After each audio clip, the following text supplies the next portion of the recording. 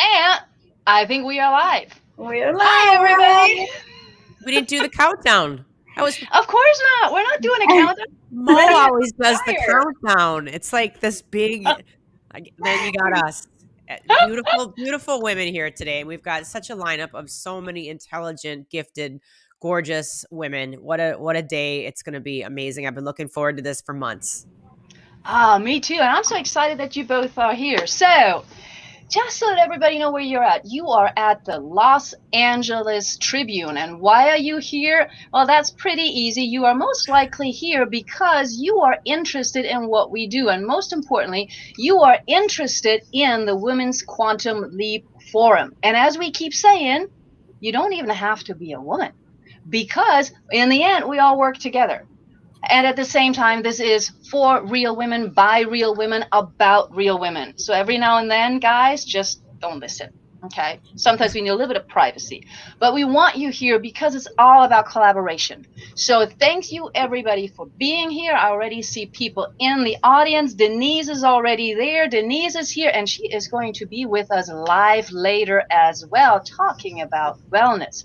What are you excited about today, Lena? What are you excited about? I'm very excited because, well, first of all, be with these two beautiful and gorgeous ladies here, Yeah. Goldie and Miss Natalie. I'm very excited because this is a platform where we're going to be able to have different women, like you said, Miss Natalie, real women sharing their real stories to real women out there and raising our voice. That's what excites me the most. Welcome everybody that is coming to the live right now.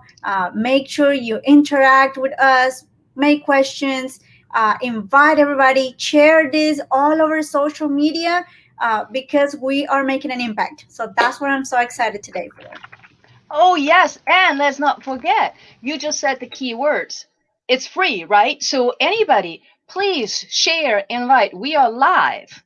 And that means we interact with you. And the more you share, the more people can benefit from the information. We are going to go all day today, and then we'll do it again tomorrow. And when I say do it again, means we'll meet here again. And at the same time that we're meeting here again, there will be different information, different conversations. We have an amazing group of people, all of whom have volunteered their time to give you what you may need. So, if right now, during this early time where we're just trying to get you ready, here are a couple of reminders. Have some water with you, have something to write on with you, and have a pen and paper. And don't lose internet because if you type your questions and your comments like Doria just did, Dame Doria, we're going to see her tomorrow. Denise O'Malley, we already mentioned. Dan Hawkins. Hi, Dan. Hey Dan. Everybody's already being here right now. And when you are here, we will try and get your comments to the experts. So let's not forget that. Okay? Be here. But with us is the one and only Gold. Hey, Callahan. Goldie. You know, I don't think there has been a summit without Goldie because I can't do it without her. So, Goldie, what are you excited about other than that you've been waiting for this moment for months? Well, it's a little odd not having Mo Rock here. I just have to say, It is, isn't I it? I somehow was hoping he'd don a little wig and show up and sing a song for us, but Mo, I know you're around somewhere, bro. So it's nice to see Dan Hawkins. It's nice to see some of the bros. Appreciate you all supporting, and that's what today is about. It's about support, and sometimes I gotta say, on the weekdays, it's really rushed. Lena, Natalie, and some people have the weekends off. Some people don't, but I'm assuming a lot of people that are watching today have some time. And sometimes I just find myself like I don't know if I'm decompressing or they're spinning on the weekends, and I'm looking for. I just kind of wander in the room and like, what am I doing here? What am I doing? And like, this is something that you literally can plug into all day today and all day tomorrow. Where at any given point in time, any of our speakers, any of our guests, any of our experts I have 1000% guarantee that you will have some golden nugget that the divine presence knows you needed to hear. Whether it's about your finances or it's about your personal relationships or it's about setting boundaries or it's about growing.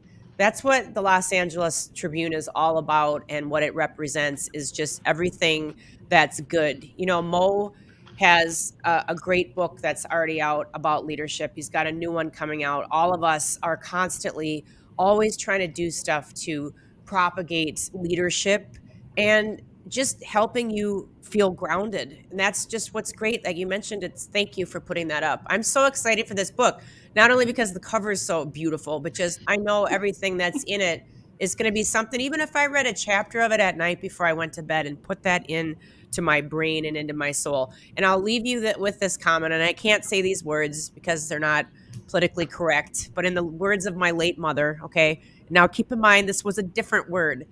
She would say crap in, crap out. Okay. You can imagine what my mom would say.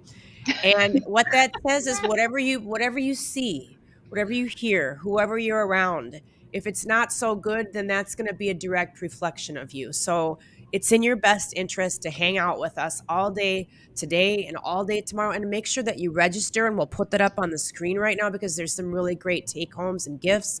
Just plug in and get something great out of all of these people, like you said, donating their time, because they really do walk the walk. They really are leaders, and they want the best for everyone. And that's why I align myself with the Los Angeles Tribune, because it's not blank in, blank out. It's great in, great out. My mom. Absolutely. Absolutely. And there's this fascinating thing, and that's why you talked about it, why I talk about it. This is about women. And at the same time that it's about women, we can't do it without our partners, No. without men. We can't do it with people Or from across. chicks. We got some chicks that like Oh yeah, chicks out there. Don't forget them. of course, yes. Partner. Good Anybody word. who's a partner, who's a spouse, who's a friend, we need all of the support in the world that we can get to have women voices be heard. And let's just face the fact that if Mo Rock had not made this space available for us, we wouldn't be here right now. We may be someplace else trying something similar, but it wouldn't be here. It wouldn't be with an institution such as the amazing Los Angeles Tribune. So I just want to put that out there. And I'm saying that not just to highlight Mo Rock, but because in our own lives, we also need to look at who can we associate with, who can we partner with. And when we partner with other people, our voice becomes bigger. I would have never met Lena if it hadn't been for Mo, and we just connected. We had her husband on a couple of shows. So it's all just, expanding and expanding. And that's why here at the Los Angeles Tribune, we always say this is a movement. It's not a paper, it's not one show, it's a movement.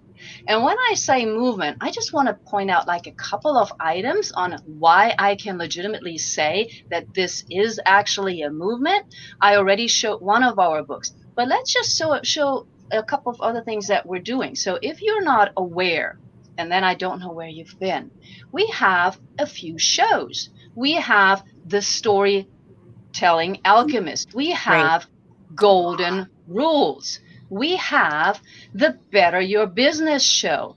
We also have the Rex Sykes show, and unfortunately, I cannot right now find his image, but I'll fill it in later. And then, yes, here's a little self plug from me. I'm also going to have a show starting in July. So we're having a lot of shows. We are right now having more experts coming to us and starting their shows. So you want to be on the lookout. What you're seeing here right now live will also be on our Roku channel. So let's just make sure that you understand we're a movement. And if you have comments, we want you to be heard. That's our mission. Everybody has a voice. So just wanted to throw that out. We have Michelle Wilson in the house. She's a columnist as well. And of course, we will see her tomorrow in a panel. I'm just excited about seeing all these people. That is amazing. Yes. Lots of great folks. I also want to point out that if you do go to ladleap.com, you see the registration, and yes, register because you're eligible to receive free gifts. In addition, you will see something that is very dear to our heart. We also always focus on giving back. Lena, can you say a couple of words about Back to Back for Women, one of the charities, one of the organizations that we work with? Absolutely, and thank you, Ms. Natalie, for bringing this up. It's something very deep to my heart. With my husband, we've been helping orphan kids for many years, and I've been helping a lot of kids even before I met him. When I was little, always giving back to the community and those that are in need. But as a lot of people know, I was sexually abused when I was little for many years, and always had in my heart this passion to one day be able to help those women that was out there like me, probably going through hard times. So finally, a year and a half ago, that I decided to come out and tell people what happened to me and start my story and inspire other women. I said, this is the time where I need to find places to help. So, with the help of our friends, my husband, and different other people, we are helping right now three women's shelter around United States. One is in Florida, and what they do, they help women that come out of jail to reivindicate themselves and help them to come back to real life. Hmm. We have There's another shelter in Louisville where they help. Actually, there's domestic violence, and we're just providing to them the best we can. And there's an Indian facility where they just help Indians. Women that have been for different generations have been abused. So that's what we're doing right now with Back to Back for Women.com. So if you guys want to go there and check that out, I will appreciate that, because we are raising our voices right now, and we have to scream out that this have to stop. But there's a lot of women that have been hurt, and we need to help them too. So that's what we're doing, and that's the idea with this project. Oh, absolutely. And you'll hear throughout these 2 days about different organizations. We're always asking that people consider giving back or giving or paying forward, whatever your wording is. And it doesn't always have to be money. That's not what it's about. Okay. It can be by you volunteering your time, it can be by you making a phone call. So that's really what it is about. And as women, we're nurturers anyhow. I do want to give a quick shout out to Michelle Quevedo. And I don't know if I pronounce her name ever correctly, her last name, but she is this wonderful, this amazing woman that I had the privilege of meeting on Clubhouse. She is a master moderator, and she might do something with the Los Angeles Tribune as well very soon. So be sure to look her up as well. Okay. I do also know that we have our first amazing guest getting ready in the back. So just so that you know, we are going to start us off with amazing experts. The way it's going to work is we're going to have experts. We're going to have a little bit of conversation with them as well. And that's where you can bring in your questions. So we are having the one and only. And I'm not sure if she's actually tuning in from Costa Rica right now. I will see if there's a. I saw her last video where there was like this thunderstorm and everything. I think she was trying to have a mastermind. So I know she can do the real talk. So let's bring her up because I believe she is ready. Let's see if she is ready. There she is. Forbes Yes, Riley's in the house. Here let for me turn this around and show you. We are definitely high atop Costa Rica right now. It is spectacular. It's my 8th week I'm here, and I'm only coming home so I can get on a plane to go to Dubai. Let me tell you this thing called the laptop lifestyle. Miss Lena, I want to shower you with love. I'm in Florida, so if we can, I know you and your beautiful husband, Jay, we're going to get together and do some things. And Goldie, hi. I've been listening to you guys, and I'm a huge fan of the Tribune and all that we're doing here. So good morning, everyone. Good morning. And I don't know where you are right now time wise, because whenever I communicate, it's like, is it Pacific? Is it Standard? But I'm so grateful that you're here again with us. It's amazing.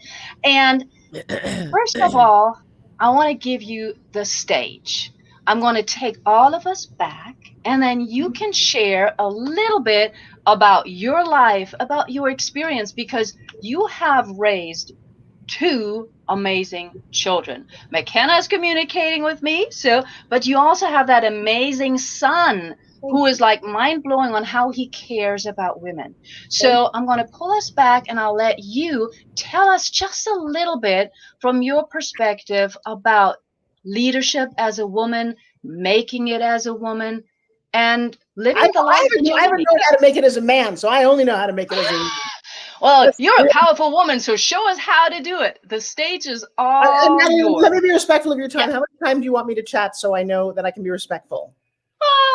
15, 20 minutes. We'll chime in if we've got questions. We'll pull questions in at any point in time. Good. That's awesome. I'm here. All All right. right. So, I love nothing more than talking to myself on a computer or on a phone. I'm the queen of Clubhouse because I grew up talking to a hairbrush. I was making my acceptance speeches in the bathroom at age 8 because I knew I was getting an Academy Award. Well, I've managed to win a lot of awards, but I will tell you it's not been without controversy and self-esteem issues and all the things that wherever you are in your life, would you please trust for a moment that I've been there? I can be as glam as anyone has ever been. And sometimes I just look at myself and go, oh, look, there's Raquel Welch. And as dorky and as ugly and as not wanted as you have ever felt, right next to, I don't want to be on this planet. I've never considered suicide ever.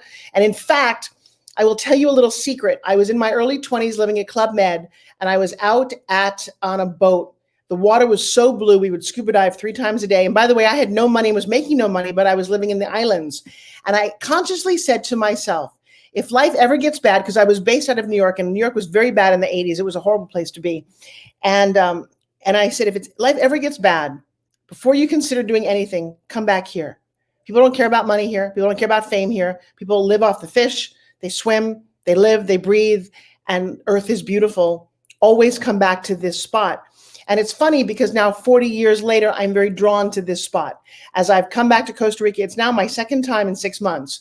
First time I came down, didn't really get it, was in a big mansion doing masterminds. And, and there's always this thing when you're in a third world country, and I've lived in Africa, and the same thing exists. There's massive wealth and horrid poverty, and they usually live right next door to each other. And I find that very disheartening because people who have nothing, in some cases, no running water, are looking at people driving to literally a friend of mine had a Rolls Royce driving up to this beautiful estate, whether it's in Kenya or it's here in Costa Rica. And you need to be very mindful of the people around you. In fact, at one of the places here, my daughter, who's on her laptop all the time, that's how she runs her entire company, she had her laptop stolen. And our little villa, we were actually on an ecological hut, nothing fancy, but beautiful. And it was backed up to the main street. And I don't think we realized it. And nobody was locking their doors thinking, oh. And when it was taken, we had a very eye-opening experience. You cannot be mad at a culture of people who, one of the families in that town, the father had died, the mother committed suicide. There were 6 kids being raised by their 80-year-old grandparents who were living on $70 a month. You can't be grateful. My daughter then said something about, oh, the insurance will cover it. I said, aren't we lucky? Aren't we amazing? But did we choose to be there? How did this evolve? And if we're witness to this, what do we do to give back? And I will tell you, I'm very glad that her laptop got stolen because we spent the next 6 hours talking to the community, not going, who has it, but going, what's going on here? And it seems that there are houses without roofs, there are families without food. And she became very aware, I believe, of people living in a way that I don't think she'd ever before. We always serve it at soup kitchens. In fact, for my birthday this year, we raised $6,700, which is 6,700 meals, 67,000 meals. It's $10 a meal through Feed America.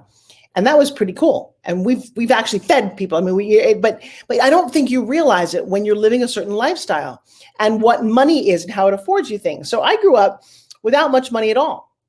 But I had a tremendous amount of love. I had what you cannot buy, and what I think is really missing in the world. It's not money. It's parental love. It's growing up with a mom and a dad, both in the same house, who care about you and think that the world revolves around you as a kid. Now, my dad was a blue-collar worker, and when I was about 14 years old, he'd slipped and he cut off the front of his hand in a printing press accident. And he was going to spend the next 3 years in the hospital. He had 15 operations. They grafted things. They tried to rebuild his hand. I mean, it was horrific. And because the way the medical system is, we were broke. and they used up all of our savings before they give you any aid. So anything we had saved was gone. I don't remember being hungry. Although the irony is, I remember bringing my dad milkshakes from a fast food restaurant because he loved those. And the food in the hospital was so dreadful. So, and my mom was always 260 pounds. So it set me on a path of going, what is food? What is nutrition? What is health? And you are the sum of the obstacles you overcome. So I'm not mad at all about what happened. I am grateful for the learning lessons and the things it taught me. Both my parents were smokers. They both died at 70 of cancer. Well, it says cancer right on the box that I was buying them. My dad was Lucky Strike no filter. My mom was Marlboro Gold. And we buy cartons. Oh my God. I mean, as I think about what they asked us to do, my little kids, just go pick up a carton of cigarettes. And we could as kids because it was like legal back then. Oh, you're 8 years old. Here's a pack of cigarettes, carton of cigarettes. And it says causes cancer on the box, but they didn't care. Now, they didn't care because it's also very addictive. It's addictive like everything in our society is, because the people making money off of us don't care about us. And how do I know that? Step on an ant. Do you have any remorse when you step on an ant? Now, I'll tell you what, in Costa Rica, you do not step on ants. I'll tell you why. You can see in the jungle ant armies. Like there's a leaf ant. And literally you see these little green leaves walking every for a mile and a half. They're very well organized. And all these ants are carrying leaves over their heads. Funniest thing you've ever seen. Why would you step on a family or an army that is doing, why can't humans be like ants? It seems they're all organized and they're just working for the greater good. We don't live like that. So I've learned a lot, my ant story now, right? And I've stepped on ants. That's what happens when the universe steps on us. Nobody cares. There's somebody got shot, somebody died. The kid that I raised Dexter Rideout for 12 years of his life. I got a little boy when he was 8 years old. He was murdered by another little boy in his neighborhood. Same color, was not race. What it was advantage. Dexter had me as a mentor, had my ex-husband as a mentor. The kid who killed him had no mentor but a gang. And their mentality is, you take a life, you get to be in the gang. And all those little guys with teardrops, that's what they mean they did. They destroyed somebody's family and they took a life because they thought of it like you stepping on an ant. I will tell you, as a woman, as a life giver, that's what women are. We are inherently different from men. We're just wired differently. Number one, we don't have a little sword sticking out of our body that we want to poke other people with. You don't usually hear women raping men and violently physically hurting them, although more and more, because I do a tremendously powerful thing called Breakthrough. I take 16 people every month on a journey through dealing with their rape, their molestation, and I have a 100% success rate. What, Forbes? Yeah, I don't do this very often. I don't publicize it at all. If you're not within the sound of my voice, there's no website. You can sign up if you go to Breakthrough. And I spell Breakthrough, BREAKTHRU, Breakthrough with Forbes. You can sign up. It's not expensive. Expensive is relative. It does cost for 2 days of my time. It's about a 12-hour training. And it's 100% guaranteed. So if you said, well, I don't know if it's going to work, then if it doesn't work, give your money back. I've never, in the 24 years I've done this, ever given a dime back because it works. It actually takes people. And then, by the way, if you know somebody who's hurting, I really don't publicize this at all. And I think I need to a little bit more because we have such tremendous results. We are literally shattering how people change, how people live their lives. And my little beautiful eyelash there is doing a crazy thing, isn't that? Oh, well, that's what you get for wearing crazy eyelashes. But we have a standard of beauty in my life. Oh, yeah, we have to wear eyelashes. Oh, isn't that funny? Anyway, don't worry about it. So Breakthrough is, but lately I've heard of men and women being abused. And you know who they're abused by? They're abused by their babysitter, by the neighbor, by the uncle, by the cousin, by the coach. I'm disgusted, like really, really disgusted, because it's usually somebody that the parents trust or the kid trusted. And then we go, how come you didn't say anything? I'm going to kill you or your family or anybody you tell. Well, you tell that to a little kid, they believe you. What ridiculous freaking cowards are out there that are doing this? It's rampant. It's everywhere. And one of the things that's come out of this work lately, since I've been to Costa Rica, is an awareness, and I'm going to hit up Jay and Lena Nolan about this, is some way to train little kids. See, little kids aren't listened to. There was a story the other day about a 12 and a 14-year-old girl and boy who went on a shooting spree at policemen. Now, why would a 12 and a 14-year-old do that? Well, might you think they've been pushed so hard, they've been hurt, they've been raped, they've been whatever that nobody talks about anymore. And then they're told to go tell the police what happened to them. And the police go, oh, you need to go home, little girl. Go home to what? The people who abused you? We're not listening. We are not, and I'm going to get on a little tirade. We are not listening. We're in lockdown. We put people in a house with the perpetrator who's hurting them, who's drinking, who's pissed because they don't have a job or they don't have money, and there's no one listening. And I am disheartened, fuck, I'm more than disheartened. I am blown away because I'm dealing with the adult ramifications of little kids getting hurt. Now, I'm fixing a lot of adults. I shouldn't have to fix anybody from that.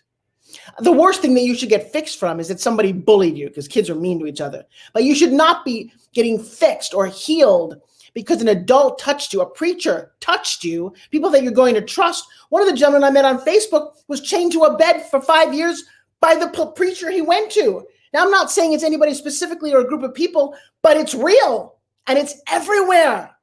So who do they trust? So my thought now is, you know what?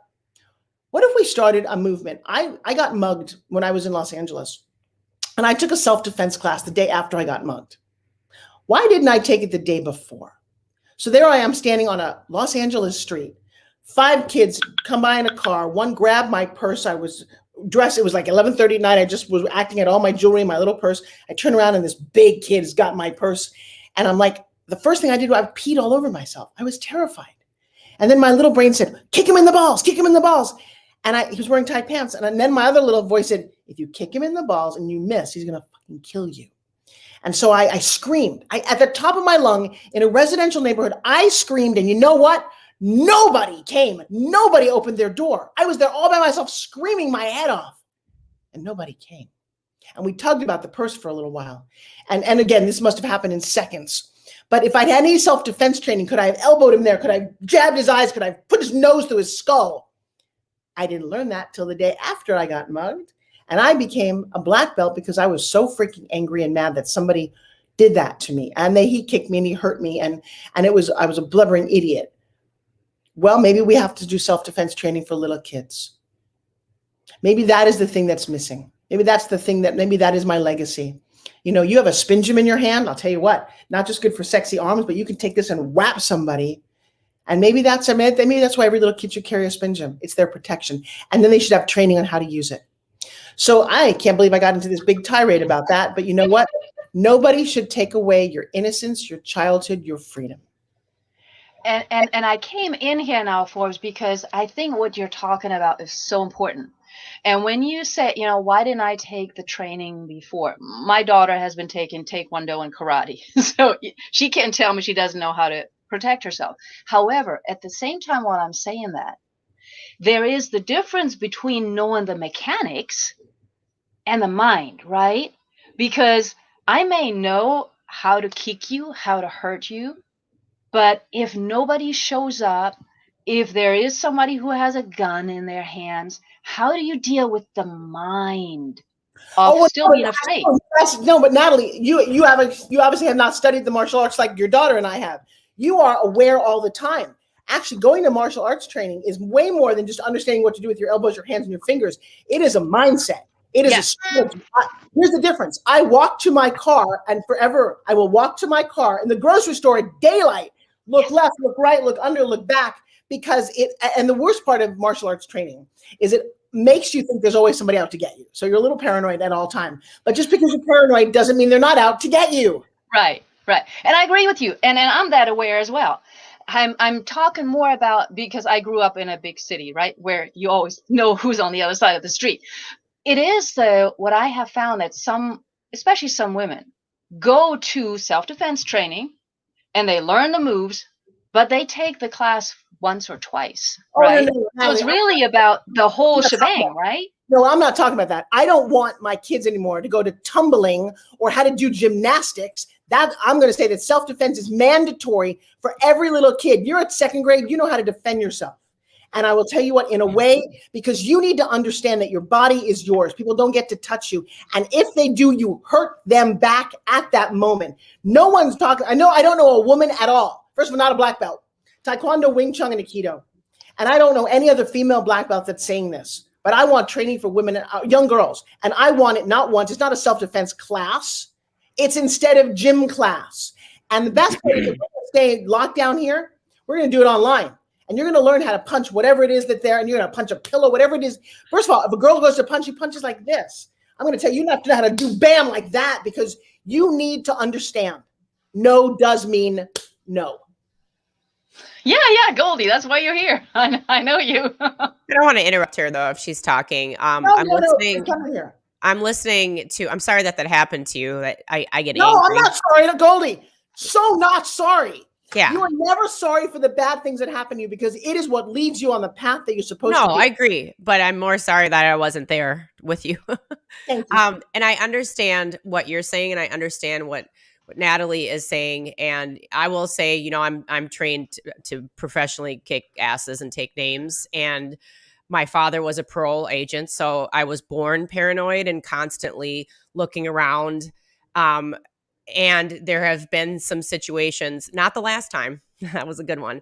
There's been some situations where even though I know what to do and I've had so much training, I freeze because I get into this place of I can't believe this guy's doing this to me. Like, really? And then I freeze and Goldie, wait, can you give me some specifics? What happened?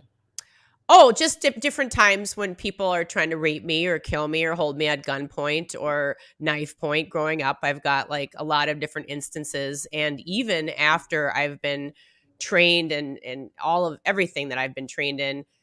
Now, the last time I will say, I want to, before I get to that, I want to get to what Natalie was saying and what you were saying and Bridget. And this is what I'm saying. You're saying you want mandatory, you know, teaching for young girls like at an early age. I couldn't agree with you more. But I also want to go back to your story and what you were saying on your when you were speaking initially about what's going on in the home. And I know politically I can't get into this point, but I will reference it because there is something that's been going around on social media.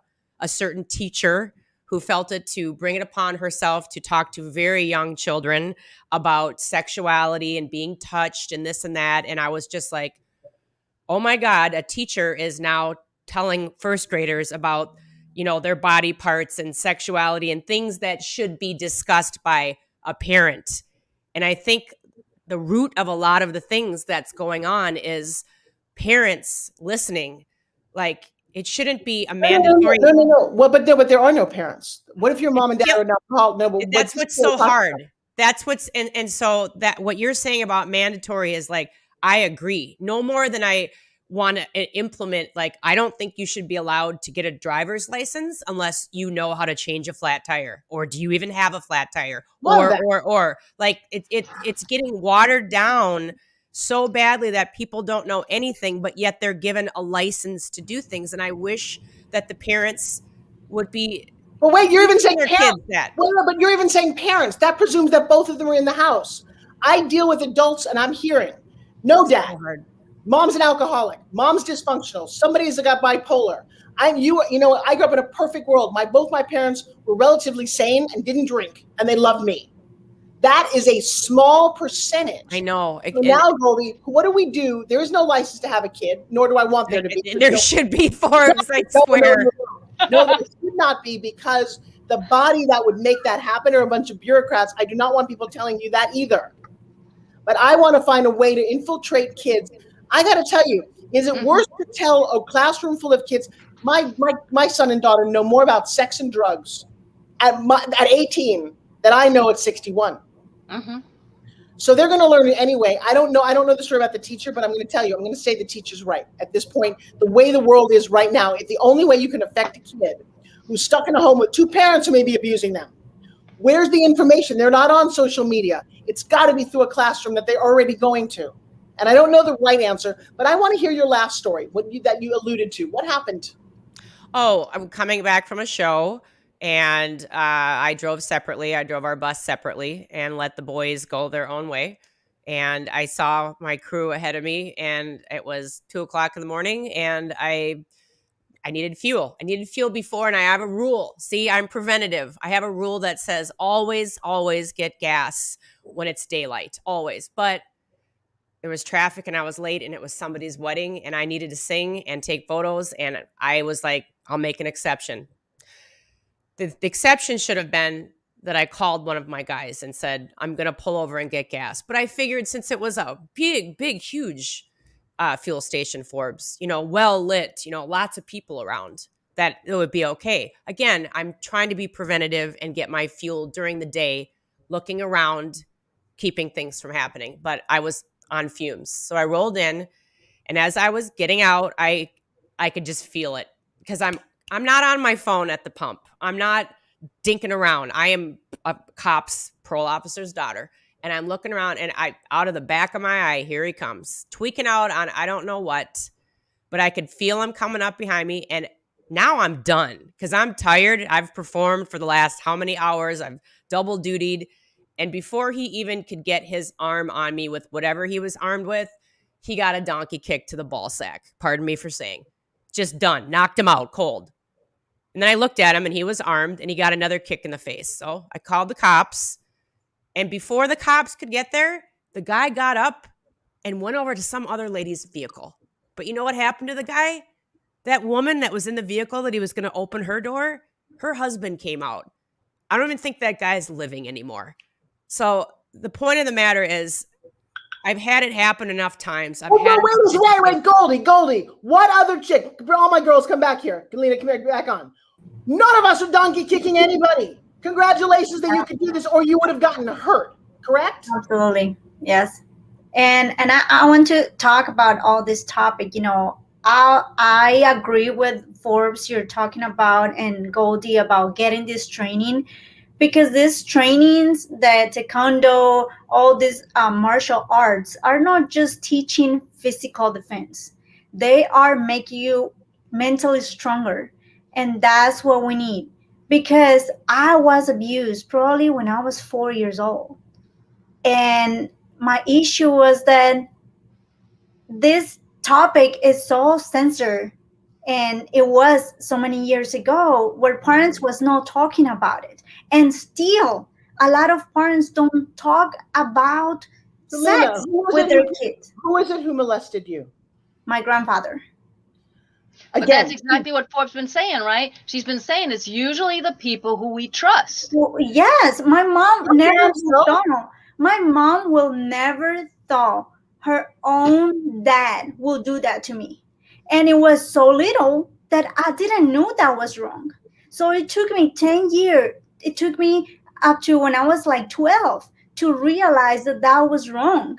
And then what you said, Forbes, they talking to you in your ear saying, if you say something, I'm going to do something bad to you or to your mom. And then I'm scared. I'm a little girl. I'm scared. I don't know what's going on. So I keep it inside.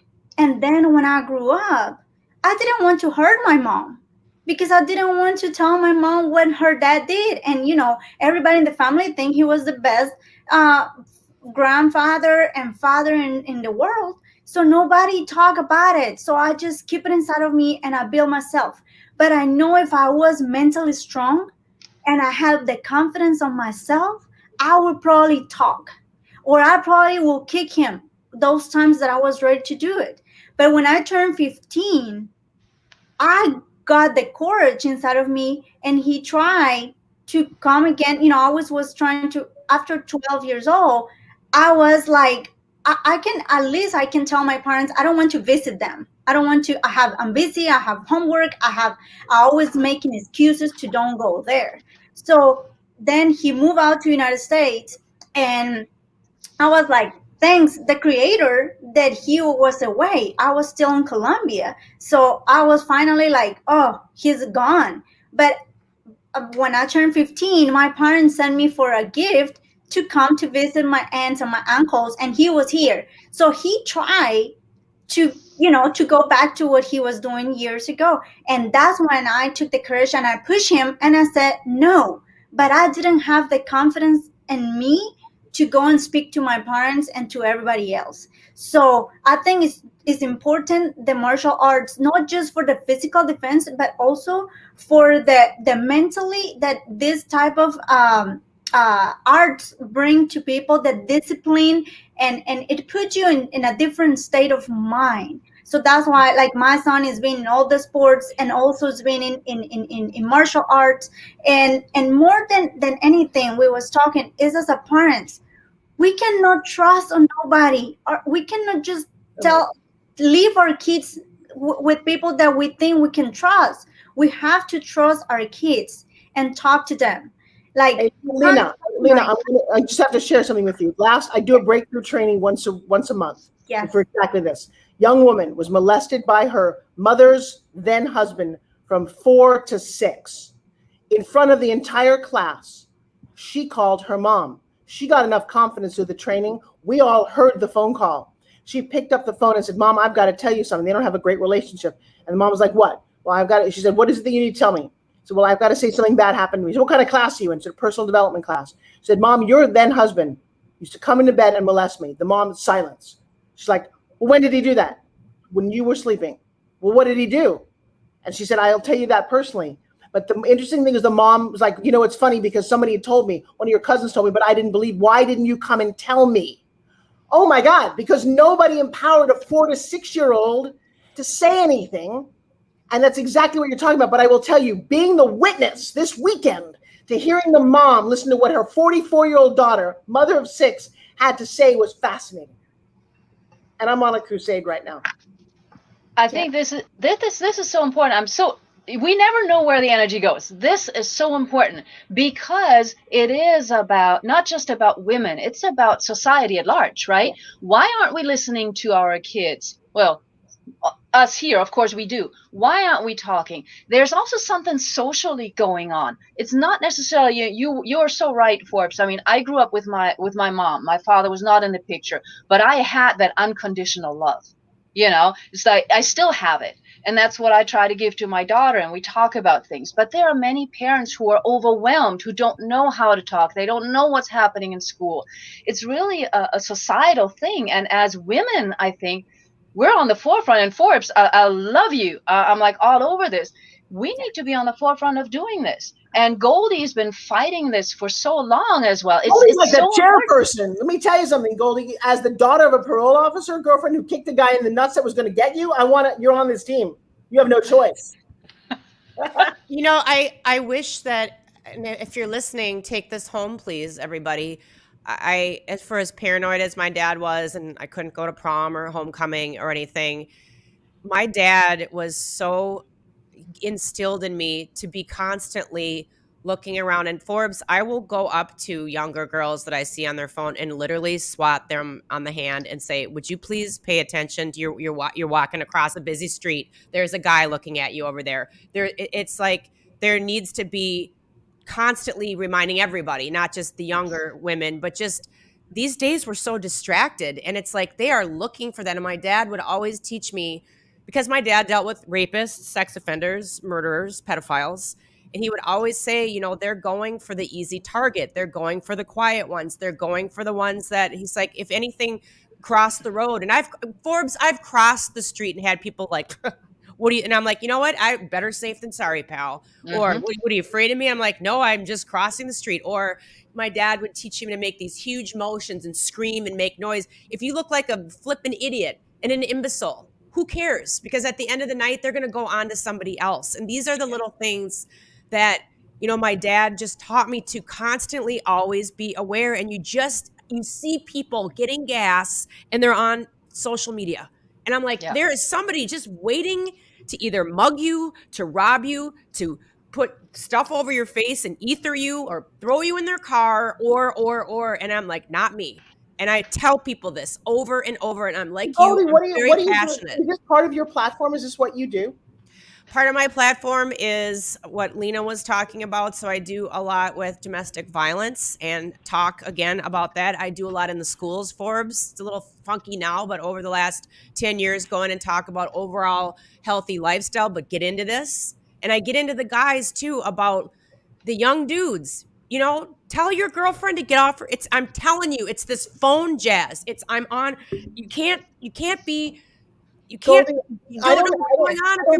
don't have your info, but judging by how this is blowing up, and I want to thank all of you guys because I'm going to have to jump off in a minute. I would love you to jump on my radio show. This is actually, and Lena, same thing, all of it. This is a great topic that I would also like to play it forward. So go find me on Facebook and say this was so meant to be that you are. And I'm very glad that you are passionate about everything that you're doing, and again, instilling these taekwondo, any sort of self-defense class is so much more important than. Goldie, my mother was held up in 1975 in a very nice suburban neighborhood at gunpoint to two guys who traumatized her for 2 hours. I mean, I could go down the list. I've had weird shit. This is not cool. Yeah. Not cool. Yeah.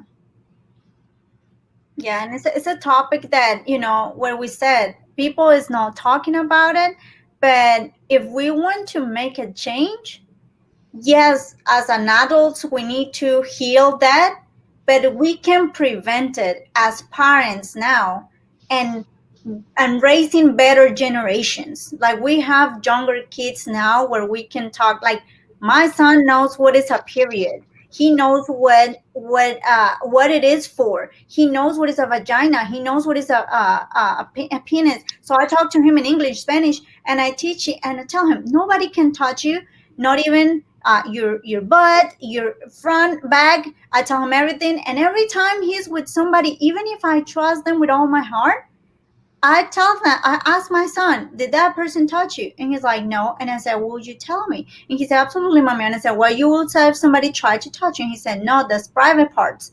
But is that confidence in himself that we can talk?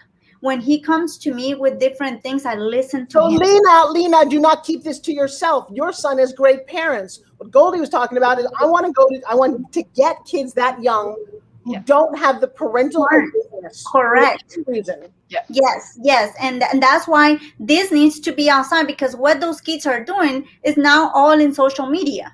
So we have to spread it somehow and make probably in the school system. Because I remember in school, it was also very hard to talk about sex. Like, if something like you cannot talk about. So I think it's important that gets implemented in the school or where they go, because these kids are by themselves. They don't have parents, and that's the issue. There's no basis. Before you leave, Forbes, and Lena, because we don't all have platforms, people listening, we don't all have platforms like Forbes do, or like Lena. This is really important. Something that I learned from sales, Forbes, you'll totally know this, and that's facts tell, stories sell. So make it a point every day to find one person, old, young, anywhere in between, and tell the story about the ants, or tell the story about what happened to you. Or Lena, if it's comfortable, you don't want to go into details, but tell somebody a story, just like I tell a story that happened to me when I was younger to people. I get their attention, and then I say, and that's not going to happen to you, because you're going to be aware, and use your past, use your history in a small elevator pitch, in a small story, to make it a point every day to impact somebody's life that you see, whether it's in line at Starbucks or the grocery store at church or online or whatever. Be susceptible and sense when somebody needs to hear your story. Oh, absolutely. And by the way, is your dad still alive? Oh, yeah. He's amazing. Forbes, amazing. Well, I love Forbes. This is real. Forbes just got out. We see everything in the back, but it is so important. I'm in my hotel room. This is my last 2 days here, and I'm on my own. And it's a real subject, right? This is real. Yeah. We didn't plan this, but this came up, and we need to address it. And I think what we're hearing is we don't just need to address it with one group. We need to address it with the children. We need to address it with the adults, with the teacher. I mean, with everybody, because there is an awareness that you can have, that you can gain, whether it's with Forbes's training, with Goldie's experience, But yeah, experience. It's experience. You don't have to be scared. You just need to be aware. Well, it's a bigger subject, and now it's funny. I was not certainly planning to do this at all, but this is a platform, and Goldie, I do talk about this every day in every way because I'm out there. But I will tell you what, it was that Lena talked about being molested before I jumped on. I guess it's your energy, because you're a woman I've never heard of. I've got 3 maybe martial arts friends who could kick ass. One is Cynthia Rothrock. And I'm in the National Fitness Hall of Fame because of all this. But I don't know many women who have a consciousness that I could. That's where the spirit and the universe comes through me. That's what's happened here in Costa Rica. I am more in touch with my own intuition than I've ever been in my entire life. And I think that's what this is about. And Lena and Jay have resources to get the awareness. And be very careful, guys. Let me tell you something. Hospitals are never going to serve better food. They're not in the business to do that. Schools are not in the business to make people's lives better. It's very interesting what they're in the business to do, and you can never tell another person what they need. That's the basis of my pitch training. But you can get them to want it. And so if enough kids want it, if enough little girls bigger girl or mentoring little girls want it, because there's a lot of people out there that don't want it, that want to keep all of this very quiet. They like the status quo. And you know what? It takes a voice like mine, like Goldie, like Lena, like Natalie, to go, just enough is enough. I'm only on the planet for a period of time, but I would like to affect a little bit more change than I am. And I think it starts with, I hear sexual abuse stories every day, men and women. Was on my radio show the other day, a gentleman. You'd be surprised how many men have been touched. So it's big. And here's the truth, Natalie. No one is focused on this at all. Nobody? Really? How's that possible? Because it's not happening now, or I hid it away and I don't want to talk about it. But what Goldie brought to light, my boy, Dexter, was murdered in today's world, okay? Killed, shot on a Sunday, walking from a haircut to church to get into a gang, because people do not have moms and dads, they have gangs. It's getting worse. There's a mass shooting every single day now. Be really aware of this. People are angry, frustrated, hurt. It's going to get worse. But no one's paying attention to little kids because there's no money in it. Just be aware what we're talking about is about sanity. The kids are only 10% of our population, guys, but they're 100% of our future. I'm getting a little tired of hearing the rape story, the molestation story from 90% of the people I talk to. Do you know that the Boy Scouts have 90,000 lawsuits against Guys, this is something that nobody wanted to be heard. And the only people it's going to come from, I'm going to tell you this, are women who have a vagina. Just saying. I'm going to tell you, that's all I just want to say is that I don't think men want to talk about it. Elected officials don't want it. It's like, what are we talking about? That's not interesting to them. So if we want to do something about it, it's up to us. And I love what Goldie said. At a gas station, you're not safe. Don't kid yourself. Picked the wrong time though, Forbes. I wasn't having it. No, Goldie. Don't say that. It was the perfect time. This is a great story.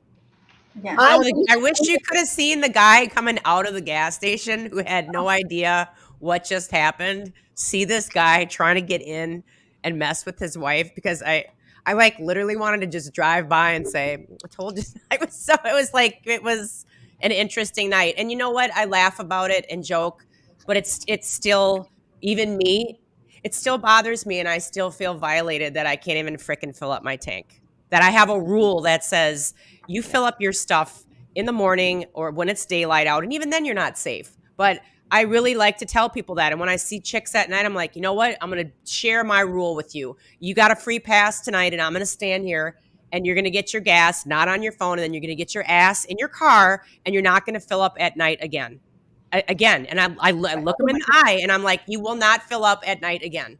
Okay, do you know what my training did for me? My little girl, when my kids were young, they're about 7 or 8 years old. Mommy, we're going to play hide and go seek at the playground. I'm like, no, I'm seeing you. Because you get that little bit of paranoid that luckily your dad gave you. It sounds like a bit much, not going to a prom, but who knows? And at one point, here's what I did. And it was terrible. I got a friend of mine. I was sitting there watching my kid, and I said to a friend of mine, and she went around and grabbed McKenna by the face and dragged her into the bushes. My kid is screaming. Nobody helped her. McKenna comes running, Mommy, someone's going to hurt me. And I said, yeah, it was a friend of mine, McKenna. She looked at me like, I told you. You needed to experience this to know this is not a joke. And it happened so freaking fast that I personally don't want to lose you at all. And it terrified her. I don't know if that's a good mom or a bad mom thing to do. All I know is I'm glad I did it. I get that. I understand. I have think about it that before, so you're not a bad man. Yeah, Lena, I'll tell you what. My son used to run and hide in clothing stores. And then I think of John Walsh, who lost his son that way. Yeah. It's not a joke. And I don't want you to be this paranoid, but I freaking do. Because the world is getting worse. People are scared and hungry and frightened. And why not aware, Forbes? You don't have to be scared, and you don't have to be paranoid. Like you said, like maybe you should, maybe you shouldn't. But and I'll tell you, one of the first times that this ever happened to me was I did modeling in commercials. Like you did all that stuff. I went to an audition for a period piece. They wanted me in a big hoop skirt, a prairie type thing. I went to the thing. I got in my little tiny car, and I'm like, I can't drive in this. So I pulled off to a Target in St. Paul, Minnesota, off to the back where there was no cars. And I thought, I'll get out of this stuff here. And I opened up my car door, my little convertible, and I started to just undress. And before I could even turn around, there was a man with a knife, and he just cut it, put it right to my neck. And I'm like, excuse me, I'm changing. And he's like, yeah, and I'm going to watch. And I just remember freezing and going, I'm going to get raped. I'm going to get killed. And my keys were sitting next to me, and it all blurs. But all I could remember is like grabbing his hand and holding the knife away from me.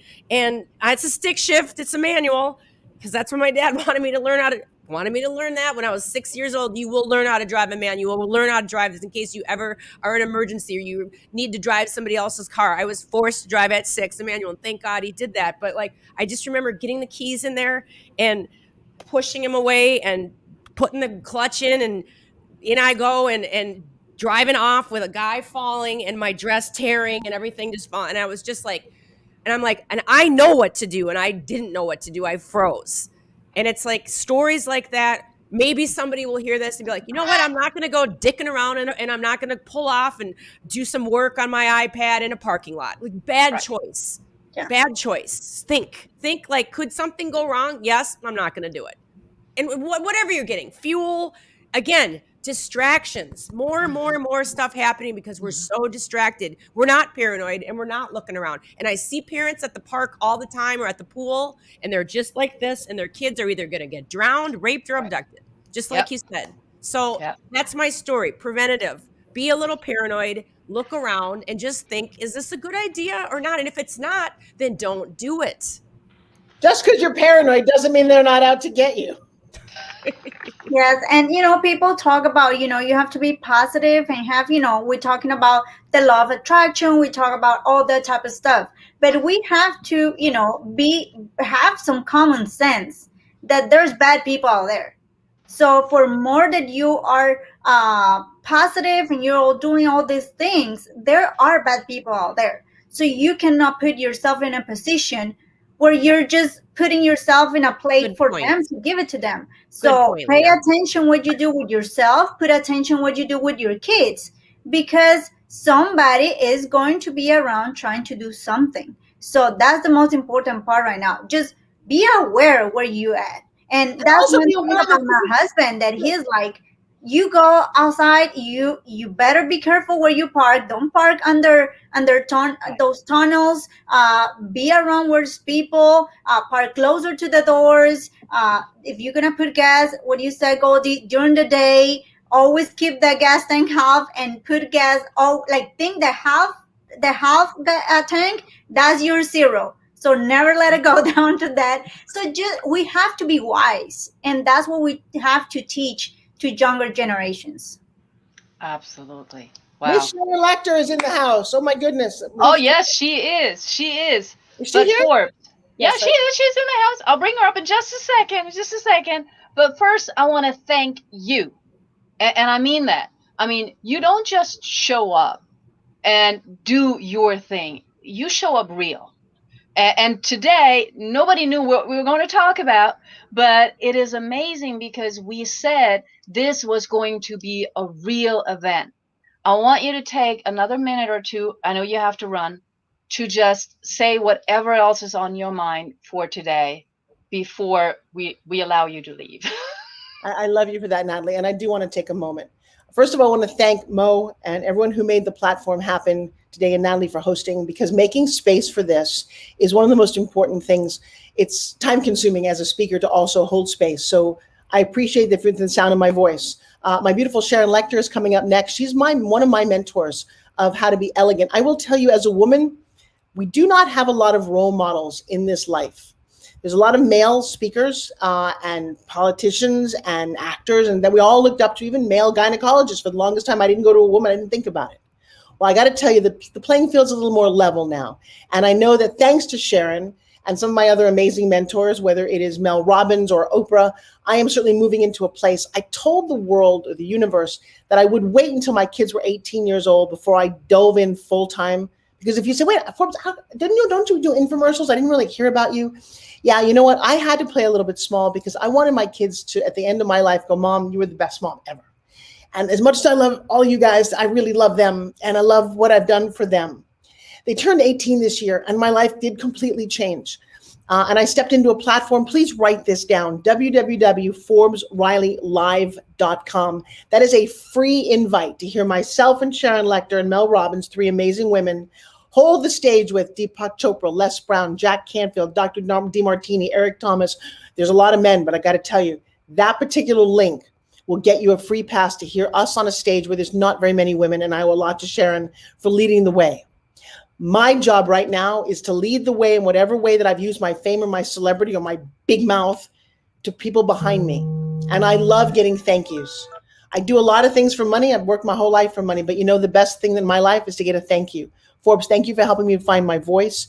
Thank you for giving me courage. By the way, on Sundays, and you should write this down, Pitch Secrets Masterclass. And please put that up there. That is a 2-hour training with me. Live. It's been live every day. Joshua, my fiance, got hit on a motorcycle January 2nd, and he spent 6 months in a wheelchair and lots of operations, and he still has a limp. You know, that man, even though he was broken and bruised beyond repair at some point, we thought, got up at 43 in June, and I took a picture of him. He was real skinny, and he looked terrible. He lost all of his muscle. And he said, yeah, it's just a Forbes PitchSecretsMasterclass.com. And he said, I'm going to go become Mr. Universe. Now, I don't know about you, but I'm not going to stand there basically naked and have strangers judge my body at any age. That's what that meant. That meant that moment he was going to go back to the gym with his crutches, and he works out every day for about 2 hours, and he eats brown rice. He's a vegetarian. Look up Joshua Self, S-E-L-F, because he's one of my greatest heroes. I watch him every day. Just know that he is a world champion in his mind. He doesn't have a coach. He's the craziest guy in the whole world.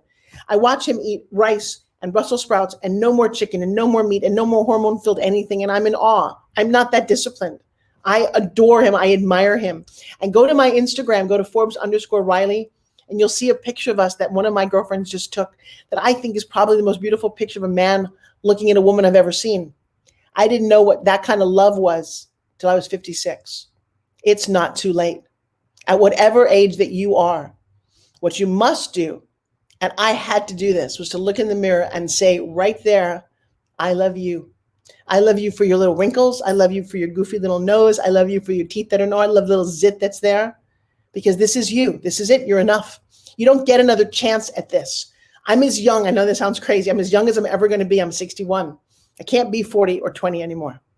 I hope to God that when I'm 95, like my mentor, Elaine Lelaine, Jack's widow, she's 95 years old. She's still going strong. She has a 72-year-old son.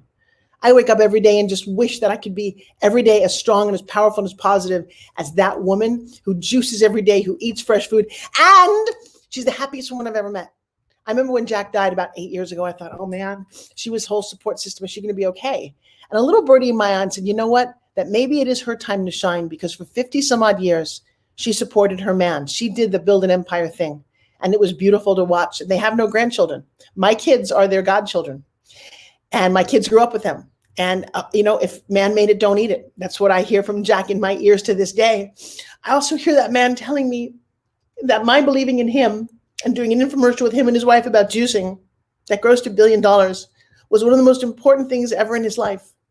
Guys, this is a man who made Arnold Schwarzenegger, who has pictures with Marilyn Monroe and Johnny Carson and JFK.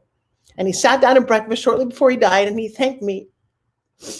And so I'm taking that legacy now that my kids are this age, and you're going to hear a lot more from me. You're going to read the books that I'm writing, and you're going to come and watch the things that I'm talking about, because I have led a crazy life full of great success and passion and full of horrific tragedy. I make it work, and I'm making it work so that you can take the breadcrumbs and find the path for your own greatness, for your own success. You've always had it inside of you. And if I get to be the Wizard of Oz, and yes, I'm going to grant you right now your courage, your brains, your heart, maybe you just want to go home. Whatever it is that you want, it's your responsibility to state to yourself very clearly that this is what you want. This is what you deserve. And you don't deserve it for any other reason than you just want it. Say the words, I want this. I want to be financially secure so my kids are not freaking out. I want my health to be amazing. I want to eat great food. I want to give back. Say that every day. Stop complaining and stop playing small. And like they say in Clubhouse, I'm Forbes Riley. That's my 2 cents. And I'm out of here. Okay, I need 30 more seconds. One thing, I want to know if this is the picture you were talking about. Oh, God. Yes. Because I loved seeing that. That is so inspiring. And I wanted to share it because it is an amazing, amazing picture. No, put And that then back up for a second. I want to show you something. That man 6 months ago didn't look like that. He was very skinny. His shoulders had completely gone. And I took a picture of him. It's on his website, where he looked like nothing. And I don't mind. I love him no matter what. But when he said he was going to do that again, something inside of me said, please, dear God, make this work for him, because he's a little boy whose dad was killed when he was 2 years old, whose stepdad was killed when he was 15. The day that his dad died in a car crash, he threw the winning pass at a football game. And he's had to be pretty much on his own with his mom and brother for the whole rest of his life. The reason that picture is so important is because I'm the one who believes in him more than anyone. And that too is what it represents, is that when somebody's not perfect and not wonderful, that you don't leave them, that you step in and you're there for them no matter what, because that's your job, because you fell in love with them. And I love that he holds me and he hugs me. And even though my name is Forbes, I grew up with the name of Francine, and that's what he calls me, because at the end of the day, this tough chick is a little girl who needs to be loved by her big, strong Prince Charming. And then I had a special request from the amazing Sharon Lecter. She insisted that I let her share for a moment with you. Hello, my dear friend Forbes. I love you. Thank you so much. You are such a fantastic gift to all who know you. And I'm so proud for and of you. Oh, baby girl, I love you. I look at you. You're my role model. There is no other woman ahead of me, bigger than me, who forged a path of being. I got very, very emotional. Well, what you've been through for the last year with Joshua, you definitely did. For everybody watching and listening, there's no doubt she stuck by his side every minute of the way. And it was a very traumatic situation. And you know what it did, Sharon? It built such a beautiful love between the two of us that I've never seen before. It's funny, all the young people, young is 40, 50, they wake up and like, I get up at 5 a.m. and I read for an hour and I meditate for an hour and I do yoga for an hour. And I'm like, you know what I do? I roll over and I hug Joshua for an hour. And I thank God that this man is mine and that life is wonderful and that we are happy. And I know you have a beautiful man in your life as well. And life is not always easy. And that's part of what I love about you too. Somebody asked me, and I'm going to ask you, this is, Forbes, what keeps you going? And before I say mine, Sharon, you've been through a lot. What keeps you going? Yesterday, I had somebody come up to me and say that they read my book 20 years ago, and now they're a multimillionaire in real estate. Another guy 2 weeks ago, he's partners with Tarek El Musso and a new fund. And he says, you came to my class at the University of Arizona 17 years ago. I don't remember doing it. I only did it once. And he says, because of that class, I'm now a multimillionaire in real estate.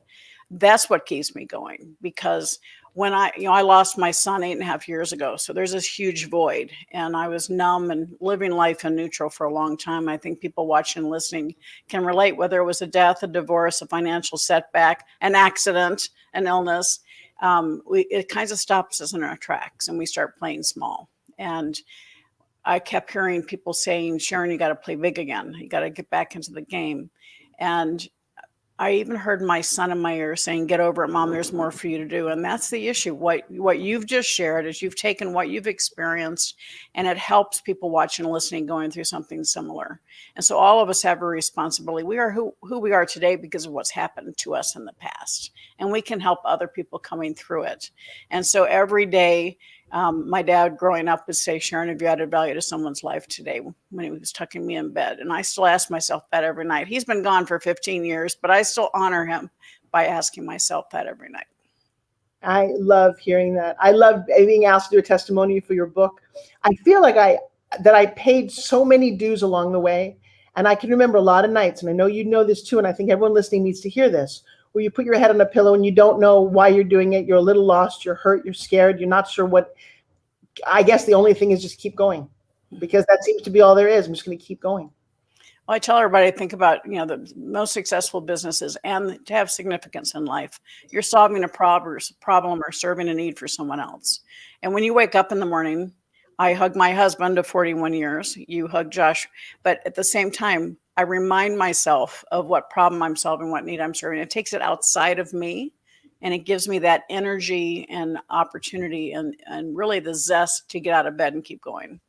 You know what I love? I love the fact that anybody thinks that it matters, that they ask me a question, I have an answer. I think I get the biggest kick out of this going, you want to hear what I have to say? Cool, let's do this. So I love you. Thank you for coming on, and you will forever be one of the most special women in my entire life, and I just love you so much.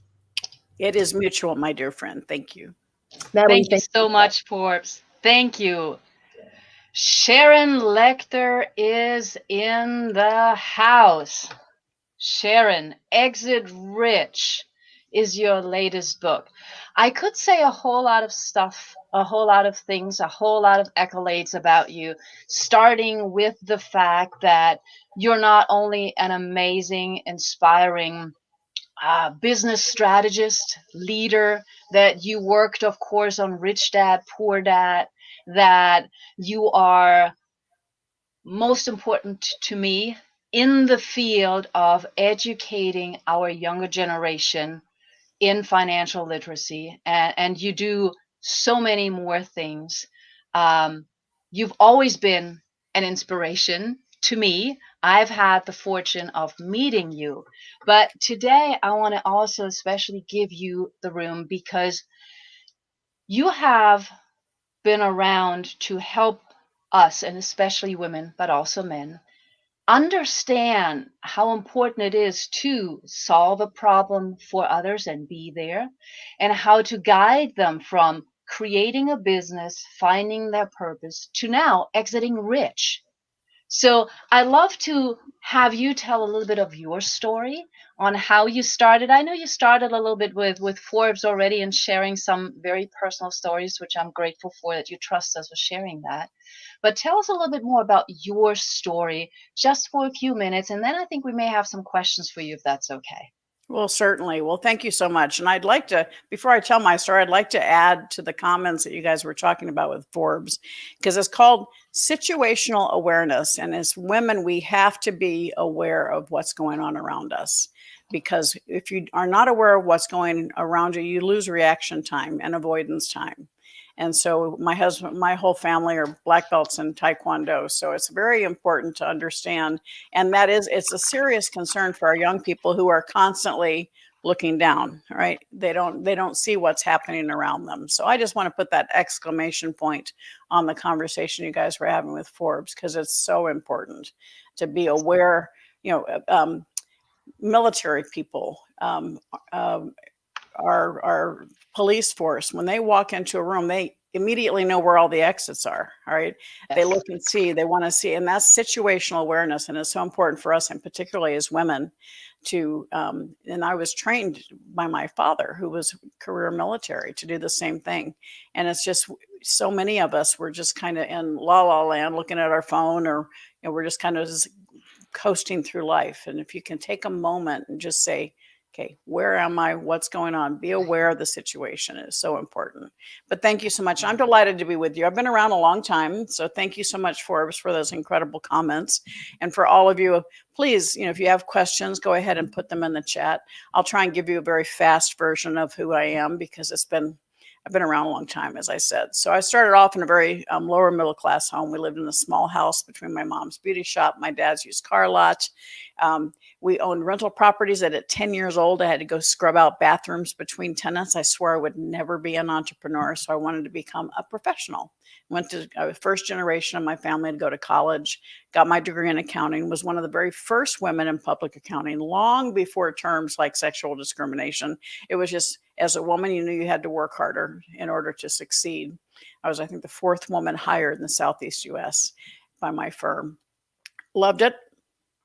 Single, Atlanta, good job, upwardly mobile career. What else could you want, right?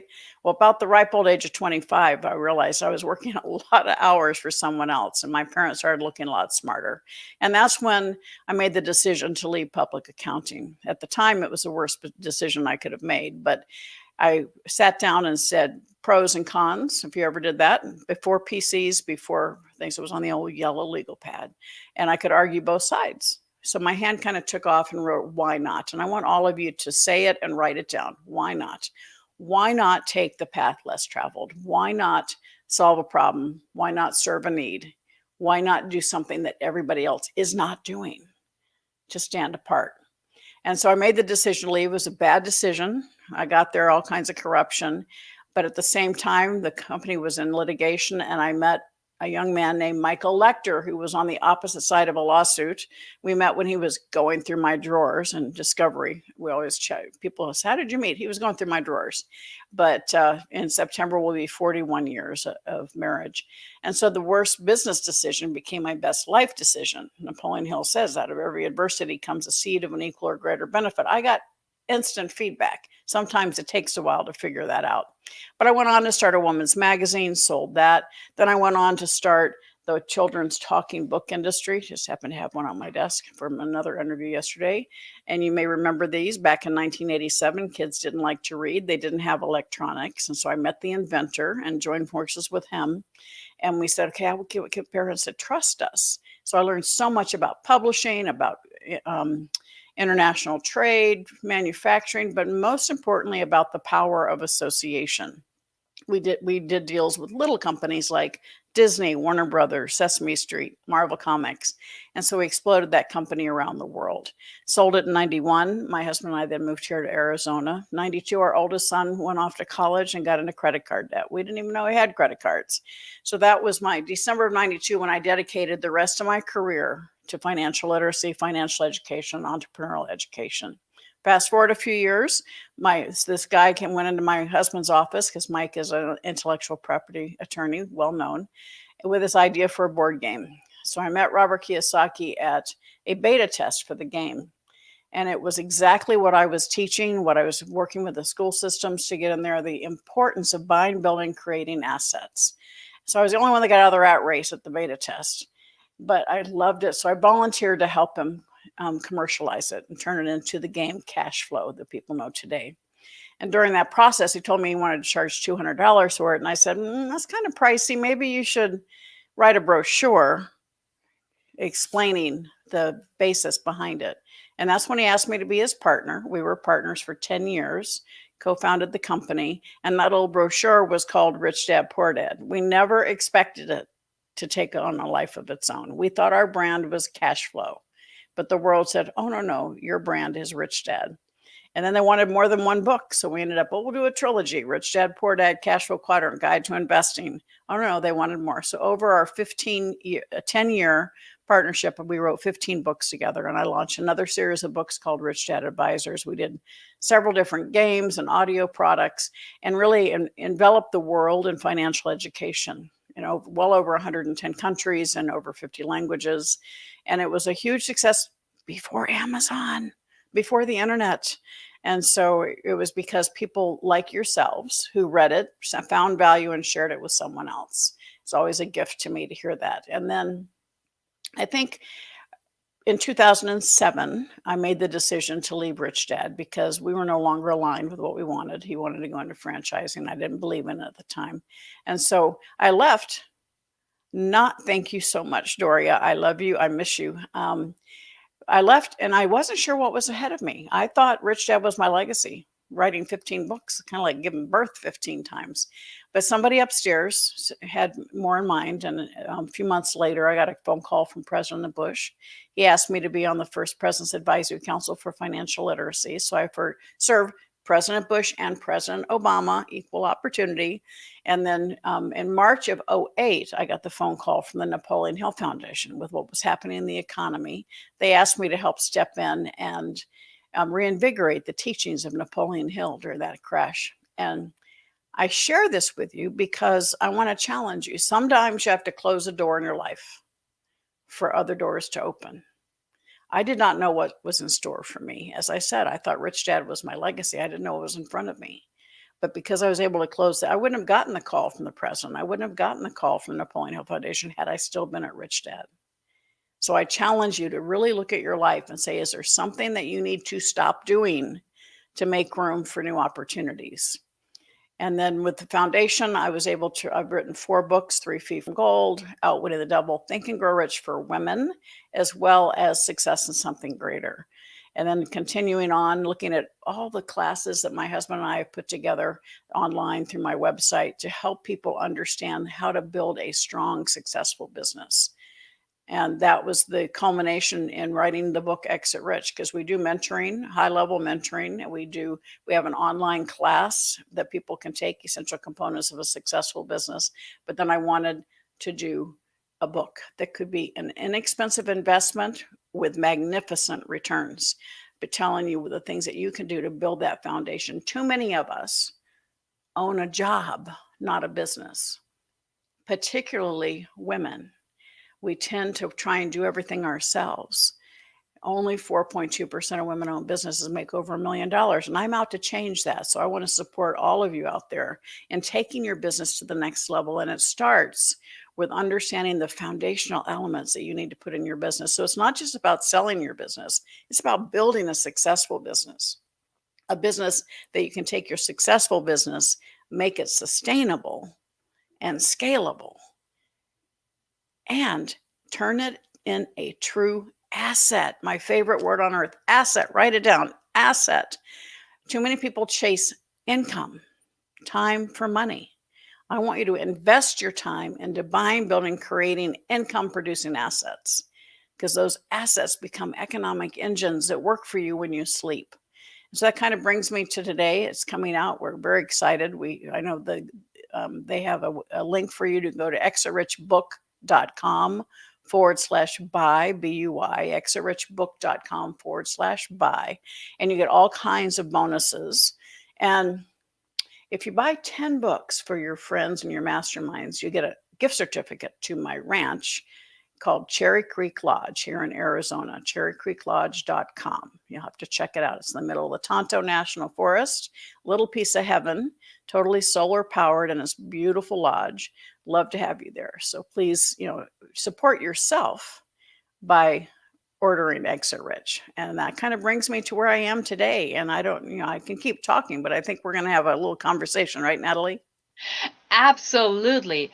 And we did show the link, and I'm going to buy 10 right now. I might buy 20 if that gets me 2 gift certificates. Yes, I have the book, but I'll buy more because I want to bring my daughter. So I'm just saying, this is the book. And of course, you wrote it with Michelle Tucker, who has so much real experience as well. Before I bring Lena and Goldie back on to ask some questions, tell me about how was it working with Michelle on this book? Well, it's a wonderful blend of both of us because I've built 3 global brands. I've been mentoring hundreds of, not thousands of businesses, and I've worked with many. So I know things that they did right and things that they did wrong. But then you have Michelle, who is a mergers and acquisition specialist who has helped hundreds, if not thousands of businesses be sold. And she sees what they do wrong in that sales process.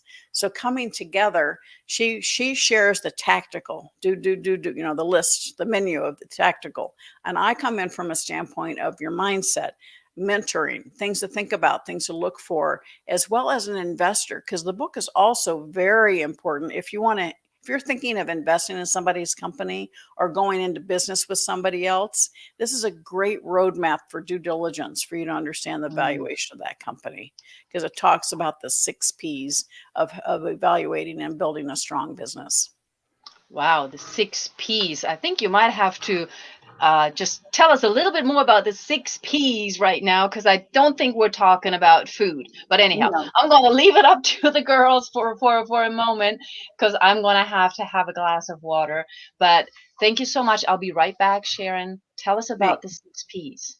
Thank you, Natalie. Miss And hi, Sharon. Goldie. Hi. Lena. How are you guys? Is the 6 Ps in an Exit Rich? Is that part? Because I wanted to ask you. We talk about the 6 Ps. The first one is people. Who are on your team? Do you have people on your team who are strong where you are weak? Do you have a mentor? Because when somebody's coming in to buy a business, they're looking at the management team. So it's really important to have a strong team. So that's the people part. The second one is your product. What is it you're selling? Many times when I start working with a company, they have a product with a single revenue stream. We help them take that into 4 or 5 revenue streams. Product, understanding how to do that. Your processes. Now this is business systems. All right. This is where you are not the business becomes a standalone unit. It allows it to be scalable. Business systems. When you build a house, you go down first to build a strong foundation. You have to have an electrical system. You have to have a plumbing system. Those are absolutely essential for having a house. Well, it's the same thing in your business. Too many people have a hobby. They haven't created those systems to create a business that can thrive and grow. And believe me, it's a lot easier to manage a system than it is personalities. Too many times we build a job around a person. Don't do that. Create the job, the avenue and the system that you need, from answering the phone to taking an order to providing the product to creating the product to delivering the product to collecting, billing. All of those are systems. And part of what happens in doing that is you find things that are unique to you that help you identify your competitive advantage, which is the fourth proprietary. What makes you uniquely you? Intellectual property is the number one valuation, and it's not on the books, it's intangible. So companies have incredible intangible assets and intangible value. And first, I help support people. That's my superpower, helping them identify those systems, identifying their intellectual property, protecting it, and then leveraging it. It's amazing the amount of value people have that they don't realize they have. It's so important to identify that proprietary intellectual property, the agreements that you have with your vendors and your suppliers. And then patrons. So many people today, they get excited because they have followers on Instagram, TikTok, Facebook, LinkedIn, but you don't own them. And too many businesses today don't pay attention to that. You need to nurture them, invite them home, because your database is one of your greatest assets within your company. How do you communicate with them? How do you nurture them? How do you keep them? Because a lot of companies are sold just for their databases. And then the 6P is profit. Now, most people think about the product and the profit, and they just scramble in between. We're giving you a roadmap. Steve Forbes, my friend, said this is a gold mine for entrepreneurs, a roadmap to build that structure, to build that value, to secure that value, and to create something that can create generational wealth or give you an asset that you can eventually sell. That's wonderful. You have all these people coming on saying that they're ordering the book, and I'm like, no, I'm feeling like I've got the bug too. You mentioned something really interesting about helping people find their value. Where in the book is that, and how? Because I'm listening, thinking, I wonder if there's hidden value that my business has that I don't know about or that I'm not thinking about. Can you take us through just maybe just a little bit of that chapter, or how a person, a business finds that value that they're not seeing or thinking that they have? Well, let me start with a comparison. 40 years ago, the Fortune 500 companies were 85% bricks and mortar, 15% intangible. Today, it's the flip, even more than flipped. It's like 90% is intangible, 10% bricks and mortar. Think of Airbnb, one of the largest hospitality companies. They own no hotels. Think of Uber. Sharon. Yes, largest transportation company. They own no cars. So the world has changed, but it also has leveled the playing field for us. And so this tremendous value that you create is from that intangible value that you're adding. So what's your nurturing process? How are you holding them? Do you have intellectual property that you have yet to protect? Because that's valuation. And everybody has intellectual property. Your database is intellectual property. Obviously, the obvious things like your logo and everything, but your reputation and your goodwill is an intangible asset. So it's very important to be consistent in all mediums as you show up, because your reputation is part of the strongest value within your company. How you treat people with your company, how you nurture. Do you serve or do you sell? When you sell, it's a transaction. It's a one-time thing. When you serve, you're creating a relationship. You're thinking about the individual, and that relationship you have generates a lifetime of sales. But your best marketing tool are raving fans. I talk about the bell curve. 20% of the people love you, 20% don't like you, and 60% don't know you. Don't care. And, yeah, that's right. And too many of us focus on the 20% that don't like us. Stop it. Focus on the 20% who love you, and they will become your best marketing tool, because they will convince the 60% in the middle who don't know you. All right. Yes, have a system to deal with the 20 disgruntled, but don't put your time and energy there. Make sure you're focusing on nurturing those people who love you and exposing yourself to those who don't know you yet. What would be Wow. great stuff. Lena, go ahead. I don't mean to take the floor. That's just brilliant. And Sharon, you mentioned Airbnb, and not to camp out, but years ago, I got together with some people in my camp and some investors and said, I have this idea and I'm really excited about it. And it was shot down after shot down. And I'm like, you guys, I'm telling you, this is going to be great. I had this, vibe when I was listening to the Airbnb's story, and I'm like, it's all of our celebrity friends, and all they have to do is pick up their phone and do a video, and it's a shout out. And I gave them the name, and they're like, it'll never work. People will never do the video. I'm like, but it will. And then now it's called Cameo, and I literally I have to not think about that anymore, Sharon. But it drives me bats because then the pandemic came around and everybody was doing Cameo, and sometimes I just take screenshots of their net, and I just send it to my lawyer friends and say, maybe you should listen to me next time. But well, Goldie, I do the same thing. Probably 35 years ago. Oh, I went to see my husband and I said, I have this idea. I even spent the time to draw it out. I wanted to patent it. And you know how accountants or cobblers or kids have no shoes. He looked at me, so he rolled his eyes. Okay, honey. Well, he never did anything with it.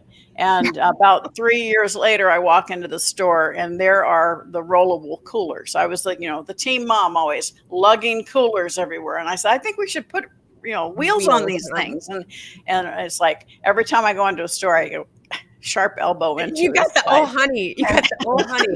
Oh honey. I think all of us have that story where you came out with some idea, but you didn't push to it. Those pots that you use to do the laundry. So the pots laundry. Okay, in 2006, I designed those when I was in the university, because that was the final project. And I have all the stuff, and, it was just for the school. So, for the university. So it was just a project. Imagine now, everything is come in those pots. I couldn't patent that. And now, if I think every time I throw one in the laundry, I'm like, it couldn't be mine. Yes. Oh, honey. Oh, honey. Sharon, beautiful words to concentrate on. It's so important. And patrons is a great word. I've got a Patreon, so I know that word. Just no matter what, praising and thinking of new way, thinking of new ways to celebrate them. And you said something about, because I find it so fascinating that when you first started, you were saying, there was no social media. You really did have to rely on that word of mouth and that testimony. And we need to continue to remember to revisit that. And same as social media should add to that, but too many times that's going away in place of social media. Have them both, because then you have a full arsenal. And it's really important, to really be very careful about the words that you choose. So for instance, as an example, I won't say employee or staff. I think that makes people feel less. Everybody's part of my team. And is how are you presenting yourself to people? How are you elevating those people around you? How are you letting them value? Richard Branson says, train people so that they can leave and go on their own. Treat them well enough that they don't want to. Natalie, you're going to get 10 books. I want to get 10 too. Lena, when we get the certificate to go to your ranch, what can we expect? What goes on there? Well, you can go to Cherry Creek Lodge and see it. We were highlighted by Arizona Highways, and I love the writer. I kind of am into writing. And he said, walking into the great room, imagine Ben Cartwright meets Ralph Lauren with Julia Child whipping something up in the kitchen. Now, for those of you youngsters who don't know who Ben Cartwright is, we'll add in John Wayne. So John Wayne meets Ralph Lauren with Julia Child whipping something up in the kitchen. And so it's like three powerful brands combined to share it. So go to the website, Cherry Creek Lodge. We have horseback riding, we have shooting, we have a lake for fishing, we have ATVs, we have hiking. I have a labyrinth, a spiritual walk. And it's just an incredible place for relaxation. We have business retreats there all the time. We have family reunions. We have weddings. So check it out, cherrycreeklodge.com. Wow, I'm there right now. It's beautiful. Absolutely. And I want to ask you a question, because Exit Rich, of course, is sort of, and I know you're going to write more books, but right now it's sort of the culmination, right, of from start to finish, sustainability, building it the right way, having that succession plan, right? Now, in order to do that, the other thing that you're so brilliant at many things, but the other thing that I find personally so brilliant is the personal success equation, because it is personal, right? We're not all able to do the same thing. Can you talk a little bit about what you mean to those who are not fully aware in regards to personal success equation, just for a moment? Well, thank you, Natalie. Yes, actually, I'm surprised I haven't said it because I usually that's part of every interview I do. So thank you for catching that. The personal success equation came from the first book that I did with the Napoleon Hill Foundation called 3 Feet from Gold, and it talks about the elements of personal success. And the first two are passion plus talent, P plus T. And so your passion is, what is it that you want to do? And your business may be related to that passion, or it could be fueling that passion. And so my passion actually came from anger that we were not teaching our kids about money. And my talent was I had years of public accounting and years of publishing, so I could combine that. But too many times we stop there thinking we have to do everything on our own. And business is a team sport. And so times A, that first A, is power of association. One of my best associations today is started with Natalie, and now I'm part of this team. I'm so honored to be here. That power of association helps us do 1 + 1 is 11, not 2. And that's what then times A is taking action. How many times do we know what we're supposed to do? We just don't do it. And then plus F is faith, having that confidence in yourself, having faith in what you're doing, having faith that it's needed and necessary, and having faith that you will succeed. Now, too many times when I start working with somebody, Natalie, it's almost invariably they need help in their power of association and in their self-confidence. Yes. They don't have the right people on their team. They don't have a mentor. Or a mentor is going to help you succeed so much more quickly and so much more profitably. And so power of association and faith go hand in hand. When you have a bad day, if you have the right people around you, they elevate you.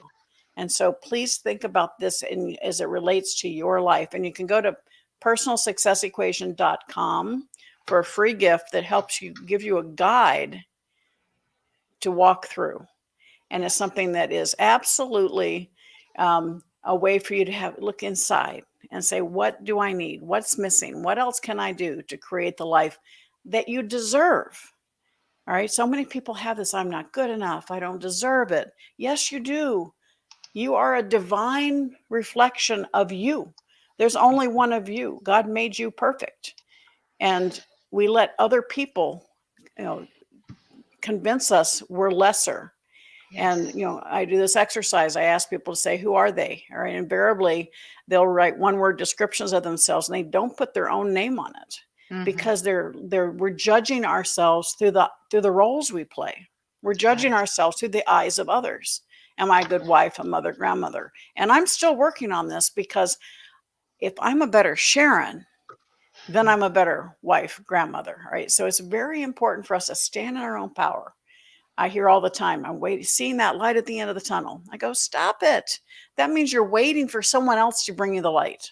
Right. Become your own beacon of light. Stand in your own power. Stand in your unique brilliance as God created you. And when you have a beacon of light, others will be attracted to you and light their light from yours. And so you are perfect the way you are. And I have this daily message when the world fell apart last year. I decided to do something about it and give people a little positivity every single day. I hadn't planned to talk about this today, but it's a play on the bank deposit ATM. It's abundance, tips, and mentorship every day. And so you can check it out on my website or atm.sharonlecter.com. But I wanted to fill people with positive messaging, positive thoughts. And I just love it because it helps me.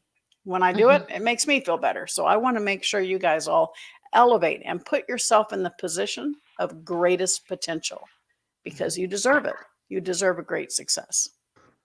Absolutely. I love that. And I know that one of the free gifts that you're giving away to everybody who's pre registered is the personal success equation. So can't wait for that. Now, Sharon, I do have something else I want to share with you. And I'm going to pull up a little image, if that's okay, because we do want to honor you. And so this is the image that I'm going to put up because we want to honor you with the Los Angeles Tribune Lifetime Achievement Award. It is in the mail to you. We didn't get it Oh to my you on gosh. time. Oh my gosh. But I know you get a lot of awards. This one from us is really dedicated to you for the collaboration because you are such a giving person. You come to our events, you give to others, you pour consistently, freely into people. So the Lifetime Achievement Award for Sharon Lecter, it's on the way to you. Just wanted to let you know that that is from our heart to yours, and we wanted to surprise you. Angela knew. You did surprise me. Yeah, definitely. Thank you so much. Wow, I'm so honored, and I appreciate you because what you guys are doing is providing an incredible platform and bringing people to support one another. And that's all. That's what the power of association is all about. And you're a living example of how you can pour into other people's lives. And for you to acknowledge me that way is just very humbling. Thank you. Thank you so much, and I know you also are on a tight schedule.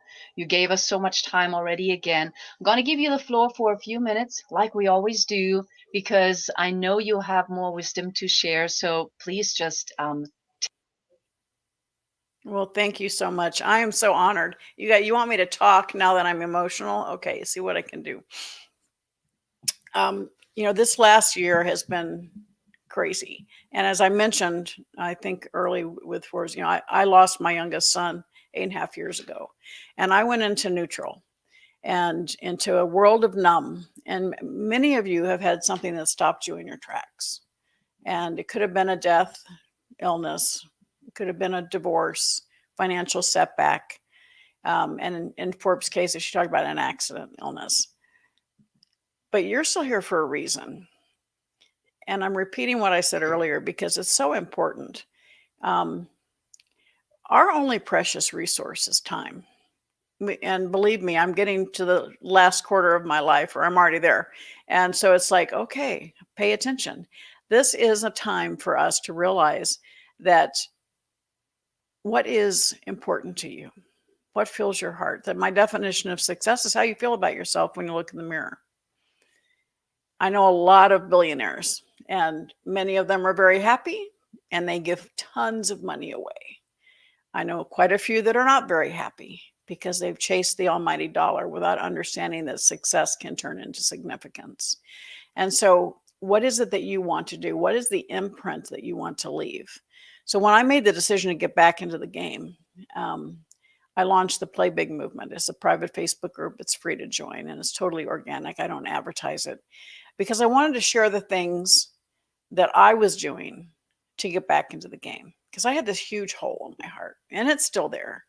But when I started doing mentoring, it started a little salve. Most of my clients call me Mama Lecter. And so it's like I'm pouring into them. So it's helping a little bit on that loss. But I started playing big again because, as I said before, I worked with Disney, Warner Books, Time Life. But then I started kind of hiding. Because when you're fearful, when you're grief, it's like you turn off all the lights and you look down. It's like you have blinders.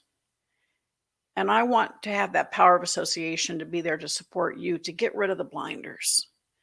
Because when you have faith, you look up. And when you look up, you see the opportunities that were always there. You just couldn't see them. And the opportunities are there for you to impact more people. So the essence of the Play Big movement is to be number one in your field, live your legacy, which means every heart you touch every single day, and creating maximum impact. Now, you are already an expert. Nobody's had your successes. Nobody's had your learning opportunities. You are uniquely perfect. All of us are where we are today because of choices we made before today. But in your mind, I want you to say, I am an expert. Then I want to change that word again and say, I am the expert, because you are. Nobody else has lived your life. You are the expert.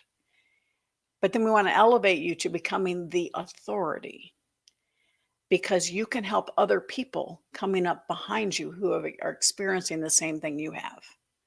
You can become that mentor, that guiding light, that person that helps them see what's possible for them.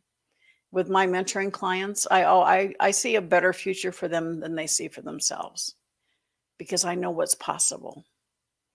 And I want you to understand that anything is possible for you. If you have the right people around you, you have the right vision, and you focus on giving value, solving a problem, or serving the need. And I'd love to hear from you. And I just said this yesterday at a live event where I was speaking. Almost every interview I do, I give my email, info@sharonlecter.com. And I seldom have people follow through. If you have something you want to say, a question, a comment, reach out, info@sharonlecter.com. We're here to support you every step of the way. And my goal always in writing Exit Rich is to provide value, to support you in creating the best life possible. But at the end of the day, your legacy is all about family, friends, love, heart. Your legacy is in the hearts you touch, not the wallets you touch, not your wallet. It's in the hearts. So let's live a heartfelt, heart-filled life. So thank you so much. I appreciate all of you. And I'm very honored and stunned by your acknowledgement. Thank you very much. You are muted, Natalie. Of course I am, because I didn't want to interrupt. But thank you so much, Sharon. We can't wait to hear what you're up to next. I know we will hear it, we will see it, because you are certainly a force to be reckoned with. And personally, I always love when you say that everybody's perfect, because that's what I believe. So we're definitely in tune. Thank you so much. The award is on the way to you. I know you're off, and Exit Rich is certainly a book that we all need to read. Well, thank you again, so Sharon. much. We appreciate you. I love all of you. Bye. Thank you very much. Wow. That was, oh, where are you? Where are you, I don't ladies? know. Maybe I'm There not. you are. Perfect. There you are. There we I'm are. like, without you ladies, I'm like, Not where as did perfect. my lovelies go? Wasn't that wow? That was So wow. I got actually my notes and everything. I want to say thank you, Miss Sharon, because it's a privilege to have such a legend here that have impact so many people. So hope everybody that is watching this or rewatching the recording, you take notes, rewind this, go back and take notes, because it's important for life and for businesses. It's part of a like if our women, we want to stand up and be better, we have to be better as a person, but we also have to be helping to provide, helping to teach our kids how to do better in the business world, because well, we just have to live. I love what a absolutely. shining light Miss Lecter is, and what an authentic. I'm sorry, I'm trying to put her over, and I sound like a sick man because I'm under the weather. How authentic she is with her authority. Like when you ask her questions about the book, all of her books, she can just go right to it. And Natalie, I'd asked you earlier if I could talk about God, just because she always brings up like faith. I was gonna rock my awesome Jesus bling necklace, but I didn't get a chance to put it on while she was there, so I'm gonna have to put that on. Look at that! Isn't that just that? She talks about light. This is my light. This is a beacon for me. It's so heavy that it won't even stay on, but it's pretty awesome. I always love when she comes on, just because she's so beautiful and so positive and humble.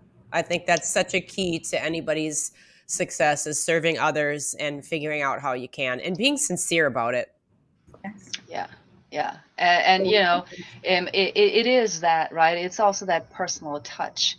It's the reality. I mean, we connect with like-minded and like-hearted people, and Sharon has been there. She's been through the trenches. She's done all of it, and I always love when she talks.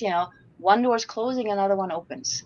And we need to understand that it's never necessarily a bad thing. Forbes said the same thing. It's never necessarily a bad thing. It's just stuff happens, and usually there's a reason why it happens. So go with it. You know, I do know that we have our next lady already waiting, and I'm going to let Lena introduce our next. Yes, our next guest. So I'm very happy to introduce this powerhouse woman. That's what we're talking about here. Real woman to all those out there that are also real. We have this woman that have more than 25 years of experience in businesses, in coaching, leadership. So she's coming to talk to you about what she have been done, how she can present, how she is in the business, and how she has this, she is very recognized in her medical field, most like that. So I want to introduce Ms. Lisa May. I know, Ms. Natalie, you can put her up here, but I would love to be able to see her and meet her like in person, in camera. But I know people will be very, very, very happy to hear from her, because as women, we need those people to coach us, to inspire us, to give us that push. Because a lot of times, like, she is a great sales woman, so we need sometimes those coaches that inspire us, to tell us what to do, how to do it, and keep working.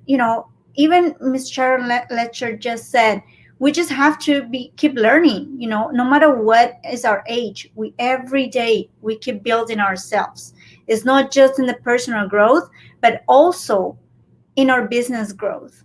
We have to understand that we have to invest on ourselves, and that's what you guys all are doing here with getting into this video. Like, you all are investing in yourself. You're not just in the phone wasting your time. You actually, today, you're investing in you, in getting better, in be better.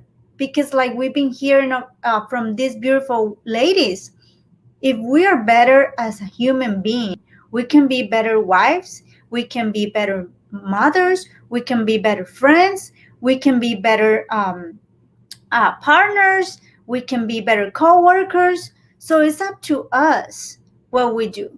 So I think we're having some technical difficulties with our beautiful Lisa May, and I have here beautiful Natalie. Yes, I think we're just having some camera issues here. So what I might do, I might surprise the next lady who is already in the green room, because I know she can go on a spot. So what we may do while Lisa is trying to figure out her camera, I am going to go to one of the amazing people that I have the honor of working with actually right now. And she is from the UK, and she does amazing things. I met her last year. I don't like talking about people so much because you'll get to have the real experience. Her first name is Helen. She does a lot of things. Right now, I'm in a mastermind that she runs that is just mind blowing. I'm actually learning a lot. And one of the things I'm learning is to follow and go step by step. Today, what she is actually going to talk about is a little bit different. And that is, she's going to talk about give first and how generosity is your superpower.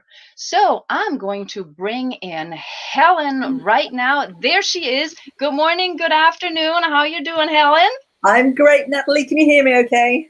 Oh, wonderful. No tech issues here, even though we're going across the pond. Helen, I'm just going to hand it over to you because I know you're powerful, I know you're energized, and I know it's getting late where you're at. So give us all you got with what is your superpower? Wow, I certainly will. So really great to see you all, guys. Thank you so much for joining us here. Now, I want you to think about this. A longer, healthier lifespan, better energy, increased empathy, and deeper connection with your community. Just one thing can give you all of those physical and emotional benefits. And you know what? It's not the lady's crazy diet.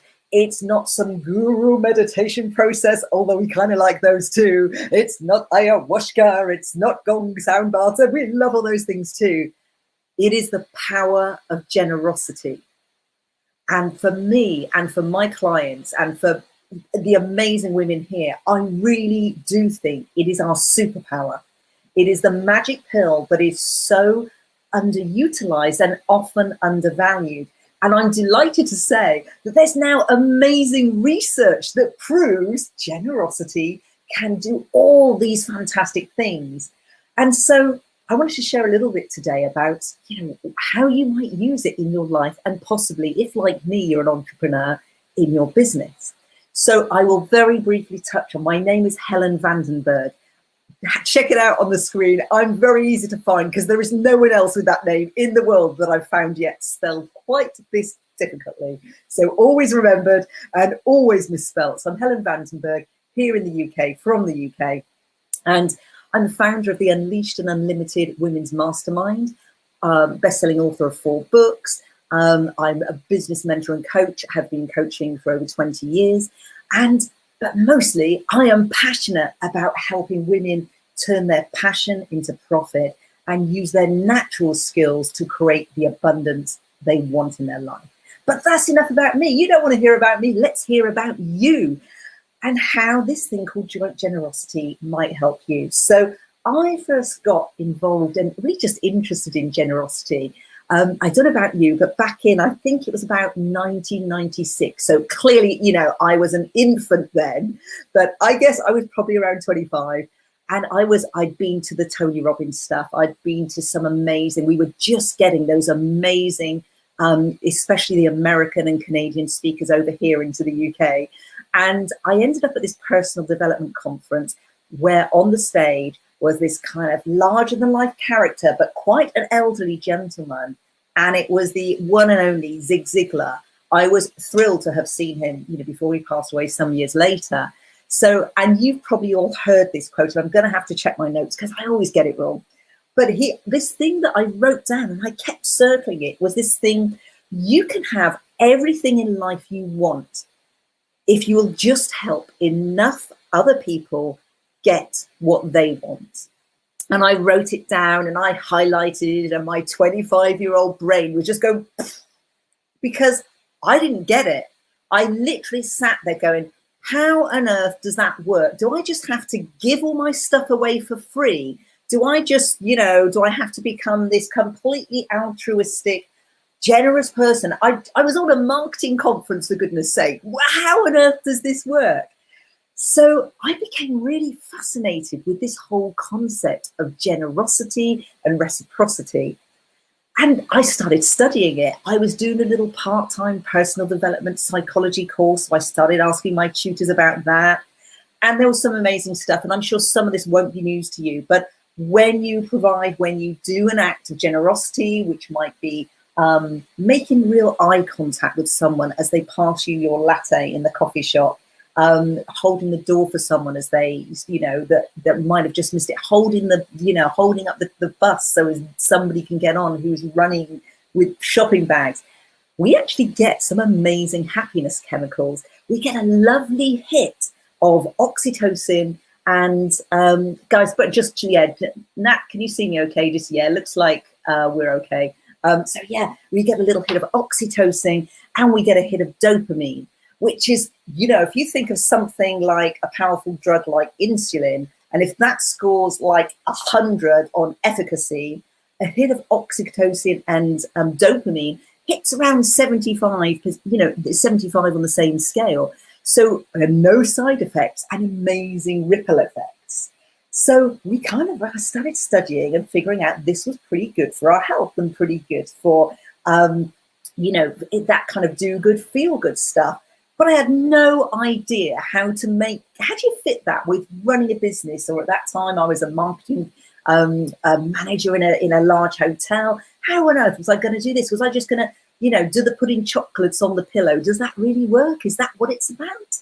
So I kind of wanted to learn more. the other thing was this amazing ripple effect, because what we've learned is that not only do these, you know, these acts of kindness, these acts of generosity affect you and make you feel good, they typically, and it's not, you know, sometimes, I know you've probably done it, you've done that amazing little gift to someone and you get a blank face, but they may not respond in the moment, but typically it has those 3 degrees of separation that ultimately that person will do something for at least 3 other, or it'll trickle down almost 3 generations. So I might help someone, I don't know, I might find a resource for them online that I know they would love. They learn something from that and they create a training program for kids who are coming from underprivileged homes. One of those kids then goes on and becomes a policymaker in government. And the impact can be massive. However, there is a dark side to this. My mum, here in the UK, we have this saying called being generous to a fault. And my mum definitely embodied that. In the family, we kind of call Mum Mother Teresa, because I genuinely have never known anyone else in my life that is so generous, kind, committed to other people's, you know, other people's happiness, whatever you need. She used to be a playgroup leader. She's now nearly 80. And she used to literally, if one of her colleagues didn't have lunch, she would literally give them her lunch and say, oh, don't worry, I've got spare. You know, my daughter made me spare, so you have that and I'll eat later. And of course, she didn't have any spare. She literally would give someone the food out of her mouth. She would, let alone what she would do for us kids. She would walk 5 miles to go and buy something for somebody, you know, a walking stick for an elderly person in the community, because she, on a really hot day, because she knew, I mean, she's been such an amazing role model. However, I can remember at 15, when you start sort of rebelling a little bit, I can remember thinking, I'm not sure that's the role model I want, because whilst to be on the receiving end of that, it was such a privilege, and to see all the people she helped throughout her life, she definitely suffered because of it. It genuinely was, things were given at her own expense. She literally would go without money, without food. She would, you know, it was that selfless giving. And I can remember looking at her and looking at my dad, who worked abroad. He kind of had this fabulous career. He'd go away for 2 months, come back for 2 weeks, be the star of the show, go away. And I thought, well, and he was generous in his own way, but he certainly wasn't to the embodiment that she had it. And I thought of the two, I'd much prefer that, because unfortunately, Mum to me looks like a doormat. And that was a real tough, that was my little rebellion at sort of 15. But it really made me think, is that what you have to do? Do you have to give up everything? And then when I started researching this as I got older, you know, I discovered, you know, most of us women, we're, you know, wired to care and nurture. So many of us are overgivers. We're exhausted because we are thinking, even if we're not, you know, literally giving food from our plates, whatever, we're thinking about all the other people in our world.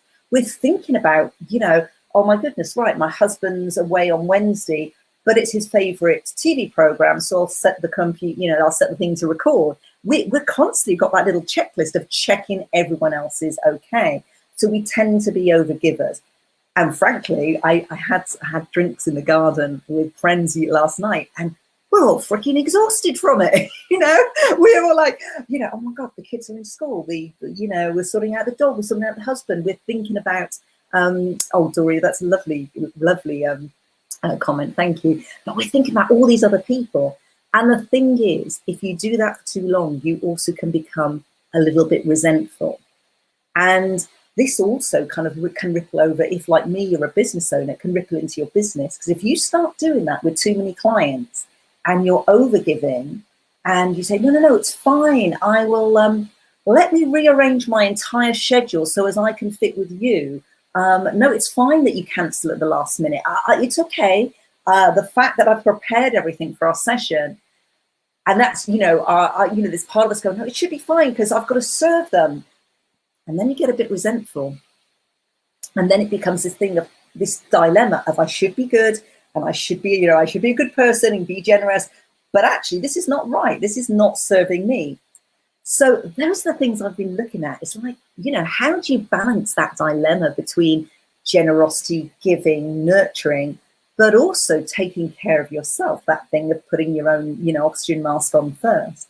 So I just wanted to share a couple of things that I've discovered and the things I'm still working on. I'm still trying to really embody, but they have massively helped me in my life. So it'll be no surprise to any of you guys if you mentor people, if you've got teenage daughters or sons. But, you know, one of the things that works really well in this dance of overgiving is actually having really good boundaries and sometimes having a really straight talk with yourself around, you know, really, am I doing this for me because I'm getting this secondary gain of, oh, don't I feel good? And it feels, or am I doing it through obligation? Or do I genuinely want to do this thing and be generous? The other thing for me is, you know, give from a full cup. We need to look after ourselves first. We need to be able to, you know, to absolutely give, you know, not from a place of lack.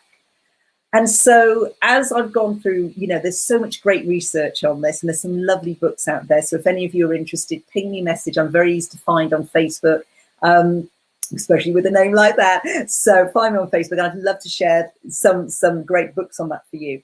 I started thinking about, you know, I'm a business coach and marketing mentor, and I wanted to know how could I help women get this balance in their businesses, because no surprise, women are more likely to undercharge for their services.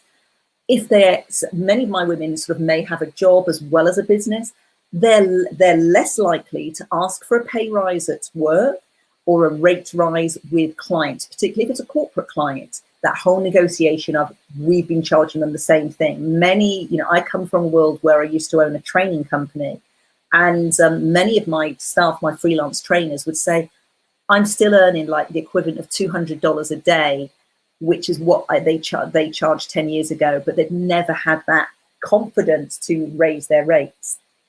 When it comes to investing in business and asking, yeah, Michelle, that's lovely. I'll come back to that if we have time at the end, about boundaries. So when it comes to investing and really asking for investment in our companies, then again, no surprise, there's great research on this. Women ask for less, they get worse terms, so therefore they get less. And all this stuff really hurts their business. So it's a real dilemma. As natural givers, we're highly empathic people. We often give away the farm. So having studied a little bit about generosity and this empathic approach we have, you know, I wondered, is it possible to know your worth, get valued, get hired and get well paid for what you do? And absolutely that thing around setting boundaries, really evaluating on every opportunity, whether this is something to do, is one of the keys. What I found, the three big things, and I am going to touch into the business world because that's what I know, is there's three big things that really help. Is model. So when running your business, think about the model. Is your business set up to serve you as well as your clients? I'm a big fan of premium services. By the time women get to me to work with me, they often have decades of experience, paid or unpaid, and are true experts in what they do, but they're still charging like they're a beginner, like they're still an apprentice. And even for people who have just qualified in say, a methodology like NLP or hypnosis or something like that, they will often charge massively less than their male counterpart in that range. So one of the things I work on is having people this thing where you have a premium offer and you have free. So for me in my business, we give away tons. We do like a 20-hour masterclass every 8 weeks. We give tons of time away for free. We give resources for free, really high value content and time and connection. So you've got, for my business, it's free or frankly, quite expensive. It's like, I've spent decades learning this stuff. If you want to work with me and my team, then I want to work with people who I can role model this for and show them how to do this.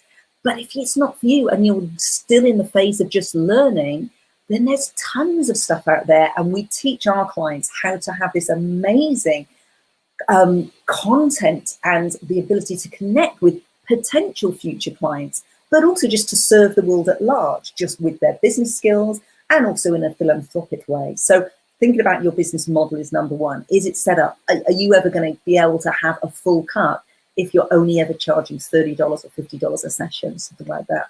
Number two is your method. So going back to Zig Ziglar, this was a marketing conference, and I wondered, how could you do marketing in a way that, you know, wasn't all this switch and bait and like pretend, you know, what do they say? You know, tell them the what they need, but don't tell them how, keep that secret. You know, it was these all kind of very old fashioned, you know, just, you know, have a little incentive and then we'll swipe their credit card. Well, that's really kind of quite disgusting to a lot of us female entrepreneurs. It's like, that's just not how we want to operate.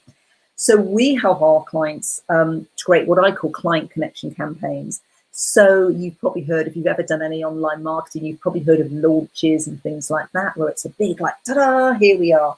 Well, we do ours very differently. They are very focused on building relationships. Actually, you know, almost literally looking in the eyeballs when we're able to be in person again, but if not, through Skype, Zoom, whatever.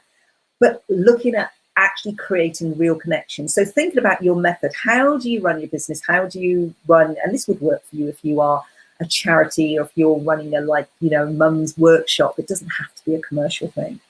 And then finally, magic. So we've got model, free and premium. We've got method, focus on client connection for your marketing. And number three is the magic. And really that's you. It's using that superpower that is you. So this is about having real conversations, making real connections, and in real time. Now, I am a bit of a techie geek. I love a bit of automation, but you know what? That messenger bot is going to do nothing to connect you to a real client in real time. So it can be great to get some people into your funnel or into your world, but actually kind of going a bit old schooly. We used to sit down and talk to people and find out about them and have touch points that weren't just the marketing message. Actually, you know, remembering people's birthdays, sending them a card, sending them a personal note. And, you know, if like me, you've got a fairly large business, you do have to get a bit organized about this. You can't do it all. You can't then take on 1,000 clients and be remembering when every one of their sons is playing a soccer game or their daughters is, you know, at the ice skating championship. But you can create little mini communities within your business or your world so as they can nurture and connect each other and they have a point of contact with you. So the thing is this, when you have more, particularly as women, we can be more, we can do more, and we can give more. I would say probably 80% of the women that come and work with us, one of their top goals is to start a charity, to do something with the wealth they create. It's women are phenomenal. When they do better, the world does better because they have this natural generosity. I've been so proud to be able to serve women all over the world, you know, with the technology we have. But for me, it's not a numbers game. You know, I'm very focused on sales. I'm very focused on building wealth for our business and our clients. But it's about the women. It's about connecting with people. And I know, you know, there's hundreds of you here that feel exactly the same. So I guess my challenge for you would be, what can you do to, number one, first fill your own cup? So get into a community like this of amazing women that support you. Number two, set stronger boundaries, because I remember, I don't know if any of you out there were around when Coach U first happened, and it was Thomas Leonard. And one of the first assessments, it was one of the first international online coaching companies. It was amazing. And still, I believe, going to stay.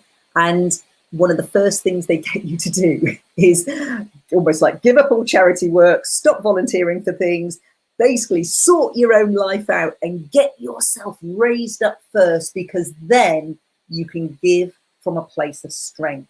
So for some of you, my challenge will be, I'd like you to give less this week because I want you to give to yourself, whether that be doing an online yoga class, getting out for a walk, spending some connection time with someone that truly lifts you up, because then you can do all those amazing things that you so want to do. So my name's Helen Vandenberg. You can reach me at getclientsfast.net. I would love to chat and comment with any of you that have got, I know I can see just dozens of comments here. So, hey, Goldie, great to see you. Hey, I loved what you were saying. And I know Natalie's going to come in a moment and really dive into your book, and we'll ask some questions about that.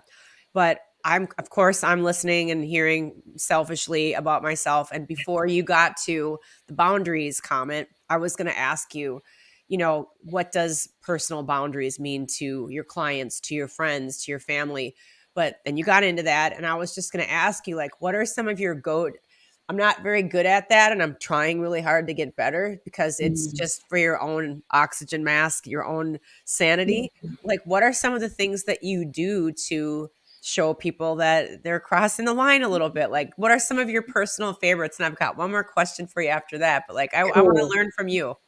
You know what, Goldie? The biggest thing that I've learned, and I am a natural sort of high energy, go do it now, da, da, da, da, oh yes, and I want to go yes to the world. I want to say yes to everything, and that can be to our detriment. So the biggest thing that I've learned about boundaries that I need, it's not some clever technique. There's lots of languaging, and again, if people want to get in touch, I've got some great languaging around this. I can send them some sheets on. But for me, it's time, because when I get it's when I'm caught off guard. It's like you just drop in your friend's dog off because you've been walking them, and they go, oh, that's amazing, thank you so much. So it's you're amazing, you're great, you're getting all the feel good stuff, and they go, is there any chance next week you could do it on Monday, Tuesday and Wednesday as well? And you've just had that dopamine hit of, I'm a good person, I'm lovely, and you find yourself going, yes. So for me, whenever you're asked to do something, this works really well with difficult bosses as well. If any of us have challenging clients, or we're in employment, we have challenging bosses, and they just kind of hover around your desk and they go, just as you're about to leave, like, well done on that project, Helen, that was amazing. You did so well. Could you just do this by the end of the day? And it's that emotional roller coaster. So what I find is just taking some time to take a breath, because I know I get a little emotional trigger. It's like, oh, okay, that's not really what I want to do, but you've just been nice to me, so I should be nice to you. So and then having some language around, so like, oh yeah, let me look at that. I'll get back to you in half an hour. Let me call you back. I'm just going to check with this person. I think we need to buy ourselves some time, and then have a little bit of helpful language to say, thanks, but no thanks, or yes, I'm happy to do, or to renegotiate. Because when you're caught on the fly, it's, when your friends, your kids, your clients ask, could you just do this? And especially if you're in flow and you've had a really positive session with them, it's very easy to just go, yes, yes, yes, when actually we need to just step back and just get a little bit less emotionally attached. You go, right, okay, everything has to go on a to-do list. So it's like, right, let me write it down, because also that engages the left side of our brain. So we probably get a little less, hey, yes, I want to be happy, and like, okay, and then get, cool, let me get back to you. So that's my biggest thing, just for those in the moment kind of interruptions and requests.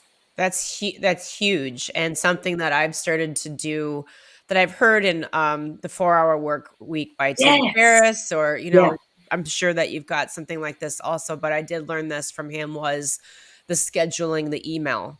So when somebody just this morning, something I don't want to do, I'm not going to do it. I don't want to tell them, like, why would you even ask this of me? I'm going to write it down, like you said, left brain, but then I will give it a beat, which for me needs to be a while, and then a kind response, which is, it's not my cup of tea, thank you. Yeah. English breakfast, Earl Grey. And then to schedule that at a time that I know that they're going to be sleeping, and it won't be this peekaboo back and forth like little kids like to do, and it just takes up so much time and it doesn't get to the end result. So I think that what you're saying about giving it a beat and having language that you've just pre-thought of, you know, that you say, okay, I'd like to get back to you on that, or I need to sleep on that or something. And then that's the third part about it. That's okay. It's okay to take a beat. Great advice. Yeah. Well. Hey, Nat, how you doing? I'm good. And I don't want to necessarily dive into this book, but I know you've mentioned it and I've looked at it. You have this book out, which is Happiness Hacks from a Hound. And you've taught, I mean, you know, you talk about business, you talk about clients, but you're such a real person, right? I mean, if anybody sees your lives, you're always real. So what's up with this book, Happiness Hacks from a Hound? Well, this is another example of generosity. Is we have always had rescue dogs. So, I say for the last 15 years, my husband was never interested so much in having dogs until we got one. And you know what? He was going through a difficult time at work, and him cuddling the dog at 6 a.m. before he went to work during one period, I'm sure saved us thousands of pounds in therapy.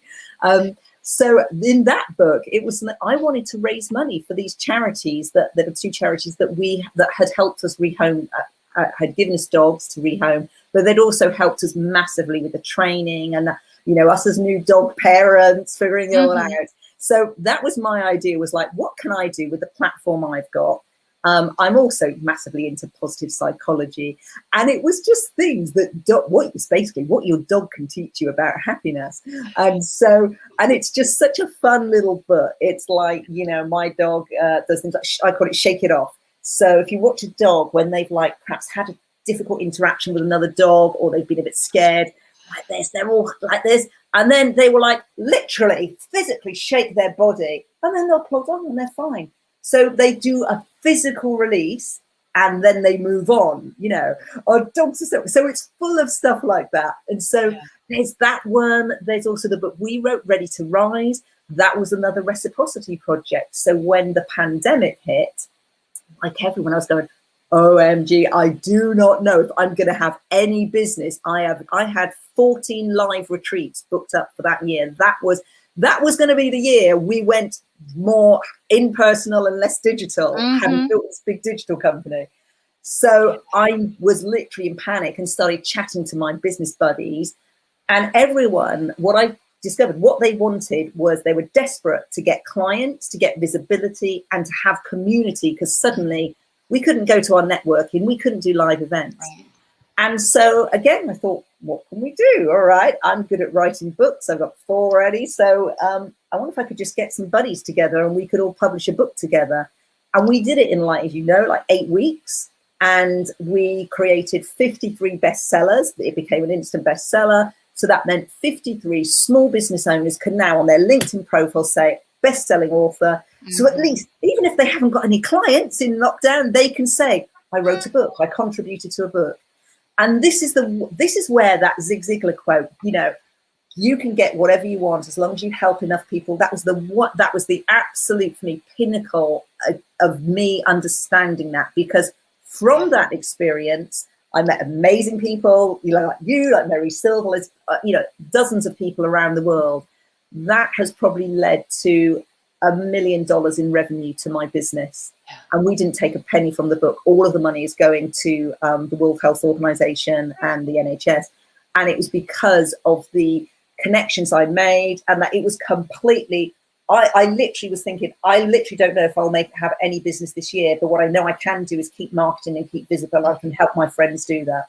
So again, I think there's lots of ways we can do that. So, you know, and from that we developed the publishing company. So we have that. So we help our VIP clients become their own best-selling authors in their own right. So yeah, I mean, the Hounds book, Happiness Hacks from Hounds, again, search my name on Amazon. We do learn a lot from our animals. I mean, I got cats, you know, but and even like in yoga and you know, meditation, we always talk about shaking it off. So thank you so much, Helen. I know it's the weekend. I know it is later over there in the UK. I appreciate you so much.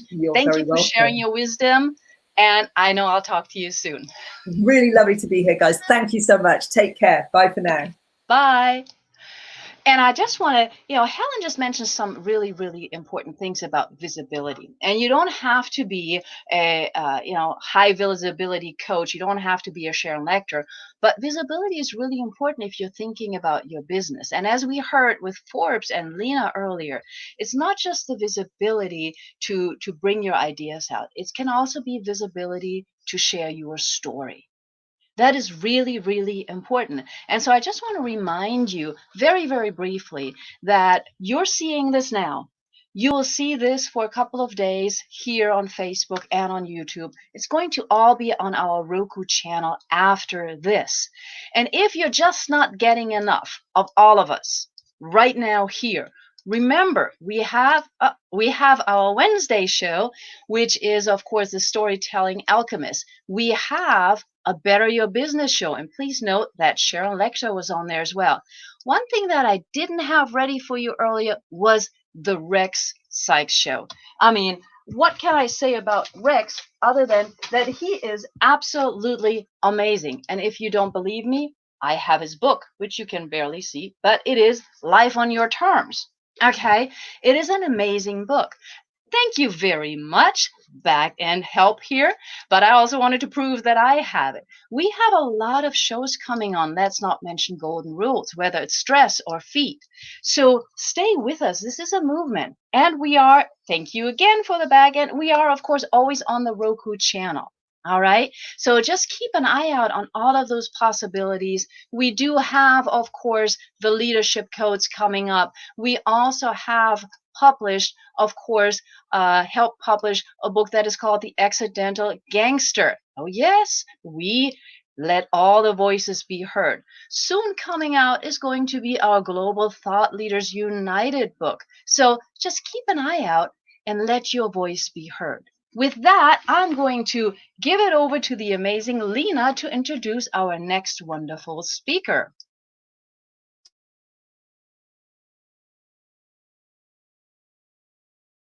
Hold on, you're on mute now. Now you're on mute. Oh, I'm sorry. I missed That's just okay. telling all It's this live good now. stuff. Thank you, Natalie. And, I was just saying that we've been listening to these amazing and powerhouse ladies. And I'm just amazed. And I'm just taking notes and I'm making sure I'm actually sharing with all my friends. So make sure you click that share button down there and you post it on your wall if you are doing it on Facebook, or you post it on your Facebook if you're doing it on the YouTube channel. It's very important that we all can share this message. That's the way we can touch. Not all the time. Like we give back, we cannot do it just with money. We can just give a message to somebody else that maybe you don't know, but that person might need it. You don't know if somebody needs help, to hear somebody, to give them a hope, right? So it's very important that. And with that, I want to introduce this amazing and beautiful lady, 25 years of experience, a leader, a coach, and a person that I'm reading her bio, and I just want to hear from her. What things have she done in this world? So, Miss Lisa May, welcome today to this show. Welcome, Lisa. It's a pleasure for me to meet you here in camera. I hope I see you one day in person. And today we'll be talking about leaders from the future. So tell us a little bit about you. Thank you so much for having me.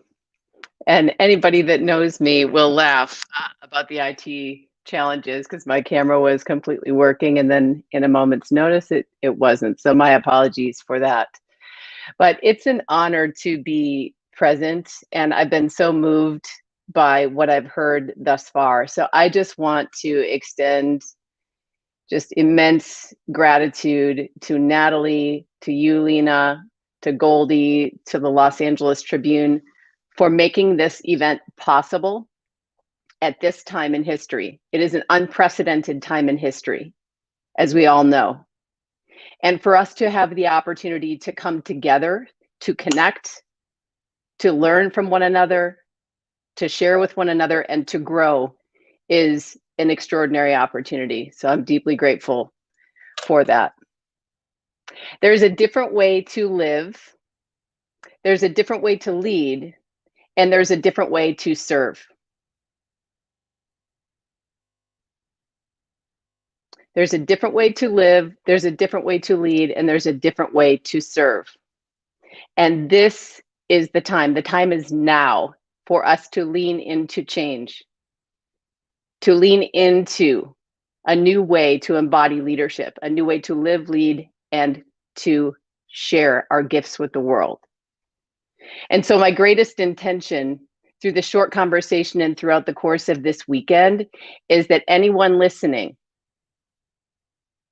immerses deeply so that we can listen for the nuggets of wisdom that many, many, many have already shared, so that we can continue to grow and learn, so that we can make a quantum jump, a quantum leap, as the event is titled so aptly and so appropriately.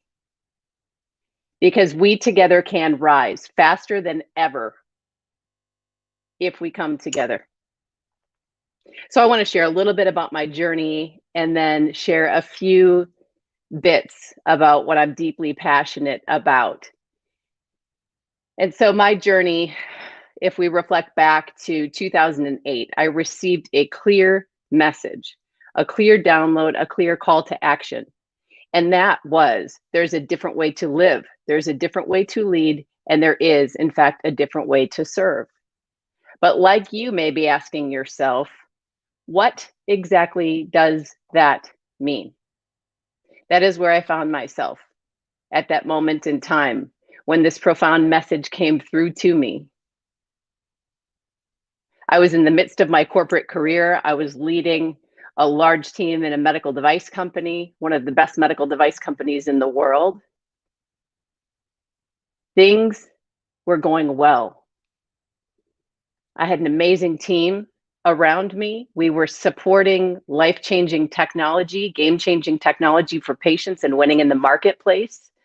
I was well rewarded at work, supported by my community and loved ones at home. And it was at this moment in time, I will never forget it, that we achieved one of the greatest milestones. And within moments of time, I hit the lowest of lows. I felt empty. I felt sad. I felt lost. I felt confused. But yet this successful life I had was not delivering that feeling on the inside. So I don't know how many of you out there can relate to that, but I found myself amidst the overstress, the overwork, and the push. Wash, rinse, repeat. Deliver, deliver again, and deliver again. And then what? So this marked a moment in time for me. I did not have the answers. I had no idea, quite candidly, what this meant. A different way to live, lead, and serve. What did that mean? So I started out on a journey. And my mission was to understand and to uncover and to deconstruct and to reverse engineer what had happened to me in this so-called successful life. How was it possible that I felt that empty? And so I was on a quest of sorts, and it's a 10+ year journey until we get to this place in time right here and right now. And there is a big purpose to this experience that I had and that we have all had. You likely have similar stories in one way, shape, or form. They are important because they have been formative experiences where we have experienced pain, we have experienced loneliness, we have experienced suffering. But there's a purpose because it's prepared us for now. This time where we have the opportunity to rise together. So through this journey, I was able to seek to understand and discover amazing leaders, amazing models, amazing tools, technologies that helped me see, helped me understand just how I had gotten to this place. And what I learned about myself, what I learned through the process, was a little bit ugly at times. There were many, many things that I was not proud of. I realized that the very thing that I thought that I disliked, I had become addicted to. And that was the pace of work. The feeling like the aliveness when I was really in my groove was when I was delivering in an emergency situation, providing solutions. You guys know how this is. When we are in a heightened state of on for enough time in a row, we memorize it. And that becomes the state of being where we feel the most alive, the most awake. And in fact, when I reflect, I was inattentive to the loving people around me. I was inattentive to my community. And in many moments of time, I was not even present in the present moment for myself or others. And so this is really interesting, and it was a fascinating aha. But I also learned that there is a beautiful, beautiful end to this story, because with that awareness comes great opportunity, and we can unlock our potential when we are able to become clear and observe objectively what's happening within us. So today I want to share a little bit about these ahas and how it has culminated into the launching of my company, Fulle, F-U-L-L-E, which stands for Abundance and Fulfillment. That's what it means in German. And so to live a full life is our mission. Shouldn't we have the opportunity to deliver amazing talents, gifts, and results in the world while being fulfilled in our mind, in our hearts, in our bodies? I believe we can. I believe we should. I believe that's our sovereign right. And so today I want to share what I feel very passionately about. And that is what leaders from the future will need to embody and demonstrate. And I say leaders from the future, not for the future, because I'm making an assumption here. And that is each of us that are present in this forum are already on a steeper trajectory of change. We are already deeply passionate about unlocking our greatest and truest potential. That is my mission, unlocking human potential. And so with that assumption, I'm going to make a bold request. I would like to invite everyone listening to decide, putting a stake in the ground today, June 12th, 2021, decide, I commit to unlocking my truest potential, my greatest potential, and write it down and date it. Let's all grab a piece of paper and write it down. I commit to unlocking my greatest potential. We talk a lot about this. And we know that when we talk about things, when we think about things, that's great. But what is required is putting real action with clear intention behind it. And writing that statement to yourself is the beginning.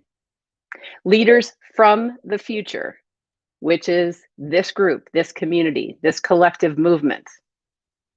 The future is calling us to it, and these leaders here can and will embody the following. We must, as leaders from the future, embody neuroplasticity and mastery of it, and resilience. These are two big categories, and we'll deconstruct them and talk about them a little bit more in a moment. But when I say neuroplasticity, it has everything to do with the brain's amazing ability to wire, unwire synaptic connections and neural pathways. The brain is incredibly powerful. The human brain is magic. We have 86 billion neurons that reside right here between our ears. And each of those neurons has up to 10,000 adjacent connections. So the math is a trip. We literally have the opportunity for trillions of connections in our brain.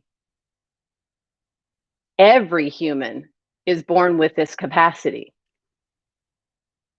And it's our opportunity to lean into this and to leverage this amazing instrument of consciousness.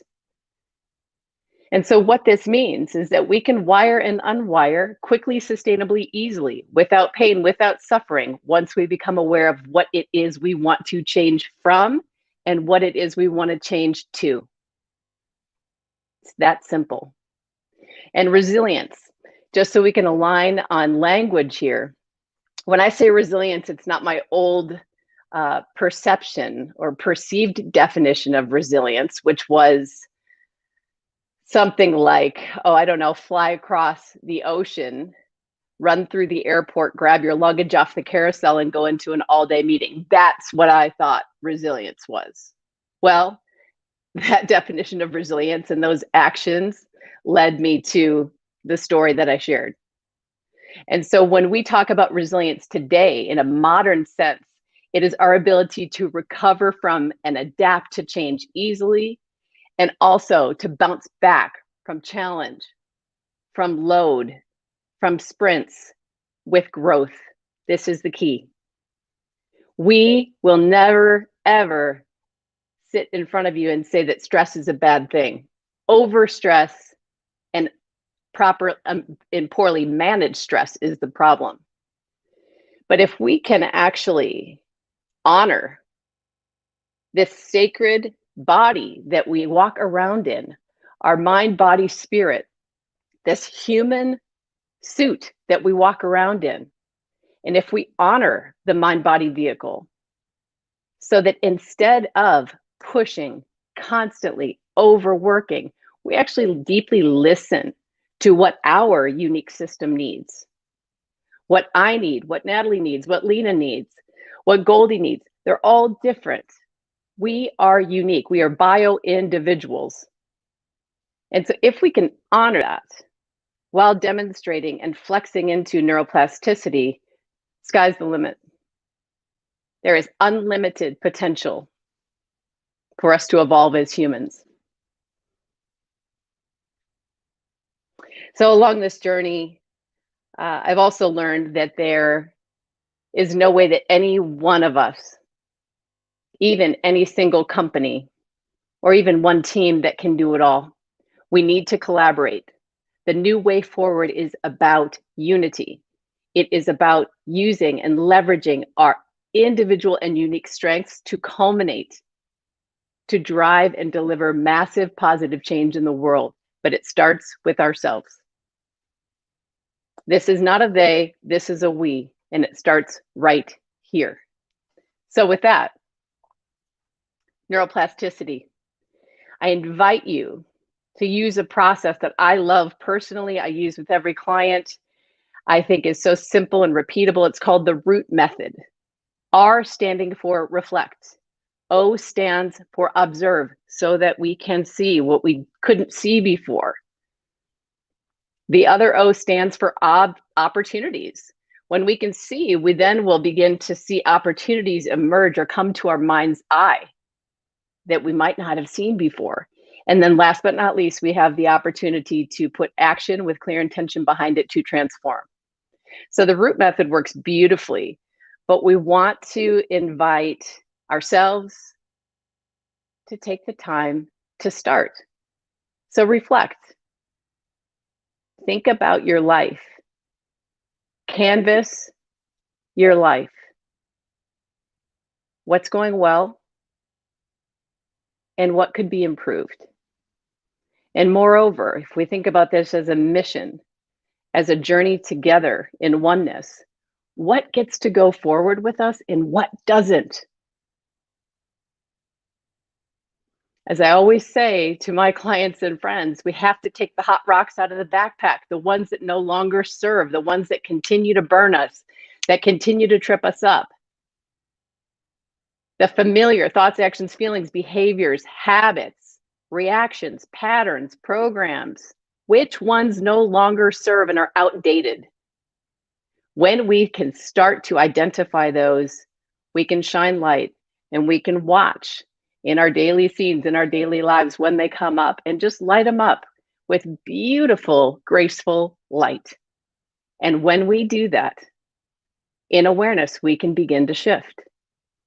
There are a lot of tools. There are entire workshops, there are entire programs that are part of the portfolio that we can use to really dive in here. But the root method is one very practical, simple way to start. So reflect, observe, identify the opportunities that you see for yourself. What would great look like for you in your life? And then we can begin to transform. So it's an honor to share this stage with such amazing women. And I invite us to feel safe, to feel supported in this community, because this is, although individual work, and sometimes it feels really scary and challenging, we're not alone. You are never alone. Someone in this community has likely already crossed a bridge that you're crossing, or you're crossing one that they're needing to cross. We can hold that space in divine feminine power to rise together. And I know this is a female or a women's conference, but I also want to call out that our divine male counterparts across the globe are awakening just as fast. And they are demonstrating beautiful, beautiful light. And so our opportunity is to clear the hot rocks out of the pack that no longer get to go forward, so that we can be in alignment, to find our truest voices, to shine our brightest lights, so that we can create positive change in the world. And I'd love it, Lena and team, if we could play a short clip as a glimpse into the future that is now. Imagine being able to regenerate human energy. The ability to revive and renew people and organizations in a holistic and data-driven way. How incredibly powerful would that be in a world where 73% of people have reported experiencing burnout? And the global pandemic has made things worse, adding distance, both physical and emotional. Solving the human energy crisis is possible, but it will take more than ticking a box. It will take our willingness to live and work in a way that affirms life rather than depletes it. To let go of the belief that employees need to speed up to keep up. To prioritize our recovery and connection to ourselves, our teams, and each other. It's time to take a stand for an evolutionary way of living and working. It's time to get back to the source of our vitality, our fulfillment, the best of who we are as humanity.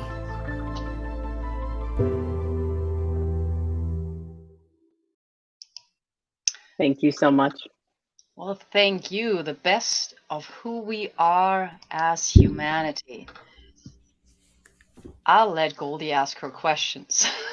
Yeah, I got questions. I was really enjoying everything that you had to say and checking you out online. And then I'm observing your immaculate, is that your home, or where, is that safe to say, or where are you right now? This is our home on the Deschutes River in Bend, Oregon. It's amazing, and I can tell, like, I'm very organized, such as you are and your family, and very neat. And then you have a shrine to the pusses in the corner, like you must have a really awesome cat, because I was checking that out too.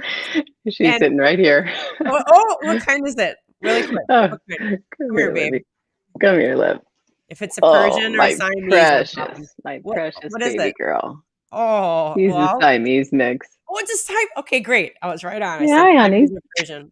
So you were talking just about alignment and hot rocks, and we have not yet had somebody bring up just organization, and just because I know, I can tell how you are, because I am very similar to that, and it really adds tremendous value, and it's something that doesn't cost anything for people to do. And your metaphor of the hot rocks and the backpack, it translates into having things organized in your own space, because I think that just translates so deep into business, into everything that you're going through. How do you feel about that? Because I'm looking around, and I just wanted to ask you that, because again, we haven't had anybody this forum or the last one really talk about that. Yes, it's about cleanliness in every system in the body, including our physical environments. And so I really try to break things down into our physical body, our mental body, our emotional body, and our spiritual dimension, if we think about it very simply. And if we have debris that we're carrying around from either the past or just grit or rift from any situation or conflict going on in our life, whether it's internal or whether it's with other people, it is a drag on the system. And we cannot be in complete alignment. We cannot allow our complete light to shine because it's impeded. And so, yes, I'm a huge, huge fan of cleanliness in general, but especially with our deep systems. Like, let's not tolerate what we've tolerated in the past. We deserve better. How do you get rid of some of that grit? Because I think I'm pretty good at it, and I still have some things that I just can't shake. Somebody that wronged me, and I know that I shouldn't be giving it any energy at all, and I know, like, who cares? But there's something that'll trigger it. The last guest that we had, Helen, there was one of the questions that I have after you answer this, if you wouldn't mind. She had some great language tips. And is there some language that you would give yourself if something is triggered and it is grit and it's residue and it's something that needs to just be done? What language do you have that you tell yourself to get over that? Yes, absolutely. And so it's laughter for me, because I took Okay. myself so incredibly seriously for so long. And I think many of us do.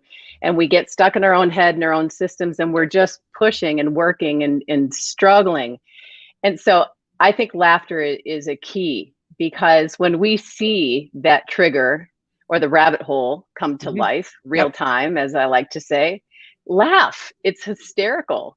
This is the same pattern that's shown itself for maybe 25 years in our lives, or whatever the case may be. That is funny. That is comical.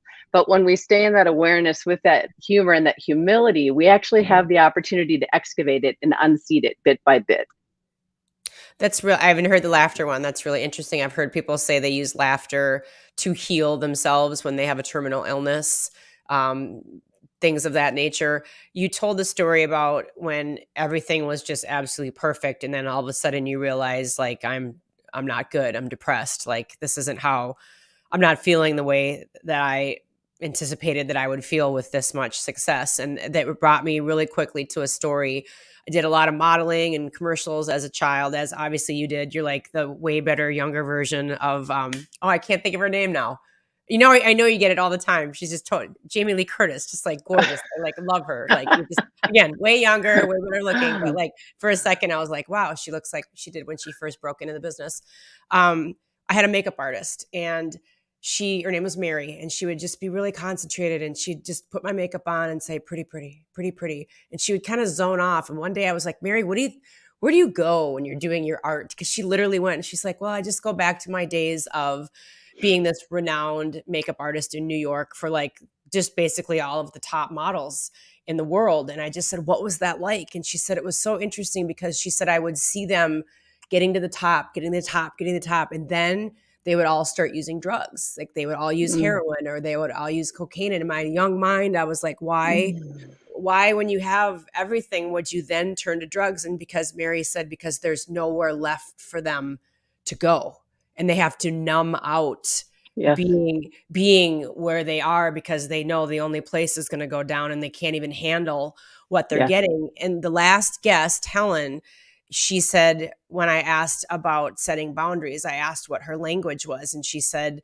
she literally left brains it, writes it down, and buys a little time to respond to that person asking too much of her, and gives them let me get back to you, or let me sleep on it, or let me check on something. So when you were in the place of everything perfect, and then you realized, I'm not happy, what was the language that you told yourself to get out of that and to see a future? Or was it a mentor? Or was it somebody else? Or did you laugh? Or like, how did you get out of that? Because you're so successful. And I think the people listening and watching would really get a lot of hearing what you said to yourself, or how you did that. Yes, and thank you. The laughter it was not there then. It was No. more. It was a lot of tears. It was a lot of grief. I had hurt myself. Frankly, I had hurt people around me. I felt like a dismal failure in many ways amidst this quote unquote successful life. So I felt out of congruence. And so what my mantra was to go back to the clear message that I received, that there's a different way to live, there's a different way to lead, and there's a different way to serve. And it is about service for me. That was my lifeline, because I didn't really care about money, didn't really care about ego and status or title. Ego is a funny one because we always can get trapped back into that very, very easily. And so I stay in high awareness on that, or I try to. But for me, service was it. If we can make a difference for people, that's what I was hanging on to. And so that was the mission. Because if I could solve this for me, then I would be able to share it with other people. So that was my mantra. And I would invite people to know that there is a different way to live, different way to lead, different way to serve. But what's that for you? Sharon Lecter said the same type of thing about the service. So I appreciate that. Here's Miss Lena to take the floor. Thank you for answering all those questions. Thank you. I love what you did, Goldie, because when you have amazing people here this close and you're able to to show that they're real people, but they took decisions, they took options, they take decision for themselves, and they took that path to believe in themselves and to heal on themselves, work on them, and be better. And I just love, Miss Lisa, what you just shared with us. I actually write here the commitment to get that potential out of ourselves or of myself, because that's what we all need. So thank you for the inspiration. I think it's very beautiful. You come in and take the time to share all the knowledge. I've been reading your bio, and you have a lot of experience also in the holistic world. So I love all of that, all about that. Thank you, Lena. Lisa, thank you so much. I know there were some tech issues. I know there are some other things, but I think the energy is always right. And I'm saying that because I see also the next speaker in the green room. And I'm pretty sure that you and Dr. Paula might just want to connect as well. I do want to let everybody know who has just enjoyed you that, of course, we're building relationships here, and I know you have to run off for very exciting weekend, but there is an upcoming article that we're looking forward from you in the Los Angeles Tribune, so everybody watching, be on the lookout for that. And Lisa, I'm going to give you a couple of minutes, 1-2 minutes, just to share your last thoughts, not forever, but your last thoughts for today. That just sounded kind of awkward. Your final thoughts, I should put it like that, of what you would like people to take away, because clearly looking at all of the comments, you have made a huge impact already. So the stage is all yours. Oh, thank you. Thank you, Natalie. And this is just so cool what you all have put together. I really, really mean it. It is the beginning of the new way forward. And so what I would love to share is that there are tools. There are tools that we can use on our own without engaging a coach for a fee. There are tools that we can use with our teams. There are organizational tools like Source, like NeuroChange Solutions, that are amazing, unlocking potential tools within organizations and teams.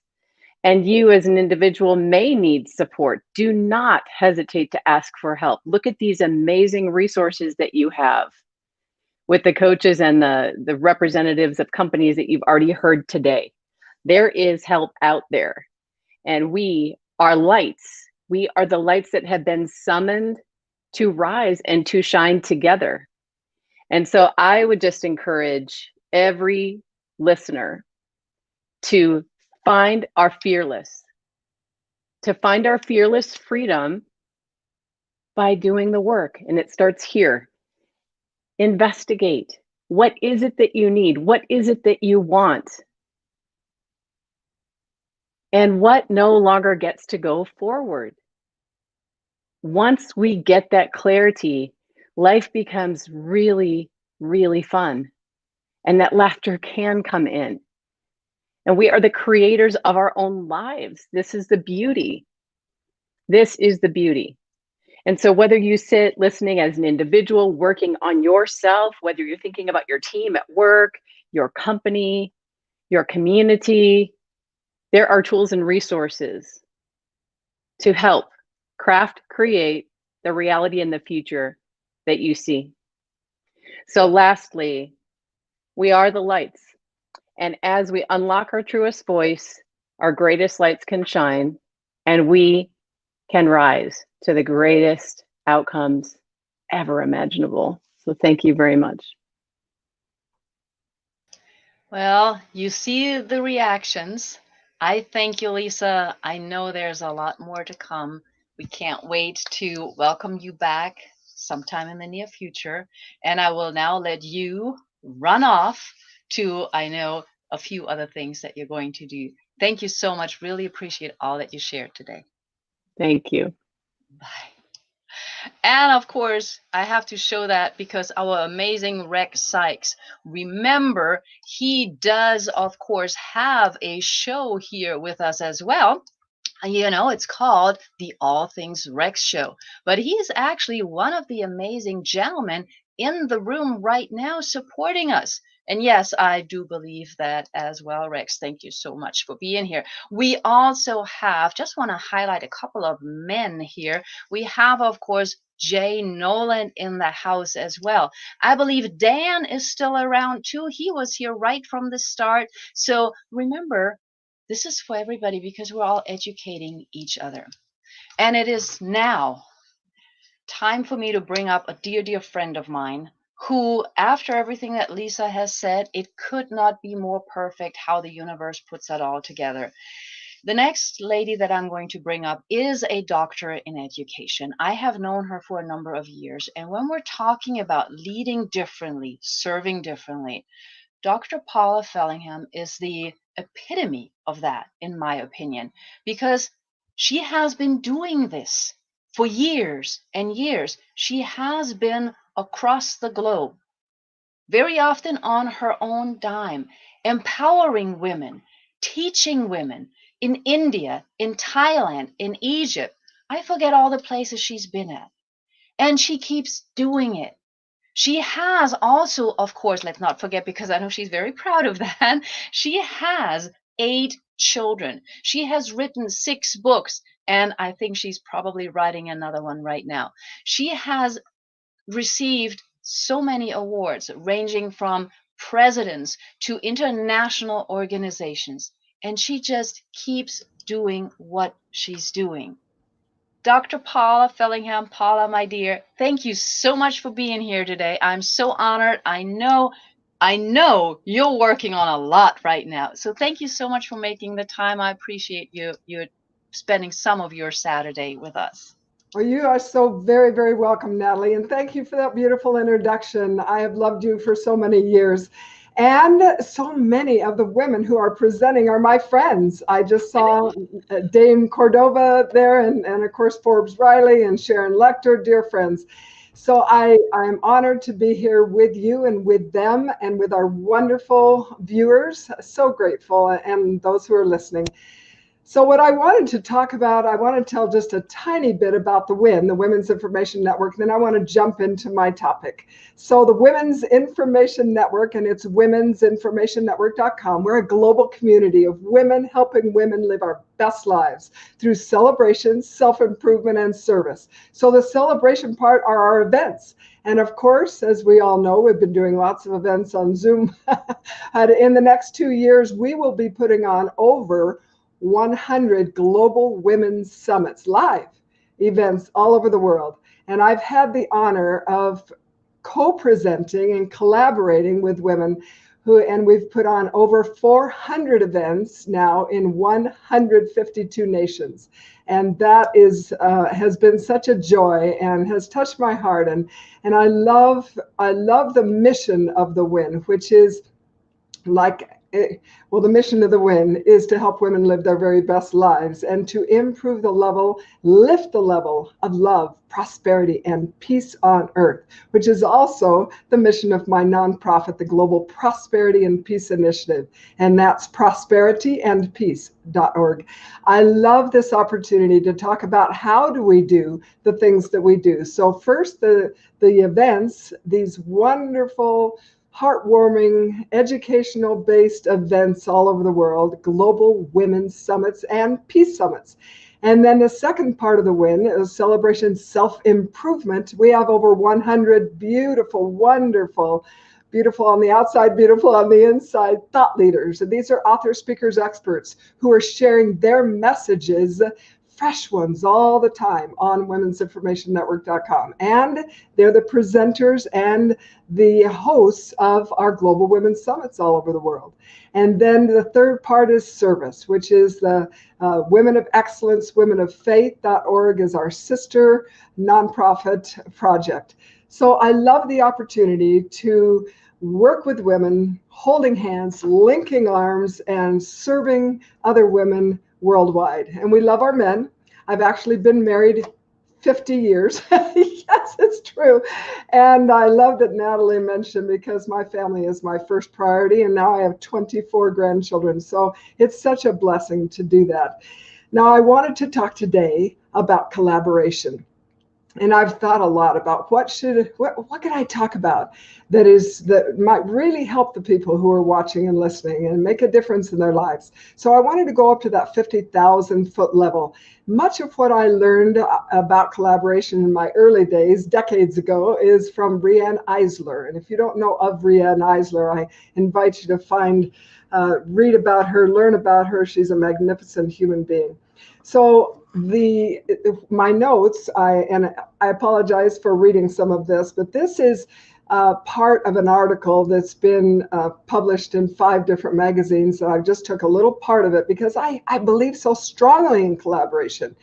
And I know that it's the secret to global work. It's the key to global work. I could not do what I've done in 152 nations over the last 40 years if I didn't have the opportunity to collaborate, if I didn't take the opportunity to collaborate with women worldwide. So the collaboration model has as its highest priority, and this is a reminder to some of you, because I know that this is something that you really are engaged in doing also with your great works. And it has as its highest priority the caring for people. Its focus is on the creation of what? Mutual beneficial relationships. Yeah, win-wins. And so simply stated, the dominance model, which is the antithesis of the collaboration model, right? The dominance model is about top-down control. The collaboration model is about creating healthy, sustainable relationships. The first is based on the need to dominate and control. And the second is based on the ability to trust and collaborate. So historically, and you know this, humanity has been subjected more often to the dominance model. That's right. Why? Because power and riches usually go to those who dominate, whereas trusting collaborators are generally open. They're vulnerable, and they risk being dominated by their partners.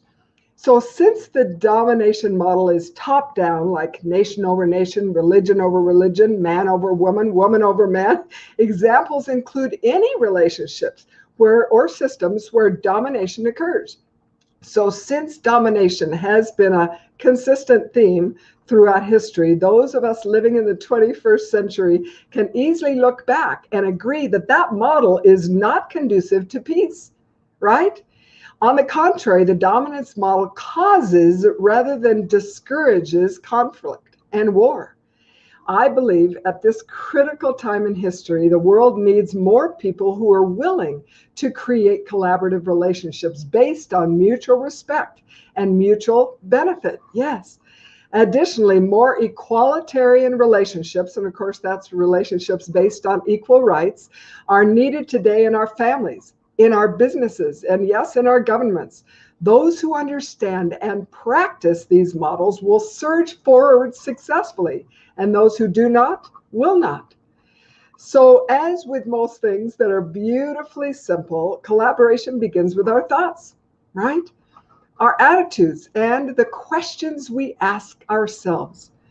Those who think abundantly, they ask the question, how can I help you? Now think for just a minute of people in your life who are collaborative, who ask that question quickly, how can I help you? And easily, or how can we help each other? Before they ask, what's in it for me, right? They who ask such questions, the good questions, have the best chance of succeeding with a collaborative model in their personal relationships and in their businesses. So people who genuinely desire to create mutually beneficial relationships authentically seek, and I love that word, to create win-wins. And I love those two words together. The good news is that those who aren't naturally inclined to think abundantly can easily be taught to do so. It's a matter of wanting to learn a better way of thinking and living, then acquiring the tools and practicing, just doing it until the old domination thoughts, words, and actions are eliminated from your life. So succeeding with the superior collaboration model is about being others-centered instead of self-centered, right? Others-centered leaders work to find ways to make life easier and better for those in their circles of influence. Self-centered leaders, and you know this, they work to find ways to make their own lives easier and better, right? Their genuine concern for the welfare of others is low or non-existent. Through the ages, benevolent leaders have been revered and dominant leaders have been feared. One of the things I learned from my wonderful friend, Rianne Eisler, is that if we're going to create new, more sustainable and equitable relationships and systems that have the power to dissolve anger and discontent and inequality worldwide, we must discuss the roots of the problem. We need to get down and dirty, right? Not just stay up at that high level. We need to go deep into the matters that sometimes statisticians and theorists and conventional economic analysis, they often ignore. We must discuss basic values and human needs that are often minimized or ignored in the domination model that prevails throughout the world right now, in varying degrees worldwide, across all isms, capitalism, socialism, communism, and across all types of relationships and businesses. So a healthy, open discussion about values and human needs is prerequisite to moving the world from the prevailing dominance model to the better collaboration model.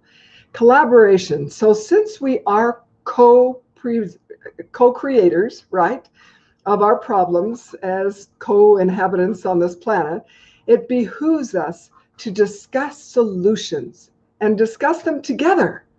The first step to creating global collaboration, and I am an optimist, and I believe absolutely that that is possible, step by step, action by action, desire by desire. All right?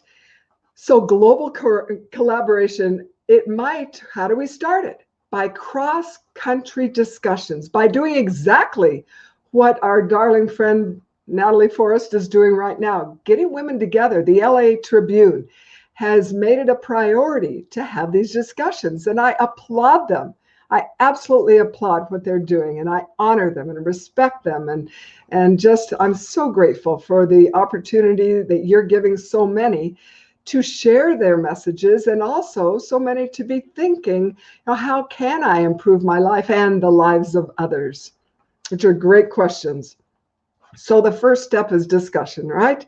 And we're talking about developing partnerships on massive scales. Why? Because we can. because there are so many enlightened people in this world that care enough about this that they can be part of these discussions. Yes. And you might ask, can this really be done? And my answer is with an exclamation point, absolutely. Can it work? Yes, because at the end of the day, the human family, all of us, brothers and sisters together, we do care about the same thing. We care about prosperity and peace. We do. And so to all who believe that mutually beneficial relationships are possible and superior to top-down control, to those who believe that caring for people and it should be a high priority, then let's talk about this today and beyond. Yes. Who's willing to organize these type of discussions? I am, and I would join any discussion with any of you about the how, because we know the why, right? So caring by definition suggests that we consider all life as valuable. It follows then that the life of a child is more valuable than a stock and a bond, right? And if we believe that our children and families are more valuable than financial instruments, even though they're important, of course, our economic policies and practices should reflect that. Society should insist on practices that encourage good health, good education. Policies created should encourage such things for individuals and to improve the national productivity and financial and economic sustainability in every nation. I love discussing these things, and I know our time is short, but this is part of what we do at our Global Women's Summits across the world. We talk about these things, and when you involve hundreds of thousands of women, which we have, in fact, in 2019, I put on 7 Global Women's Summits with my dear friend, Dr. Serene, Binny Serene is her name. 7 of these events. There were 30,000 women in attendance at these 7 different events from Bangalore and Hyderabad and Calcutta and Delhi and Mount Abu. And these women, we all want the same thing. You know, we want the same thing. We all want peace. We all want appreciation. We want to be safe. We want to feel like our lives matter and that we're doing things that are improving ourselves, our families, and the world. And oh, we love on a deep level. And that's one of the reasons that and of course our men love. I never say anything negative about them, but I do know women. I know women across the globe. I know their hearts, I know their minds, and I know what they seek. And they are so willing. And there is a rising and an awakening of the women of the world. It's more fast moving, more far reaching than anything that's ever happened in history. There are enlightened people throughout the world who are ready for these type of discussions about how can we move the needle and really increase the level of love, prosperity, and peace on earth. How can this be done? And it goes way beyond discussions, and I understand that. But the willingness of the human race right now in this 21st century, it's never been like this ever before. And it's thrilling. It's exciting to me. So I believe that the principles, when you're talking about, what's next, that we need to actually put on a schedule these conversations, just like the LA Tribune is doing, and have an agenda that talks about how can we collaborate in a way that will bring about more love, prosperity, and peace on earth. Those are 3 such important things. All right, so the obvious challenge, and I understand the challenges with discussions that involve participants from different backgrounds and cultures, is the problem of differing perspectives. Of course, different cultures. And indeed, the gap between the haves and the have-nots, the religious differences, the like I said, cultural differences, they all pose a threat to the success of roundtable discussions that really do unite people, right? But if participants can agree on long-term goals like prosperity and peace, Healthy discussions about how to accomplish these goals can include those elements of collaboration that are so, so important. Old thinking, it assumes that top-down control is going to continue. But history proves that model is broken. That model will not take us toward the progress that we want, toward prosperity and peace. New thinking leads to partnerships. It leads to policies that value people and their needs. And that model, my friends, it works. And it's time for new thinking, right? And so many of you are. I'm preaching, talk about preaching to the choir. I'm speaking to those who already care so much about these things. And then it behooves us to say, yeah, what's next? Let's get together and move that needle forward. And I know I honor you all for being here and for doing things, wonderful works that are improving others' lives. I recognize that.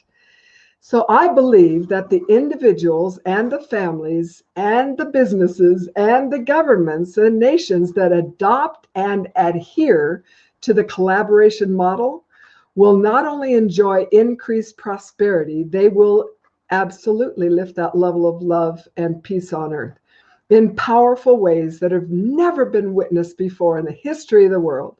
So I'm one person, one woman, who has been working with women for about 40 years and who has been around the world many times, written 8 books, 12 courses, and I have been so honored to receive awards from the last 3 presidents of the United States for my global work and service. And what I'm doing is, if this aligns with your heart at all, that you say, gee, I'd like to be part of something, a round table, a beautiful summit of people talking about how can we collaborate on a very high level, then I'd love to invite you to reach out. And it's Paula at paulafellingham.com. But I think that now is the time, in conclusion, for new thinking, my friends, for new actions, for strategies that work using the collaboration model and using kindness and caring. Absolutely. Thank you so much for being with me. I am just honored to have had this opportunity to share my heart, and I honor you for being with us and for all the good that you're doing. Dr. Paula, kindness, love, peace, and prosperity. Those are goals. Those are amazing goals. And I know you've been working on them, and you're making such a difference. Thank you. So, thank you, sweetie. And I want to introduce you to Lena Nolan, who I know also resonates with what you're saying. Hi, Lena doll. Hi, Miss Paula. Those words just was beautiful. It's when you care, is it's everything about you. You're showing who you really are, and the way to be better, to get what you want, you have to care. Like if we're talking about personal life, or if we're talking about business, we just have to care. And I love that about you. And I would love, just little quick here, maybe if you can tell ladies out there, women out there, how can they what are those things that you will tell a woman that is probably holding herself back? What are those first steps she needs to do in order to come out, start caring, but also start building and be successful? The very first thing, and I get to ask this a lot, sweet Lena, and I appreciate you asking this question, because they're saying, if you could boil down the things that you've been teaching all these many decades out into the hundreds of thousands of the world, what would it be? And I would say to love yourself. Absolutely. Fill your cup. Because I've known that women who love themselves, who are able then to appreciate, I know somebody's been talking about self-care, I'm sure, And yet, there's such a beautiful balance that needs to be between the loving yourself and, of course, loving others. But love yourself. And in my world, and I honor all beliefs, but I believe that if you love yourself and you love your God and you love your fellow man with all your heart, that wonderful things will happen. As you love, you are loved. As you serve, you are served. It's so cyclical. And if women could understand how beautiful they are inside and out, that they're daughters of God, and that they are of great worth, priceless worth. And so I love what Mother Teresa said. I have many heroes. She's one of them. She said, spread love wherever you go. First of all, in your own home. Give love to your husband, your wife, your children, your next door neighbor. Now, here's my favorite line and my favorite quote, honey. Said, let no one ever come to you without leaving better and happier. Wow. So I try to do that. I try to say, is that person better because they are in my circle of influence? What can I do to help another person? And everyone on this call, I think, can relate because you're also loving and kind. And when that is your mantra, what can I do to spread that love everywhere I go? Then you'll find that life becomes just a loving place because you've created that for yourself and for others. I love them, Miss Paula. That's beautiful. And I see in your website you have Woman of Excellence, Woman of Faith, and your mission is to go to a million, inspire a million women in America over every year. So I just resonate with you with that. We just have to touch people, and what you just said about love is very amazing because sometimes we're thinking that we need to actually go and give money to people, but what you just said, just love. You're outside and just touch somebody, smile to somebody. Maybe that person was feeling sad and you just smile to somebody and they're like, okay, there's hope out there. So I love that you touch on that. And tell me a little bit more about all this project that you have, this mission that you have about women. And I actually do want to thank those who are making such beautiful comments. Michelle and Isabella, I appreciate your words. And I just want to mention that it's not woman of excellence, it's plural. It's women of excellence, women of faith. And our first phase is, I'm so global. We put America as the first phase because this was recently launched as part of a greater global prosperity and peace initiative. So this is a project specifically for women, women of excellence, women of faith. The Women's Information Network is my for-profit, and this is the one that I talked about, celebration, self-improvement, and service, that we're putting on hundreds of global women's summits all over the world in the next 2 years. And I've already put on over 400 live events in 152 nations. I mentioned that before. But this is my work, and my joy is to touch hearts and change lives, and then teach women how to do the same. I won't be going to all these global women's summits. I train women how to put them on, and how to put them on without it costing any money. And that's something that others might want to know how to do that. But this is what I've done for many, many years. And it's possible, and it's fabulous because then you can reach so many more women, and empowering women to then be Global Women's Summit event directors and go out into the world and put these on. But you must be a thought leader on women'sinformationnetwork.com to do that. And that's free. So if anyone wants to go, is an expert, an author, speaker expert, and has a website and would like to do that, go to women'sinformationnetwork.com, become a thought leader, and of course you're vetted, but then you are able to learn how to put on these events and go out into the world and put on global women's summits. Beautiful. And that's the inspiration that we want to do with this event, the Los Angeles Tribune and Miss Natalie, is being able to touch people and also show them that what women are doing here in this event, and everybody that's speaking here, they're real women.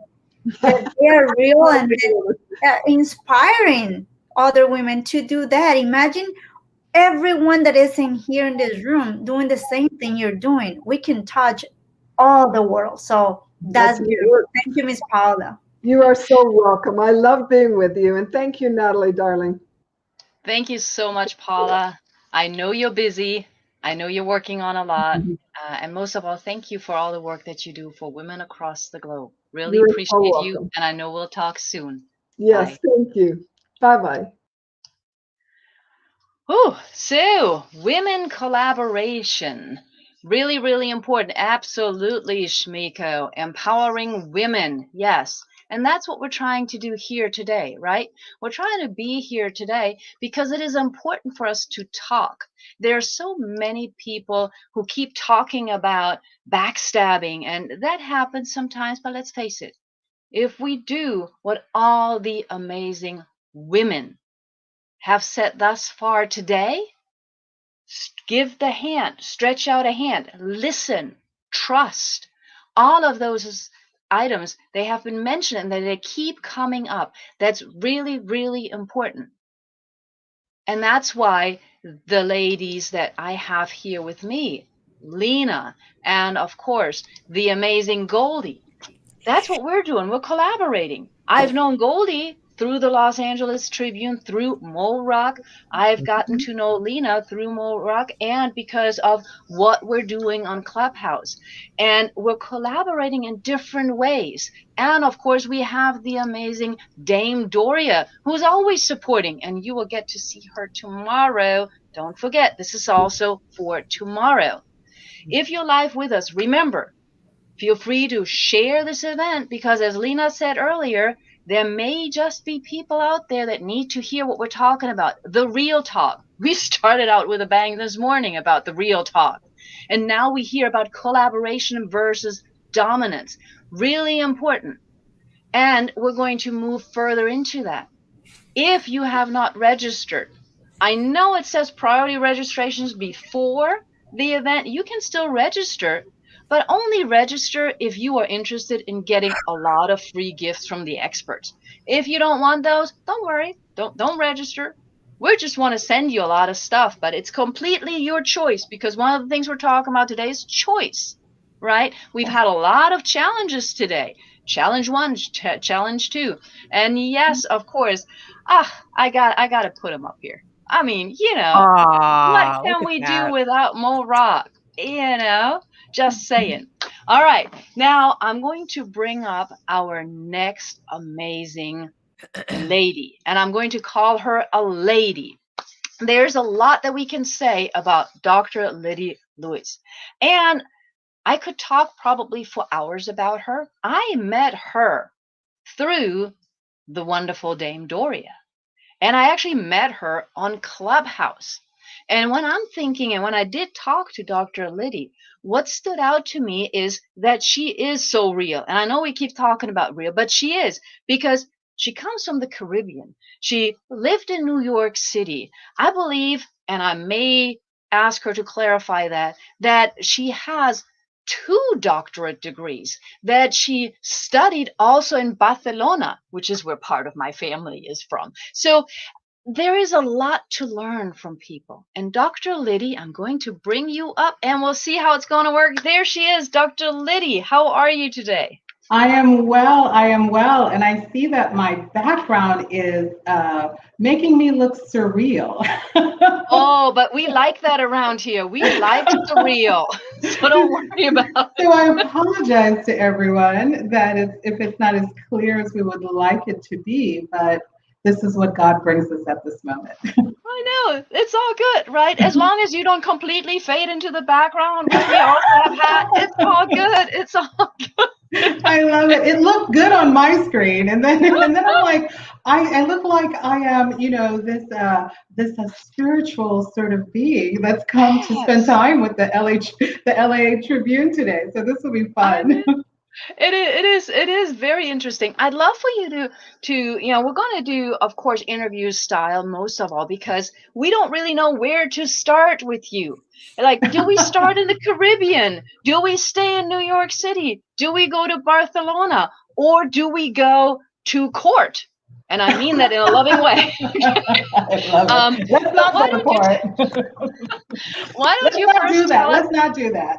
I know, okay, but sometimes it's, well, we're going to talk, of course, a little bit about intellectual property, which was brought up earlier as well by the amazing Sharon.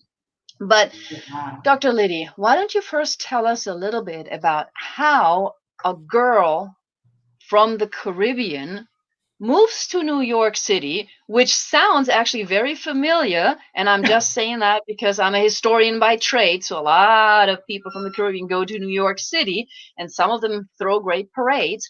Anyhow, different story. I sidetracked. So, how does a girl from the Caribbean go to New York City, get her PhD from Fordham, and then also get her PhD from a university in Barcelona? Just enlighten us a little bit while we give you the space and the stage. Well, thank you for saying that, Dr. Natalie. The truth of it is that it's always so very hard to have an idea, a dream that you want to accomplish, and oftentimes there aren't those that are supportive of that idea. And you try to find a way. I think for most people, we get disappointed, we get, I don't want to say rejected, but it feels like rejection when what we're struggling to achieve doesn't happen automatically. It doesn't happen in the time frame that we wished it would happen. We get discouraged. So for me, with my story, I came to the Caribbean because my parents dragged me from the Dominican Republic to New York City at the age of about 2. So I didn't have much in the decision-making process. And Brooklyn is a hard place to grow up. Anyone from New York knows that Brooklyn and the Bronx are probably the toughest places to grow up in. Part of it is because there's a mindset of scarcity in those 2 boroughs. And people don't have positive role models. We tend to not believe that we're enough for the world, that what we want to be, what we want to do won't be received. So we find ourselves not doing many things that we wish that we could do. So for me, growing up in that environment and growing up with a dad who was an attorney, and he was a business attorney, so I learned a lot of how I do what I do, the way that I do it, from watching him. And there's nothing like having a beautiful dad who's also super smart, who also wants to include his children in the discussions that he's having with clients. So that was my experience until the age of 9, when my dad's business partner, law partner, took off with all of the money in the business, literally absconded and left the country. And for my dad, that humiliation of him not realizing that could happen to him caused him to leave my mom, caused him to leave me and my little sister. And my mom, as beautiful as she is and as kind as she is, wasn't, I want to say, well equipped to deal with living on her own with 2 children and a house and a mortgage. And we very quickly lost the house.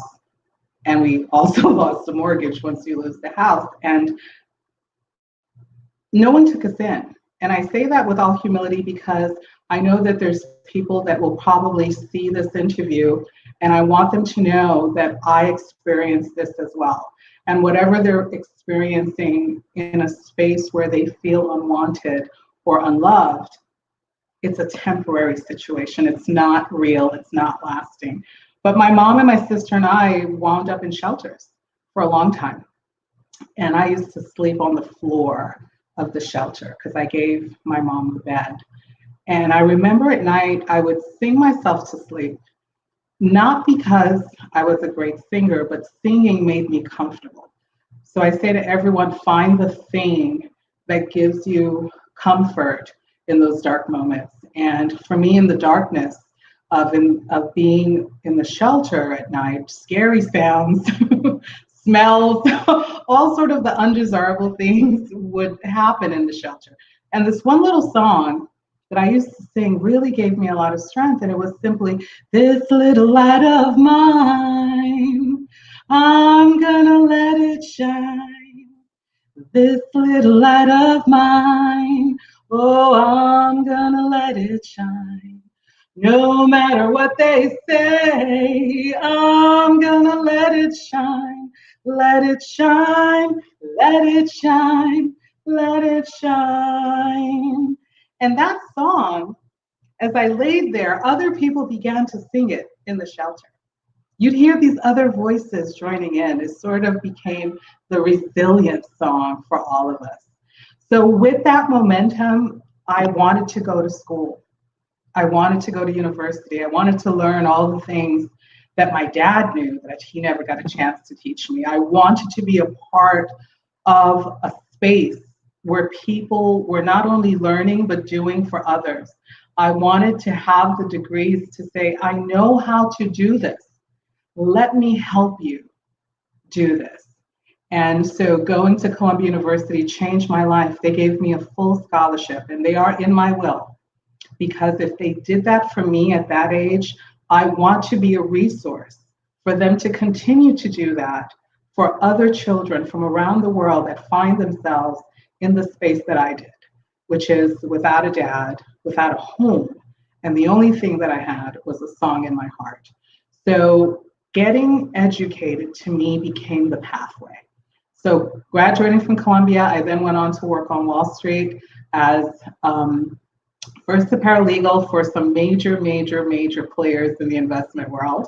Then I went on to become a lawyer, working with those major players on Wall Street. And then I realized very quickly that Wall Street wasn't designed for the average person, right? It wasn't really designed for me.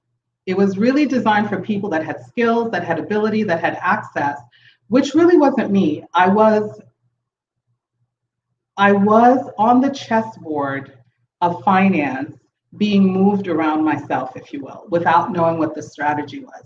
And that's when I decided to go get my PhD in Barcelona. And part of that reason was because if we remember our history, the Spanish explorers were 100 years before anyone else in terms of exploring, conquering, and colonizing other countries. And I say that because it's a fact in history. It doesn't mean that it defines who we are now. And the island that I'm from was the first place that Christopher Columbus landed when he came to the Americas. So Christopher Columbus never landed in the United States. He landed on an island that he named Hispaniola, which now houses the Dominican Republic as well as Haiti.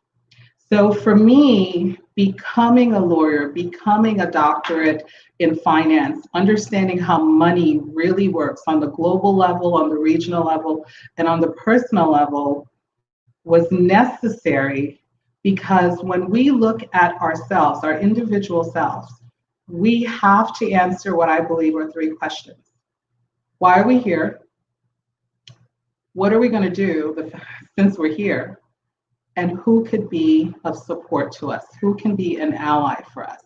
And for me, I believe that I am here to teach individuals and businesses how they can truly be beyond profitable, that it's not about the money so much as what the money provides you access to do.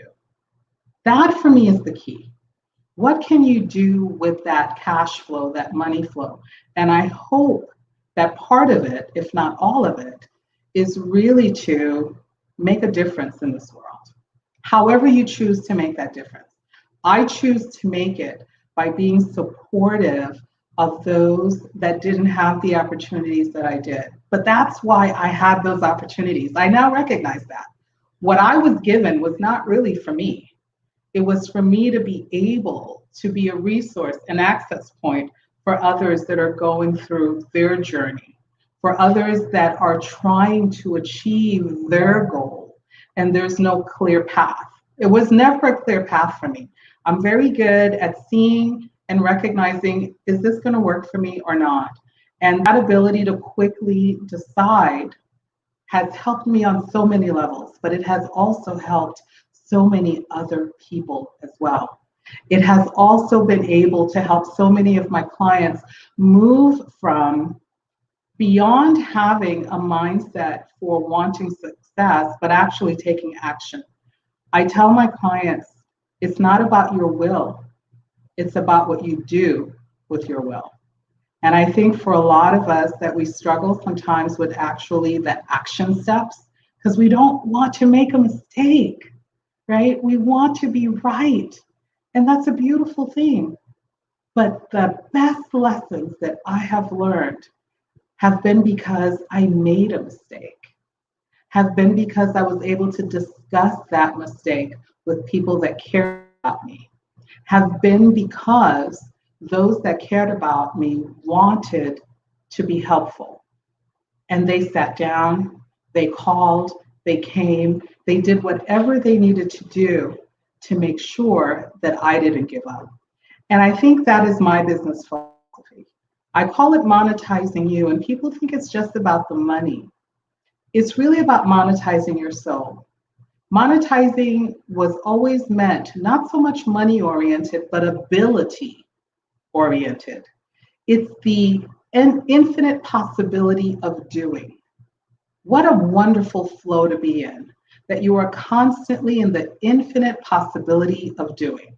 And I call that creation. And that is something that is available to us.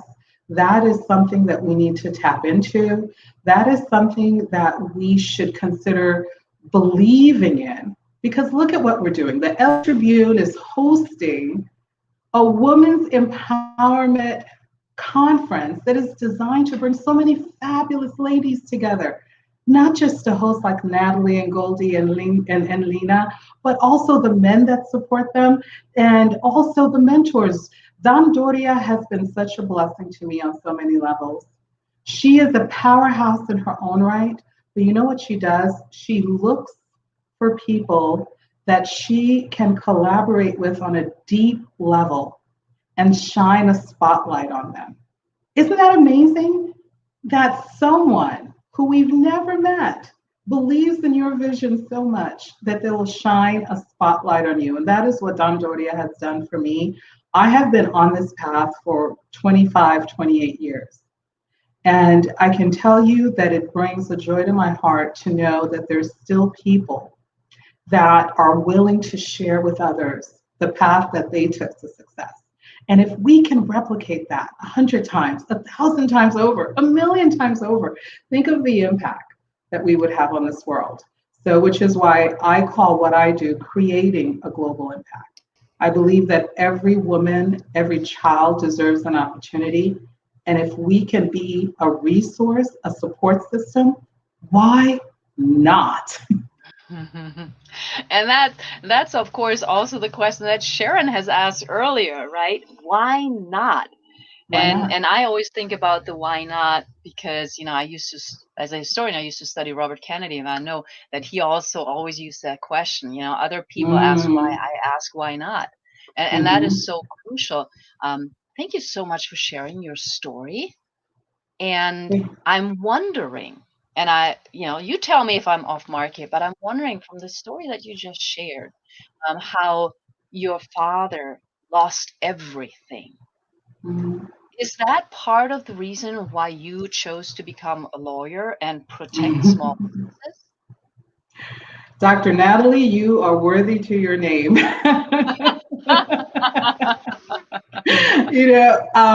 The answer is yes. I felt that he didn't get a chance to finish something powerful that he had started. I remember coming home from school and there'd be all sorts of business owners in the neighborhood on the front porch asking him questions, right? And he would answer them without charging. There were all these people always around on the front porch, the back porch, but they never went in the house out of respect for my mom. No one ever entered the house. It was, like the yard. Right. You think of a yard sale. There was a yard legal clinic. People would just come and ask him and, leave donations, some carrots, some beer, whatever it is that they could give my dad. But I felt that he was onto something, this concept of community lawyering, this concept of business focus, because when the business is doing well, the family is doing well, right? And that was his focus. Let's build these families.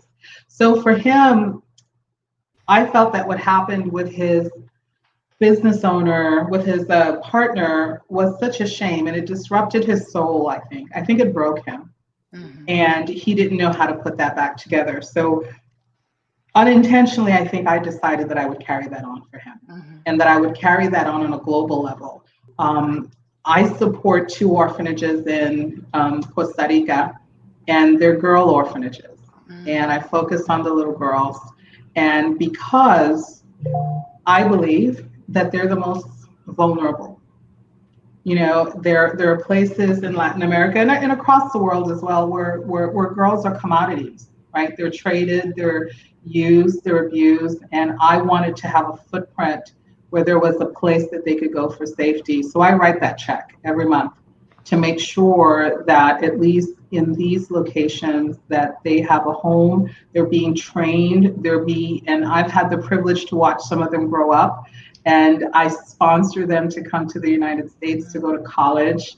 And some of them are doctors and lawyers and psychiatrists. I just love it. So I get free services, I think, right, by doing these things.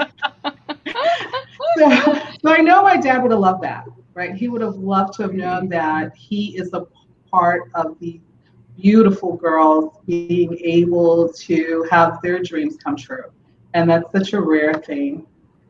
So thank you for that. But yes, I do believe he had 101% impact on me choosing my career path. Wow.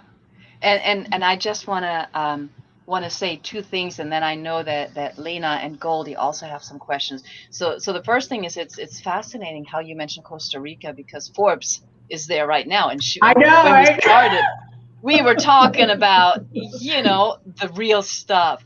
So it's just fascinating. I'm always amazed how it works. The other thing that I want to say right now, live on air, is that we from the Los Angeles Tribune want to highlight the work that you're doing with the orphanages. Oh, thank you. We would really want to, you and I will talk. We want to bring awareness to what you're doing and the impact it is having. So I'm just making that promise right now, so that we're behind you, and anybody who's ever been with us, they know that we do that. So, but that is such an inspiring story. How you, especially because you're not having a banner out saying this is what I do, but you're just doing it, right? Yeah. Integrity is always about what we do when nobody's watching, right? Oh, very true. Very true. Yeah. Yeah, I do it from my heart, because I was one of those girls. It just so happens I was one of those girls in Brooklyn, but I was one of those girls. Right. So it only makes sense to give back. Yeah. But you're not mad about it. Huh? I cut her off. Do you want to talk, Dr. Natalie? I'll step in after you. Go ahead. No, you go. You had a direct follow-up. I had something else. Go ahead. I just you're not mad about it. First off, your decaying background reeks heavily of a Louis Vuitton print, so I like it. I don't know what's going on with the little things there, but that's what. Isn't it interesting? There's a butterfly behind me. So one of my clients designs these amazing mirrored sort of spiritual, inspirational images. So they gave me a butterfly because they said I metamorphosized into this, person from what I was before. So it's on the wall, and I'm like, what is going on with my background? But you know what? It was. Then the more I looked at it, and I said it was meant to happen this way, right? The whole metamorphosis of the butterfly and things. It's so funny. But you're totally correct, Goldie. It's very true what you're saying.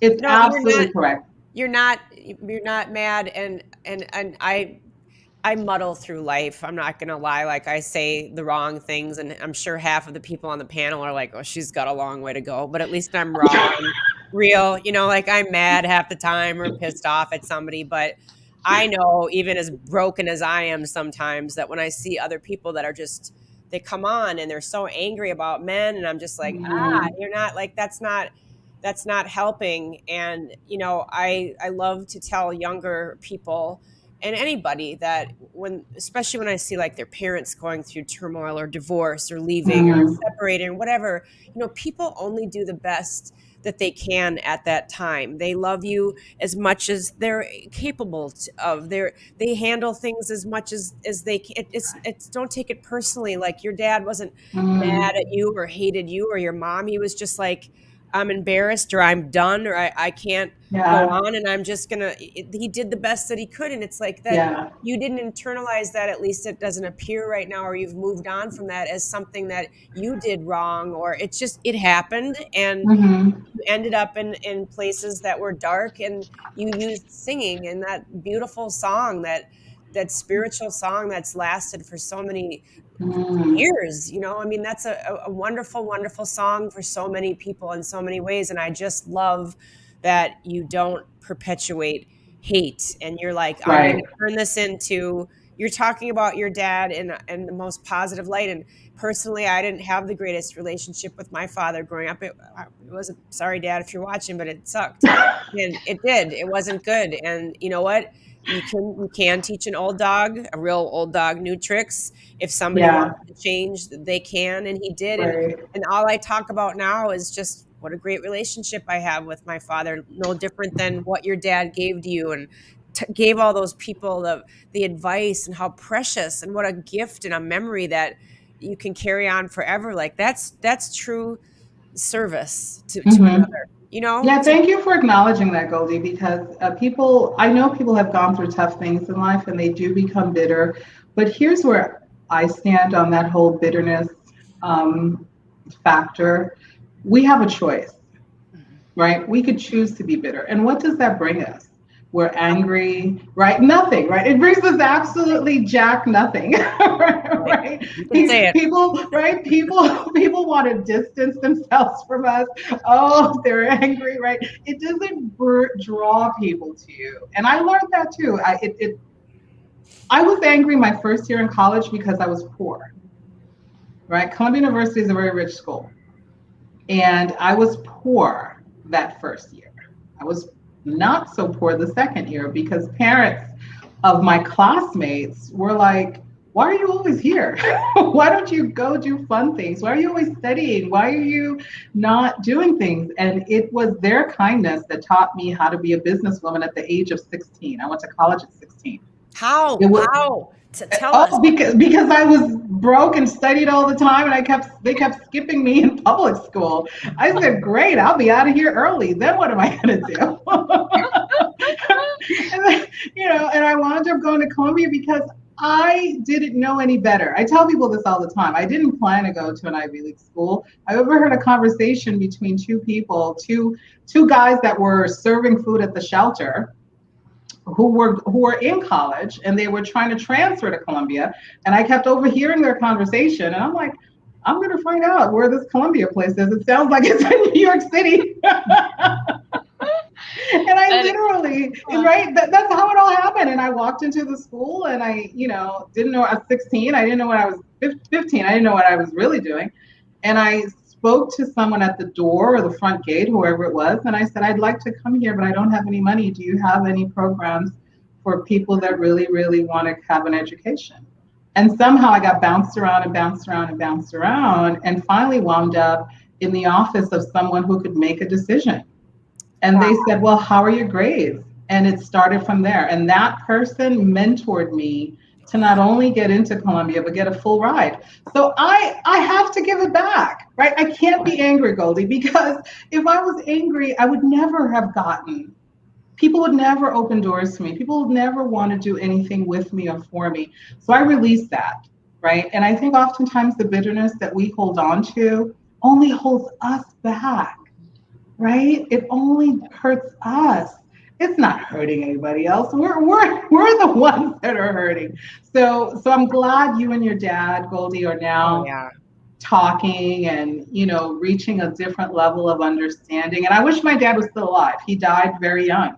I didn't want to ask, but did you get a chance to talk to him before? We did. And he came to my graduation. Oh, girl, stop it. And I didn't recognize him. Right? Because the 9-year-old eyes, right, are now 19-year-old eyes. Yeah. 10 years had gone by. I didn't recognize him, and he looked so different. He wasn't the powerful man that I remembered. He had been humbled during those 10 years of his life, where I didn't recognize him. And I cried that I didn't recognize him. And we had really good talks and really good times. And but he never recovered. And I learned something from that. But you did. I learned I have to recover, because look at my dad. He could not recover. And that beautiful brain and heart of his was never shared with anyone else after that. I didn't want to be that type of person. So it's not that I don't get hurt. Oh, I do. It's not that people don't disappoint me. Oh my gosh, they do.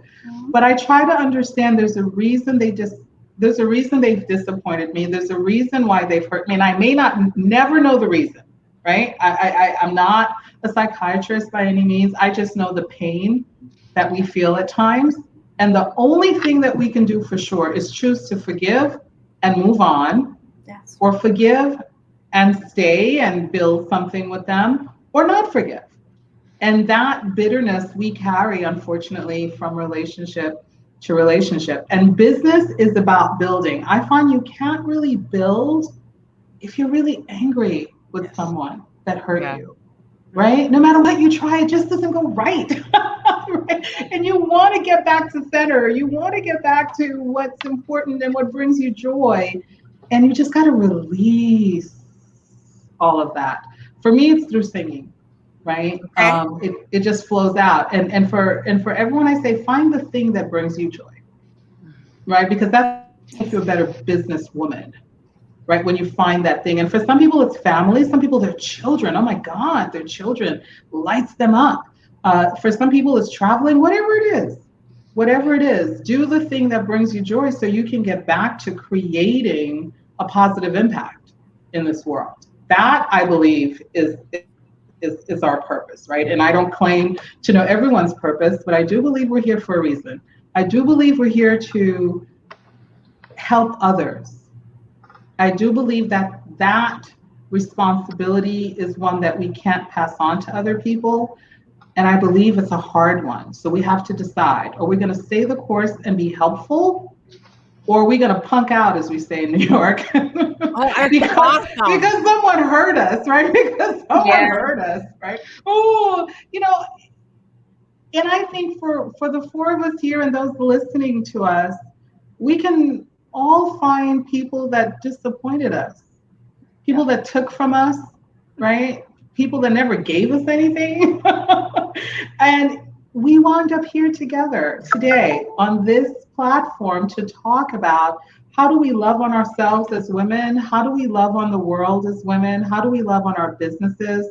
And I want to believe it was not an error that we're all meeting here, right? Of course not. Right? I want to believe that us having this discussion, someone somewhere is going to hear it, watch it, listen to it, and take something from it and move forward with their business and their life. That's what I choose to believe from this moment with the four of us on this platform.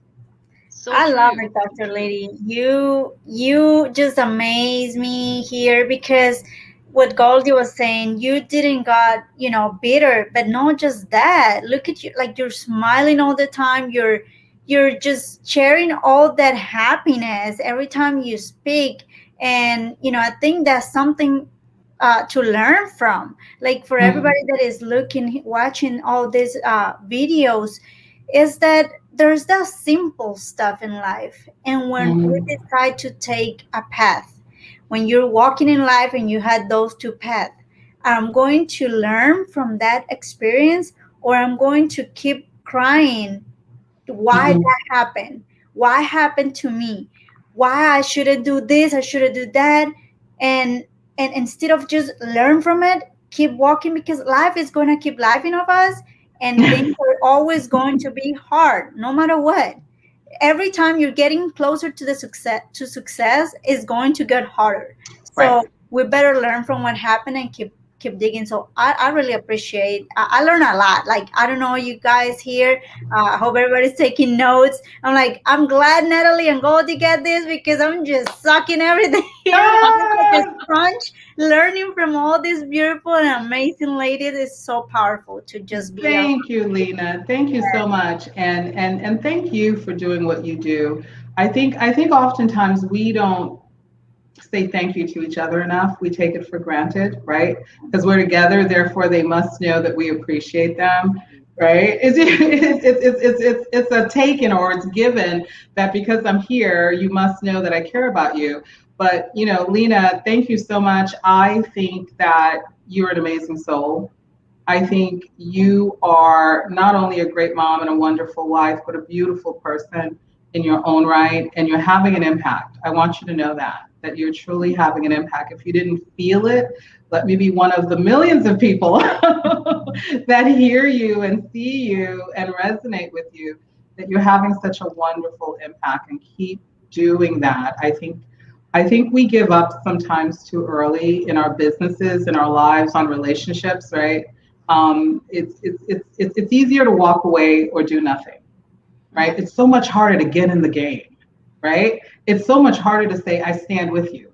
It's so much harder to say, I'll help you, right? Because then there's a responsibility that we're placing on ourselves to actually do the thing, right? Do the thing that we said we were going to do. And if I can help in any way in terms of what you beautiful ladies are building, and me Doria, as I call her, rather than Dame Doria, I call her me Doria, because Doria is such a beautiful soul.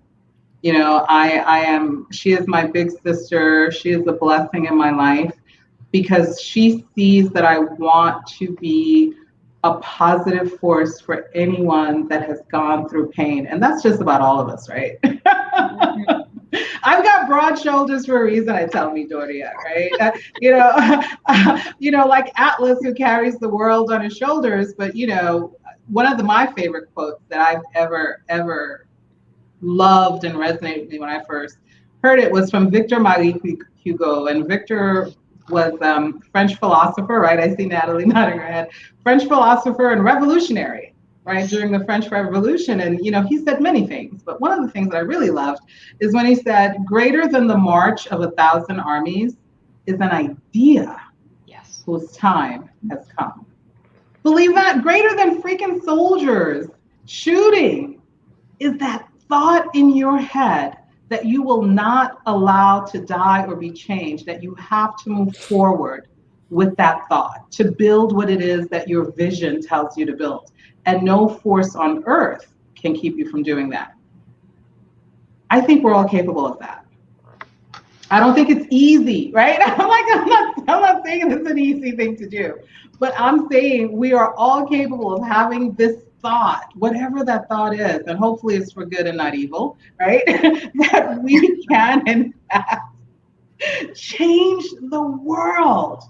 And an army cannot stop us. I mean, the rappers are great with, you know, with saying this, right? I mean, the rappers took simple concepts, but hard life, and they rapped about it, and we all moved to the beat of the rappers, that energy that flows, because they wanted to make a difference, and I think the rappers did, in their own way. They created a whole new way of seeing the world, of being in the world, and they monetize that, right? I truly believe in that. The ideas that we have deserve to bring cash flow because it lets you continue that work around the world. That's what cash flow does. It gives you options and choices, right? It lets you continue that work. That's what that's the money game, right? It allows you the ability to do the things that you want to do and do it boldly. So I am here. I am happy to help in any way that I can. That is what my life's journey is about, is changing our thoughts into actual actions. Do the thing. Yeah. Do the thing. I think, thing. Dr. Liddy, you need to write a song about that. Do the thing. It has to be a rap song, right? Well, like Goldie's going to help me write this song, right? We're going to dance to it. Goldie, I have a question. No, I have a question because I know that there was some amazing questions that Dr. Forrest and I were going to ask you. And, you know, before we leave you, and I know we're running out of time, Dr. Forrest, you know, can we talk about her website? Can we talk about her business? Of course. So that we get a chance to tell everybody, you know, yeah, okay, you're here for all of that, and that's great too. And then, as you were saying, you know, monetizing gives you options. And let's talk about, you know, what your business is and what people could expect going to you? What you just tell us about that, because I don't even know Yeah. right tell exactly what it is, but I know a little. I love it. Thank you for that. Thank you. Yeah. So, Oh, hold on 1 second, Dr. wait, Lee. hold on. Wait. Hold on 1 second. Hold on 1 Okay. second. Because absolutely I want you to talk about it. But you also keep using the word humble, right? Okay. How Yes. everybody is so humble, right? I would like to point something out that I have not found on your webpage. Okay, And I'm cool. wondering why. Okay. And that is related to the issue of being on the Supreme Court bar. What?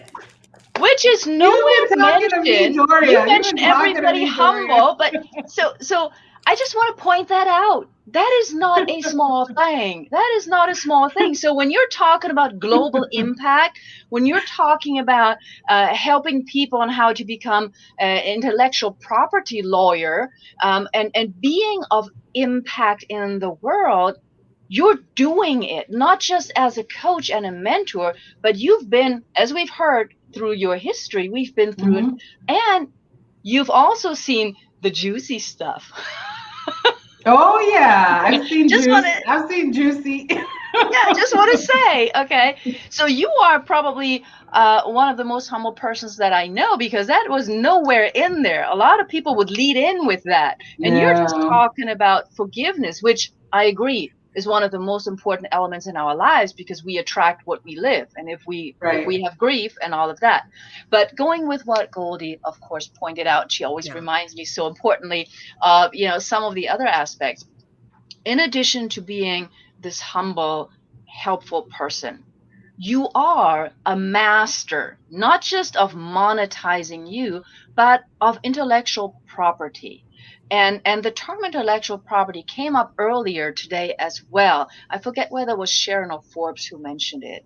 Can you maybe just briefly explain to us, what does intellectual property mean, and how do we protect it? Because we do have authors here, we do have singers and artists here. How do we protect our personal property? Yeah, thank you for that. And thank you, Goldie, for kind of setting the stage for that. So intellectual property is anything that you originally create. It's those songs that you write. It's those speeches that you write. It's those dances that you dance that you created. It didn't exist before you did it. So anything, and that could be a way of doing things. We call it a system. It could be a course that you put together. As long as the content, what you're writing down, what you're videotaping is originally coming from your heart, coming from your head, the law in the United States says it's worthy of protection. Why do we do that in the US? Why is it what we think so very important in the United States? Well, we have to think back about the history of the United States, right? The men that created the United States, whether that's Benjamin Franklin or whether that's Alexander Hamilton, George Washington, and Thomas Jefferson, those men were big thinkers. They wanted to be free from England because they wanted to express their thoughts. And they didn't want government taking their thoughts, which is the way Europe was back then, right? You thought your thoughts were not your own. They belonged to the person that you were existed under. The structure was different. It was a structure of fiefdom where the royal or the dukes sort of controlled the people on their land. So you were fixed to the land, and anything that you created belonged to the person that owned the land. So when you think about America, they call it the American experiment, it broke away from all of that. In America, you by law own your thoughts. You by law own the things that you create. Now, the trickery of that is you have to do something about it. The law gives it to you as long as it's original and as long as you take the necessary actions, the steps, to claim it as your own, right? In America, we're very good about property. You have to let people know what is your stuff. And the way you do that with intellectual property is that you actually have to register it with the government. You actually have to register it with the U.S. Copyright Office or the U.S. Trademark and Patent Office. Those are the two that will cover your copyright, your trademarks, your patents, your systems, your books, your speeches, your dances, your movies, anything that you're creating. The government says it's worthy of protection, but you have to do the thing. You have to actually do the filings. You have to actually tell them what it is. You have to actually pay the fee for the government to send you a US registration number, whether that's for your copyright or whether that is for your trademark or whether that is for your patent. Remember, you are a creative spirit, all of us. There are things that naturally come to us to do, and do it is part one. But part two is, how do you protect that? How do you make sure nobody uses your stuff? Well, you have to claim ownership of it. And that part is where the government comes in, because the men that created this country wanted to own their own thoughts. They wanted to own their own ideas. So they made it a part of the US Constitution. So you have a constitutional right to own your creativity, as long as you actually take the necessary steps to do it. Now, here's the kicker. You have the right and no one tells you how to do it. So if you're saying, well, I don't know how to copyright myself, I don't know how to trademark it, I don't know, well, this is where I believe the educational system has failed us all in the US. That they don't tell us these things in high school. Our creativity, science has shown, is at our highest point when we're in high school, right? When we're writing our poems and we're doing our dances and our songs and are doing our little engineering projects, we are our most creative. Our brains are wide open. And nobody takes the moment to tell us how to protect our stuff. And we grow up to be adults not thinking that the things that we're creating have value. They have property value, which is the highest law you can get in the United States, is property rights. Don't touch my stuff, right? Because it's mine.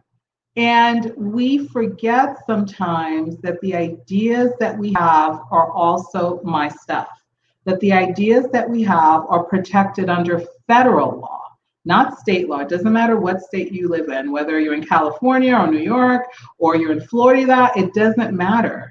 Federal government covers the entire United States and territories. So if you're in the US Virgin Islands, Puerto Rico, Hawaii is certainly a state, but way, way, way out there, still covered under federal law. So for us, in terms of being in the intellectual property state, I want us to begin to recognize that what you do has value, and it has so much value that the federal government of the United States have given you property rights, the highest rights in the US land, to ownership of the things that you create. But you must take the necessary steps to, one, let everyone know that it's yours, right? Two, block people that try to take your stuff, copy it, use it without permission, claim it as their own, put it on their books, their websites, their t-shirts. You can actually stop people from doing it. Or, as I like to say, if they like it so much, why don't you create a revenue stream from it? Monetize that. I'm happy to share my ideas with you. Here's the registration number that I own it. Now let's talk about a licensing arrangement. How are we going to make this happen for you? So intellectual property is powerful, and I think it's one of the most underutilized rights that we have.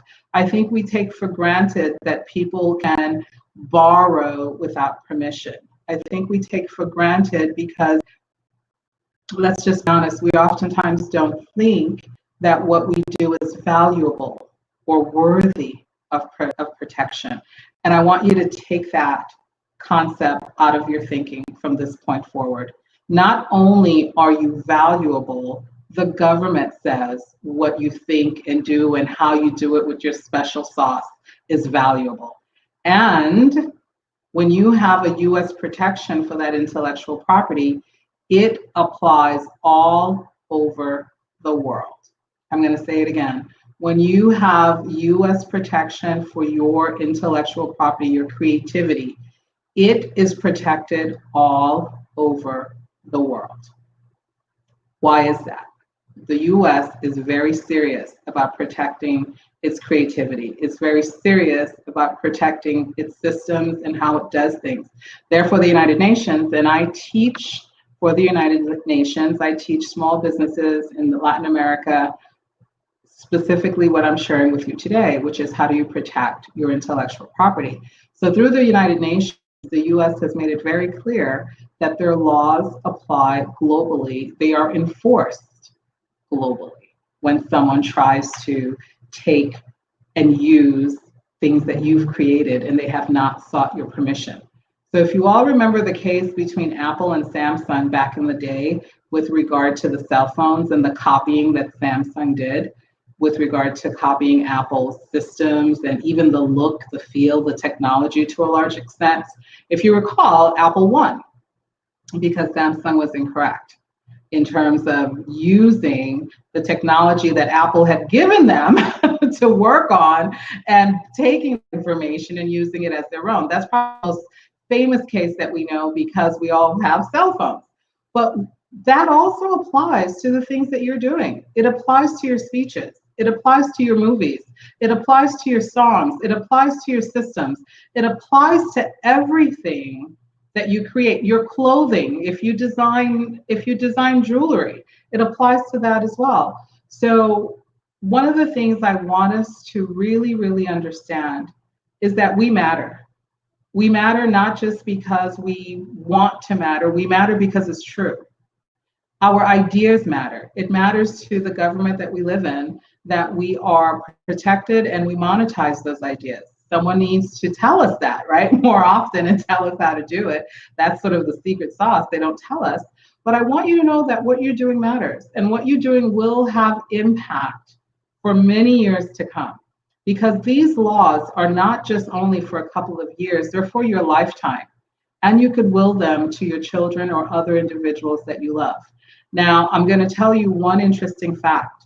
Women are the least likely to register their creative ideas.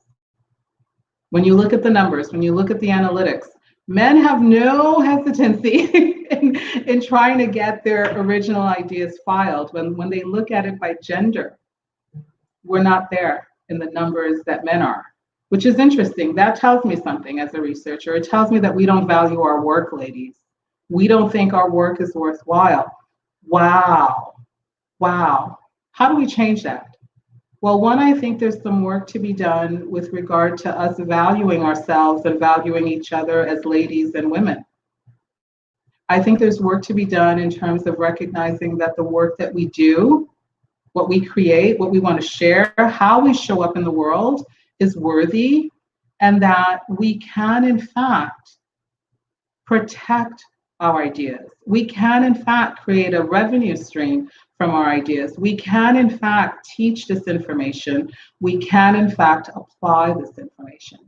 So I think one of the things this year is going to be about is rising up as women to take, I don't want to say control, but to lay claim, I guess that is control, to take control of the things that we're already giving away for free and protect that and create the revenue that comes for that. That is my wish for the next couple of months and for years to come. Claim what is ours, allow it to provide us with a revenue stream, and show other women how to do it.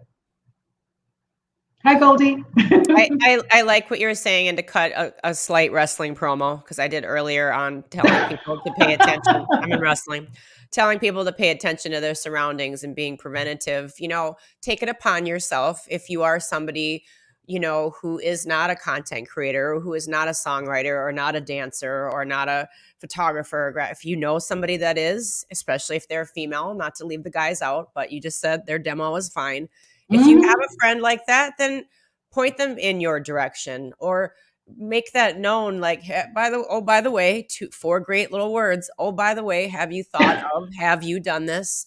And it's not like we can't Google or YouTube some things to figure out and then go to you so that we have some sort of education behind our words and ask those questions on how to do that. Because until you said all of this today, I didn't really realize that I know to copyright things. I know all that because I've been told, but I didn't know it was my constitutional right. I didn't know Oh that. my God. Yeah. No, I didn't. I mean, I didn't know that. And again, you know, most women's forums would have been burning poor Ben Franklin at the stake, but he didn't.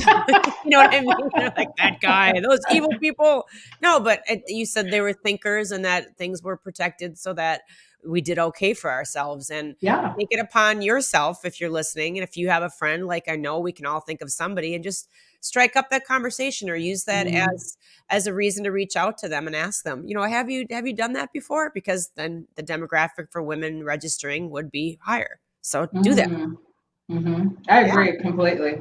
Great advice. And we should all do that, right? Just don't, if it doesn't apply to us, it doesn't mean that it doesn't apply for someone that you care about. Perfect. And what's the best way to find you? I'm like trying to stalk you online. Like, where would be the best place to find you? I'm very good about not appearing online. I've never. I see that, ma'am.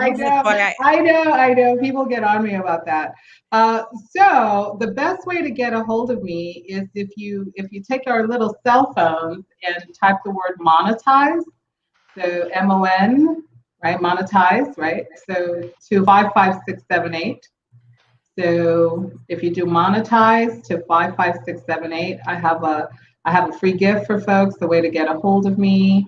And I'd love to hear how I can help. My website is drliddy.com, but it's I'm going to admit that it gives a lot of information and gives very little in terms of how to actually connect with me. So Goldie, thank you for calling me out on my cyber. You can't find Dr. Liddy. I wasn't calling you out. I just went to Goldie's like, I can't find you, woman. I went on Twitter and I was like, I heard little crickets, so I was like, listen. I'm very good at being on the DL for when it comes to me, and I think part of it is just that I have my own challenges in terms of visibility. Fair enough. That I'm so busy working and trying to make sure everyone is okay that I'm not doing the visible thing. So thank you, Goldie, thank you for saying, how do we get a hold of you, woman? I love that. Thank you. But probably the best way is to text monetize to 55678. That's probably the quickest. It comes to the phone and it's perfect for me. Sounds good, Dr. Forrest. Awesome. Dr. Liddy, thank you so much. I'm forever grateful. Thank you. I'm forever grateful to Dame Doria. Don't interrupt me, Goldie. I just had my speech prepared. We're sorry. Yes, Goldie, sit up straight. Dr. Natalie is speaking to us. Stop that, Goldie. No, she knows I'm joking. I'm going to get a little image in a minute on the back end. No, I'm so grateful for Dame Doria that she introduced us, and I cannot wait to do more things with you, to do the thing, right? Whichever thing that will be, whether that is, us talking more about the true orphanage that you support, whether that is you helping our audience understand the intellectual property even more, or whether we'll just talk about you in front of everybody, sharing all the amazing things that you do. I want to thank you so much for your time, Dr. Liddy. It's been an honor. It's been a pleasure. Thank you so much. I can't wait to see you again. Thank you, Dr. Nally. Thank you, Goldie. And thank you, Lena. This has been amazing. So thank you, guys. Thank you so much. Bye. Bye. Wasn't that funny with the butterfly? I love that. Yes, I did love it. I liked it. All right, good. So now we're switching gears just for a moment, and we will do a little bit of an experiment. So first of all of the amazing people in the virtual auditorium. I'm not exactly sure if you've been sitting all the time, because I'm going to stand up for a second, okay? Because we've been sitting for a couple of hours now. I'm going to stand up for a second, and then I have no idea if this is going to work out or not. This is an experiment. If I can't make it work, then Goldie's up, and if Goldie can't make it work, then we're stranded. I don't know what we're doing. Technology. Well, officially it is now our break session. Officially it is now our entertainment section. So, see, now she gets it. And one of the things that we promised you, and we're always working hard on keeping our promises, is to share a premiere video with you. Now, I can't tell you that I've already watched it, because then it wouldn't be a premiere. I may have glanced at it. But I highly recommend that you have something like this with you, okay, while you're listening to this. This is a tissue. It's a tissue, okay? Because it makes me cry. All right. So it makes me cry because it's so beautiful. Don't judge me. Lena's Don't gonna judge me. laugh at how bad the Spanish is. Like, it's out the No. door. But I mean, college try. I got a college try. College try. Come Look at on, Mo come Rock. I on. can see him. What's up, Mo? No, you did All great. right. You're sweet. Let's just focus and let's hope and all have positive thoughts that this is going to work. Are we ready for this to work? Thank you so much, everybody, for allowing this. All right. I appreciate it. So we will see.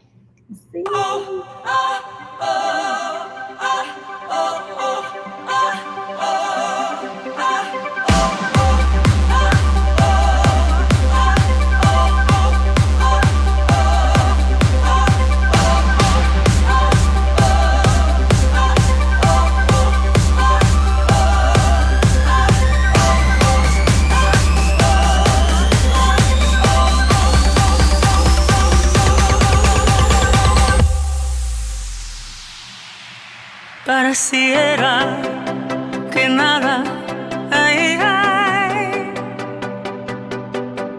un vacío, un vidrio roto por todos lados. Cuando piensas que todo pasó, un par de huellas en la arena.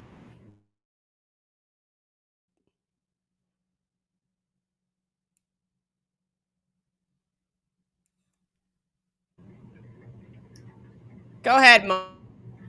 I think somebody mute the mic.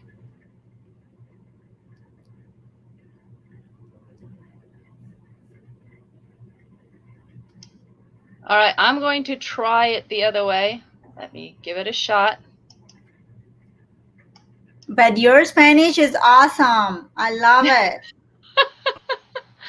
You got to give it up for college try. I didn't know if I was trying to message you, Natalie, just to see if you were streaming it from YouTube or from the file. No, I was trying from the file. It's a huge file. It's a huge file. Yeah. So I probably should have done the smaller version of it, but we can try it again. It's all good. Can you see it now? Can you see it on the screen? I'm not being able to see that. I think you need to exit the other thing first. That's a great idea, but it tells me that I'm sharing screen. Okay. Yes. See, this is fun. This is what we do. I don't even mind, and it's our this video. This shows this is real. This is real women here trying to figure out this technology and put it. Okay, trying it here now. If you can't do it, I can do it.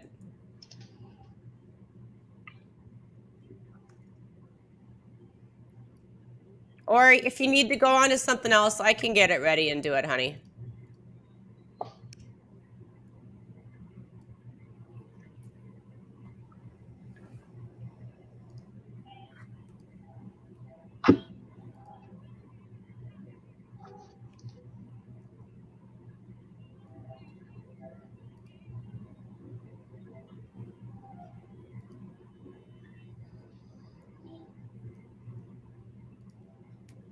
Do you want me to do it, Dr. Forrest? Not working? No. Do you want me to do it? I think if I just do you go ahead and do it. I can listen to it all day. So no, it's okay. I think. Well, I don't want to mess it up, but no. Can Mo do it? Oh, Mo, somebody's got it. No, okay. that wasn't. That was the one that was not working. Okay, initially. Let's kick that out. Can we just get rid of that? How about Mo does it? Mo, can I just give you What's up, golden peeps, beautiful people? It's your girl, Goldie. How are you? I'm always talking about great products that I use that keep me on track to either kickstart weight loss for somebody that I know or me, gain lean muscle for everybody, because everybody doesn't eat perfectly, if you know what I mean. They have custom nutrition. This is geared towards you by a questionnaire. Yeah, all right, we're going to try that via the YouTube link. Moving you had? on. Mo and I are talking. He's gonna upload it. We'll get the music video One thing we saw is that Goldie is a super skilled woman. She sings, she does videos, she does commercials. Like, I just love it. I'm like, wow. It's all good. It's all good. I appreciate you guys. We'll get to that later, but thank you, Lena. Dr. Forrest, who is our next guest that's so patiently waiting in the green room? Yes. Well, don't. I also want to talk to you for a second. No, okay. that's fine. I appreciate it. Okay. No. We talk about humble. I know the wonderful lady who's waiting in the back. That is not the issue. We are audience. We are going to get this video working somehow, and we're also going to put it into the comments right now in case for some reason us women, you heard us all scream for Mo. Sometimes we are able to ask for help. Yes. Okay, just pointing that out. Women are able to ask for help. But I also want to ask you, Goldie, even though we're not right now able to show the video. Yeah. That video, tell us a little bit about the video. Tell us a little bit about, because you've told me a little bit of the background story. Tell us about the video and the song, because there's a lot more to the song that we may see on the screen. Yeah, so I mean, the last guest that we had was really good at turning Shiznit into Shinola, and making her light shine. And the original song in English was written, and it's, we're not a Christian band, but we do like to give praise to the big guy upstairs. And like another guest was saying, it doesn't matter what you believe in, just that you're giving, praise to your spirituality, to your God, to your angels, to your universe, whatever that you're thanking. So we're not a Christian band, but it's a song that was based on the Footprints in the Sand poster that a lot of us had growing up, where you're angry at God because you feel like you're walking alone, and he kind of smiles, puts his hand on you, and says, well, when you see one set of footprints in the sand, that's when I was carrying you. And like, even talking about that, like, it makes me cry, because I think so many people that don't believe, if they just open their hearts to whatever came, that they would realize that they're not alone, and that there is something so beautiful and someone so beautiful out there, whether it's Jesus or Buddha or whomever. Like, there is a presence that can hold you in the palm of their hand. So part of the song is based on that, and then the second half is based on Shel Silverstein's the Giving Tree, which, if you actually think about it, is very similar to, like, again, Jesus on the cross. Like, it's this piece of wood, and it gives all and ends up like as nothing. And so it's a very personal and beautiful song. But the record deal that I was in at the time when we were conceiving of a video, I was in a really abusive, horrible deal. And one of the executives was very abusive. And I remember we filmed a bunch of stuff at the waterfall, and he just said, no one's going to care about another girl singing at a waterfall. It's been done. Why don't you try something that's going to really get people's attention? And so it wasn't in those words. And I just remember sitting at the end of my bed, like, literally feeling like I want to die. I can't believe that I'm not in a sexual or, boyfriend, girlfriend type relationship, and I still feel this same horrible emotional hangover from another creature, this guy. And I was just like, is it ever going to end for me? And I just literally felt like I want to die. And I was like, all right, well, that's what we'll make the video for. We'll make the video in support of suicide prevention and mental health awareness, because I was feeling like that. And I was like, what can we do? And the first video, All to You, the English version, is a lot of great people in rock and roll and wrestling and entertainment that lent their time to show what it would be like if they took their own life. Like, who's left behind, what loved ones, what friends, what family, how do they cope or don't cope with what you chose to do? And that was the first video, and it's really hardcore. But then we got nominated for a Dove Award last year. And then I thought, this year, Dove Awards rolled around again. I said, could we submit the same song, but the Spanish version? Because it's in French and it's in Japanese and Spanish. And I try to cut songs in 5 to 7 languages. And they said, yeah, there's nothing that says you can't. But I said, well, how about the video? And they're like, we already did the video, so you cannot. So I said, what if we just revisited the original Waterfall Girl, and then get our new guy, Serge, bring him out in the freezing cold winter snow, put him at the waterfall and make him do it, and then get some other images of nature and things in there to make it like really pretty and, Lena, very cheesy, and I'm aware of that. But it turned out really, really beautifully. But it's what's behind it. And it's a story of just like not giving up and persevering. And for people that are artists out there, this is very important. I want you to hear this, please. For people that are artists out there, or for people that are starting their business, or who need to revisit their business or find joy and just birth it again, like, you don't need to have a ton of money to do that. And I think so many people think, well, I could never, or I can't because I don't have a budget, or I don't have that. You know what? Then get off your butt and go research, or do what people were saying and collaborate and find out, like, okay, well, I can do this and you can do that. So what can we do to trade, and how can we help each other? You know, maybe I can take photos for you and you could do video editing for me, or maybe I can give you a cow or chickens or whatever the hell you have. Like, don't be afraid to ask, and ask big, and collaborate, and know your worth, and know that you do have something to offer, and value that, and use that as a substantial source of trade. People did that back in the day, and we need to do that more. So, I mean, this video looks like it costs like $1 million, but a lot of it's just stuff that I learned the hard way over and over and over on how to create beautiful images or where to find them. So a very good story, backstory. Thank you for asking, Dr. Force, of perseverance. Awesome. And we also persevered, and we got the magic maker helping us. So let's see. I'm holding my breath. The bag's out again, though. We're good. It's all good. I'm gonna try it. All right.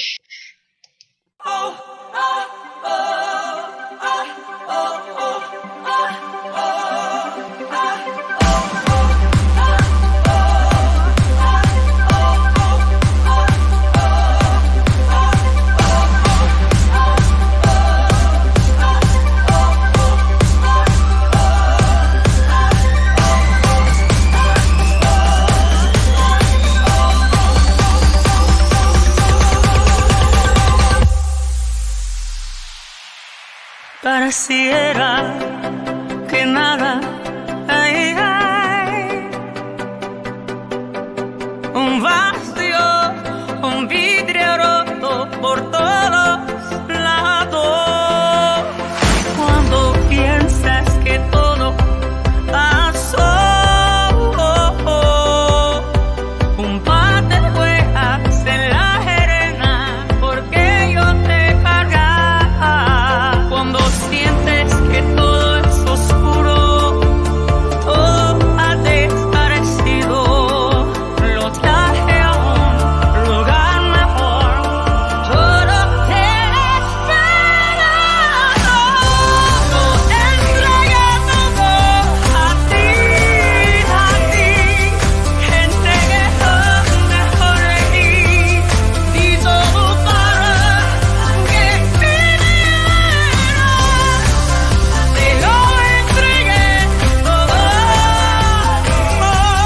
no me importa lo que has hecho, la decisión fue tu vida.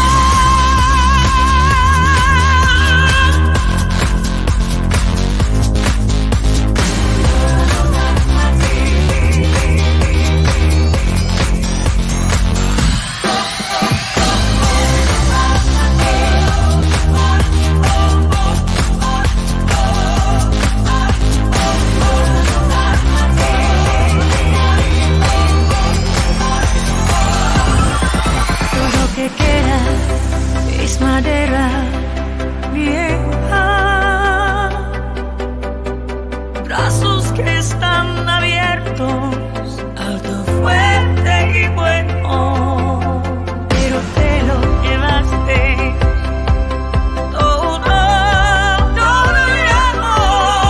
Comiste ese fruto, cortaste las ramas y no pagaste. Un sacrificio que valió la pena, aun cuando no fue entregado a ti, siempre sin condición.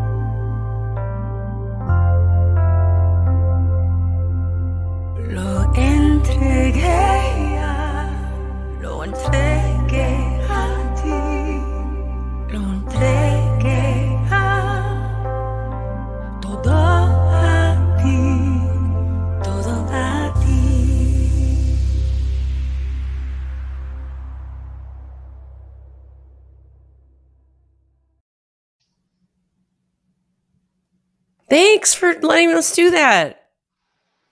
No, thank you. Yeah, and again, like I want to tell the people that are watching, and like I don't really share this with people, but it was Sharon Lecter that was talking about concentrating on the 20% of the people that get you and the 20% of the customers that really dig you. Again, the 80%, or not the other, whatever the other percentage is, I suck at math. 20% are angry or whatever, and then the rest of them, like, you need to worry about like getting to know you. Like, we do have a Patreon, and we've got amazing patrons. And the only reason we can make videos like that is because they help us. Just like Dr. Lewis was saying, like she had people that helped her out. It's like you have to ask or shower people with gratitude when they do come out of the woodwork and say, what can I do? And maybe it's a couple bucks a month, or they let you use something, or somebody mentored me just a couple times and taught me Final Cut Pro or Premiere and how to edit. And I could have spent $5,000 having somebody edit that video, but I did it myself. And I'm not too humble I am humble, I'm not too proud to say that. Like, you don't have to spend $1 million to get your point out there or to get your work out there or your piece. It's like, but you do have to show some grit and hustle and like be willing to learn or to ask for help. And like, I was mentored, and now I just literally watch YouTube tutorials, or I take people's master classes and I learn more and try to get better. And even if you put stuff out, if you ask some of the most successful, we're talking past $1 million earners with YouTube, what their first content was back in the day when YouTube debuted, it's junk. And they'll be the first ones to say the audio's terrible, there is dead air, it's not at all. But you know what? They started someplace and they did it. And I would hope that people would follow our band and watch us as we grow and get better and better, and use that as inspiration to do the same with your business and your brand.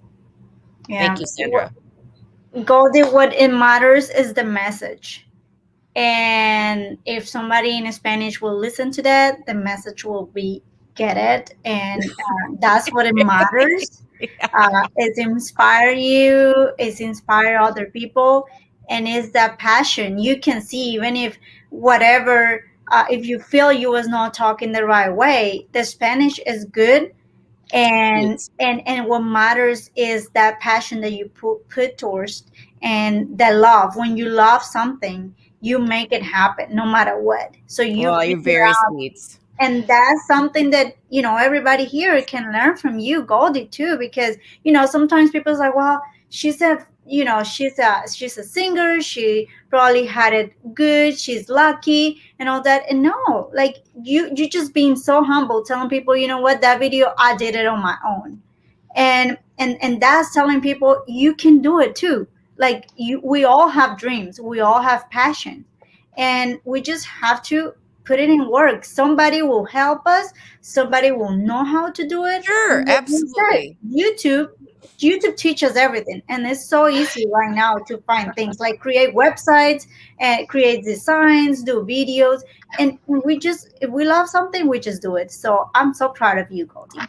Very, very sweet. And I did go to 6 different people that helped me with the translation for that. And at the end of the day, I had a 15-year-old young lady who sat down and basically sang it the way she said it. This is the cool way to do it. So some of my older Hispanic friends are like, well, I don't like that, or this isn't right, or whatever. But at the end of the day, I kind of went to like the younger crowd and just said, how would a hip person say this? Or, you know what I mean? So different opinions, but at the end of the day, I'm just going to put it out. If it is what it is. But the message is, and I did have help. Obviously I didn't shoot myself, Israel, and shot myself and Rod. You can get things done. And if you can't get your website done these days, you're sorry. Like, get a website done. They're so easy, like, to do your own website, please. I was laughing right now because, I don't shoot myself. It's like, no, don't shoot yourself. You started out telling the story by how you felt. Okay, no, don't shoot yourself. Yeah, no. Oh, yeah. No. But while I meant we're shooting with the camera. I know what you mean, but it was like, no. But I do want to bring our next guest in. And the reason why I want to bring her in right now before I actually introduce her, because I saw her reaction listening. Oh, she's so, and of course, now she's frozen. Hold on. I'm going to take her back out, and we'll see if she. There she is. Hold on. There she is. Now she's there. Hi, Denise. Okay, there's Denise. She's a little lag. There we go. She's lagging a little bit. We see. Is it to me or do you also see her? Yeah, I can see all of you. Okay, let me take you out for a second, okay? Because I saw her reaction during the song, and so therefore, I want to make sure that she tells you as well. So Aw, you're sweet. let's try this again. Now she's there she is. She's still I look like frozen. I'm crying. Okay, she's been so patiently waiting, and now Denise, can you talk? Can we hear you? I can hear you. Can you hear me? we can hear you. So just talk right now. You look beautiful, even though we don't see your mouth moving. I look like I'm crying in that picture. But you're beautiful. Now here you come. Denise, Oh, do you have an Ethernet cable plugged into your computer by any chance? No, I do not. Okay. Can you grab one by any chance? I think it'll be fine. I think it'll be fine. Yeah. Okay. I think it's just all of us here. So Lena, I'm going to get you out of this right now. Let's see if that's gonna get. I'm gonna take myself out a little bit because I see her moving. Yeah. I think it's just me and Denise throwing me to the wolves. Yeah, I feel that way. Come on, Goldie. Is it working now? I think so. It seems to be. Yeah. Well, before we get into you, and then Dr. Forrest, you can dump me and you can come back in. I guess she wanted to bring you in before we even introduced you because she said that you were reacting a certain way. So, however, if you were throwing tomatoes or smiling, however, as long as you were reacting, I thank you for that. That's very kind. I don't know what your take was on it. I have to tell you, I was so touched by it. My Spanish is very little and very bad, but so it wasn't the words, it was everything else, how you embodied. And I got to tell you, I want your crown. Oh my God. It was awesome, but everything about it was so moving. And the crown, I made the crown out of barbecue skewers and some flowers that I got at a thrift store. So I thank you for that. No, don't tell the secrets. Oh no, that's intellectual property. That's intellectual property, Goldie. Go to Dr. Liddy. It's on Pinterest.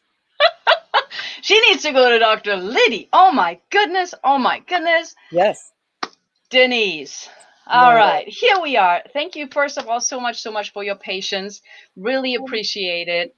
And I am excited that you're here because for this afternoon, we're switching some things up a little bit. We've had a lot of powerful messages already. Yeah. And what keeps coming back, of course, is the understanding about we need to focus on us, self-care. Your cup has to be half full, forgiveness, and all of that. Those to me are all things that have to do with wellness. And maybe that's just because I'm me. Now, you have your own story, of course, when it comes to wellness. And one of the many things that I love about you is that you call yourself a reformed health insurance agent, yes. Which just makes people go, what? So can we start out by you telling us, in a nutshell, who you are and what you do? And then I'll have some questions for you. Absolutely. Reformed health insurance agent just kind of came to me one day. After 30 some odd years in the insurance industry, I guess you could say I saw how the sausage was made. I had been on all sides of it, from being an insurance agent, owning my own agency, being on the carrier side, being appointed to serve on the Health Plan Advisory Committee for the formation of our state's health insurance exchange. And I saw how the sausage was made, and I knew I wasn't going to be able to have an impact. So, for me, the short version of my story is, and it resonates with what some of the other speakers have said, I woke up one day nauseated with the thought of going to work. And that was kind of the defining moment where I said, I needed to get out, and I need to get out right now. And that what became the beginning of creating You Define Wellness, which is an employee benefit plan for healthy living. Absolutely. And so that is the interesting piece, right? You got an inside look and you decided you don't want to do it anymore. I'm going to paraphrase what you said, right? And now you're doing You Define Wellness. Yeah. Now, You Define Wellness on the one hand sounds very esoteric, very woohoo sort of thing. But you actually have principles behind it, which I believe are like the 8 dimensions.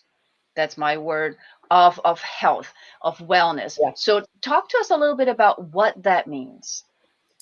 Okay, so for most corporate wellness programs out there, they're focusing on physical wellness, emotional wellness, maybe financial wellness. But the fact of the matter is this whole thing is it's a myriad of dimensions, and it encompasses also, besides the physical and the emotional and the financial, it includes social, it includes spiritual, it includes occupational, environmental, intellectual. And so our philosophy is to bring in programs that honors what an individual will use as their definition of well-being. Thus the name. You define wellness. I'm not going to define it for you. We have things in our plan that roll people's eyes. We have spiritual advisors. We have intuitive counselors, which are also known as psychics.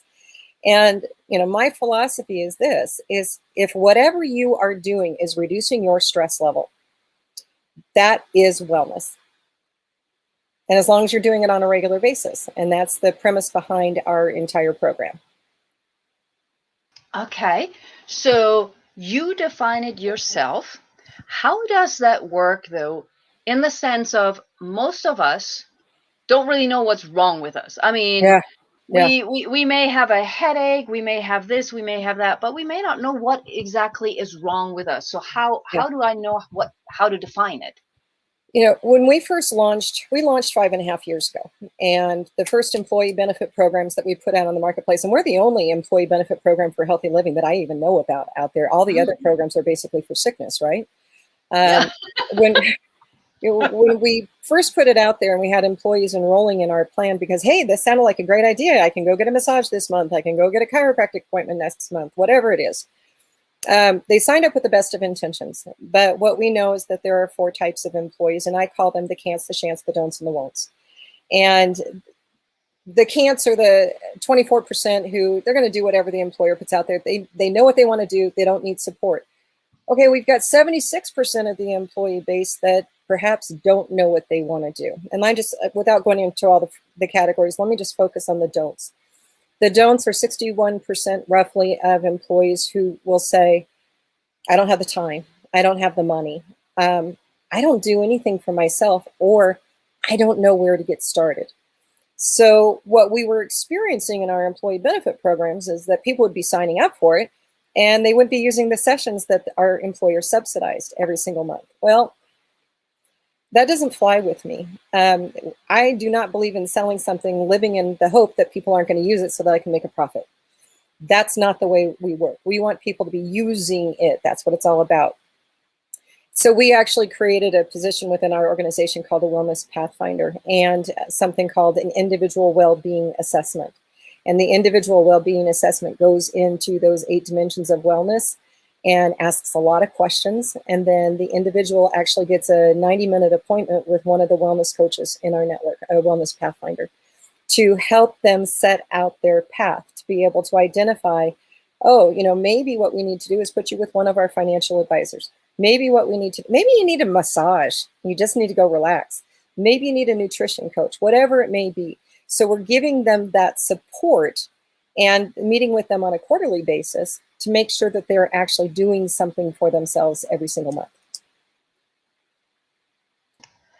And just so that you know, Denise, I keep removing myself because you seem to be more lagging when there's somebody else on the screen with you. So just to explain that part, I'm not trying to hide. Goldie's not trying to hide.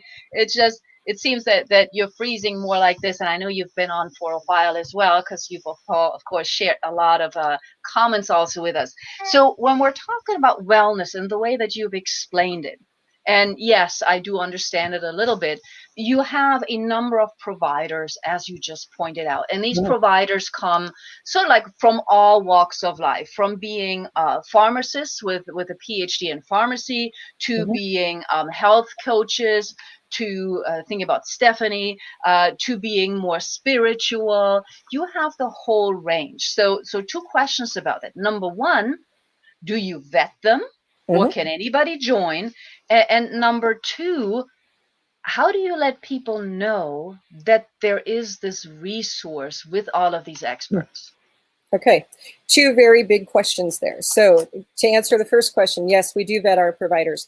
And if there's any provider directory out there that you're getting tapping into to find a health and wellness provider, make sure that they're vetting them as well. Vetting means that they're doing a criminal background investigation. They're checking their reputation. They're checking their licenses for disciplinary actions and stipulations if they have a license filed with the state. It's extremely important to do that. And one of the reasons why we continue to do it, and it was a good decision to do this, is that we had somebody who applied to join our network. And in the course of conversation with him, he said, oh, you should probably know that I had a lawsuit against me. A woman, miscommunication, she filed a lawsuit for inappropriate touching, only to find out that there was a lawsuit. He just didn't tell me it was a class action lawsuit with 24 women. He's not in our network. We are looking for people who are independent health and wellness professionals. We do not have franchises in our network. We believe in supporting small business owners, and that's the independent health and wellness professionals. So there is an application process and a one-time fee for joining our network, no monthly fees. And so, we have some parameters with it. And then and just so you know, we have, I think, 130 modalities on our plan. So everything from that pharmacist that you mentioned to MDs and RNs and NDs and people who don't have licenses, but they have training and certification and coaching programs. So it's a very, very wide range of individuals that we have in our network. And then part two of your question was that how are we getting the word out? Was that correct, Natalie? Yes, how do you get the word out, but also because I personally know how much you care about the providers and how much you highlight them. So what's the process for that? And you offer a lot of, we talk about giveaways, right? You offer a lot of education on a constant basis. We do. Being a small business owner ourselves and a startup organization, we have to utilize every free service that is available or low-cost service. So we do a ton of stuff on social media. We have at least 3 events going on every single week, either through Zoom or Facebook Lives, featuring our providers in our network, because it's really important to me to get the word out as to there are other paths to healthy living. And the reason why I am so adamant about it is even when I launched this company, I didn't know that there were so many different paths. My husband's a massage therapist. He has a Reiki practitioner in his office. He has a nutrition coach in his office.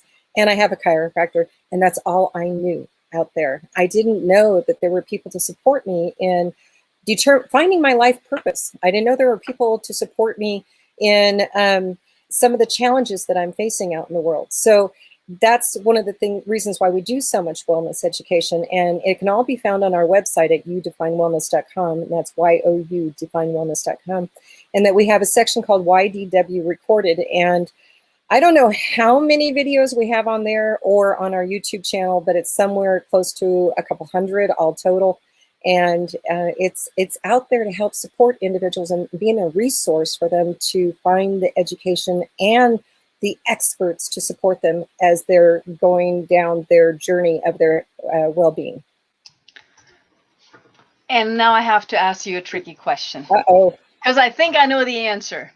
I know that the topics range, especially on Fridays, from how to garden to hair analysis, to having conversations with your boss, for example, at work. What is thus far the most successful or most viewed video, and why do you think that is? So the most viewed video that has just gone viral on us in the last 6 months, and it blows my mind, is the title is Adult Daughters of Narcissistic Mothers. And 6 months ago, we did it about 2 years ago. And 6 months ago, it went from here to this. And I cannot believe the thousands and thousands of views and the comments we're getting from people. And, why did it suddenly take off 6 months ago? We can think back as to what happened in our country over the last 6 months, and maybe that had something to do with it. I don't know why it went off, But we actually are putting together a program for later this month. We just, I think, posted it on our Facebook page. That is a kind of part two. The person who we did the video with, one of the providers in our network, Diana Calvo, we are actually going to be doing this one is, we had some comments. Well, what about sons of narcissistic fathers?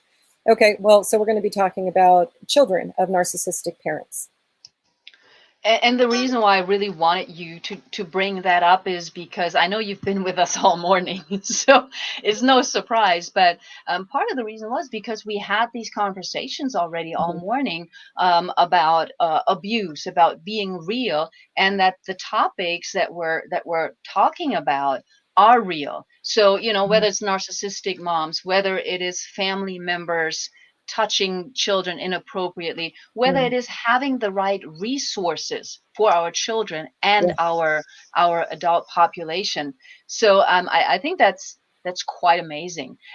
Let me ask you like one final question, sort of, and that is, you've explained that you have that health card. You've explained sort of how it works. Do you have, like, what sets you apart from an HR manager trying to provide training or getting classes into the company? What's the difference? Well, the big difference is the HR manager has other job functions. You know, a business is not in the business of taking care of their employees. They're in the business of selling widgets or whatever their services are. And so in order for them to build happy, healthy, and thriving employees, which are critical to business success, I mean, let's face it, if somebody has a bad experience with one of your employees that is an unhappy person, they're not going to come back and they're going to post about it on social media, how horrible it was. So it's knowing where the resources are. That's the number one thing we hear from HR people, is that it's time consuming to find the experts to bring in for wellness talks for their employees.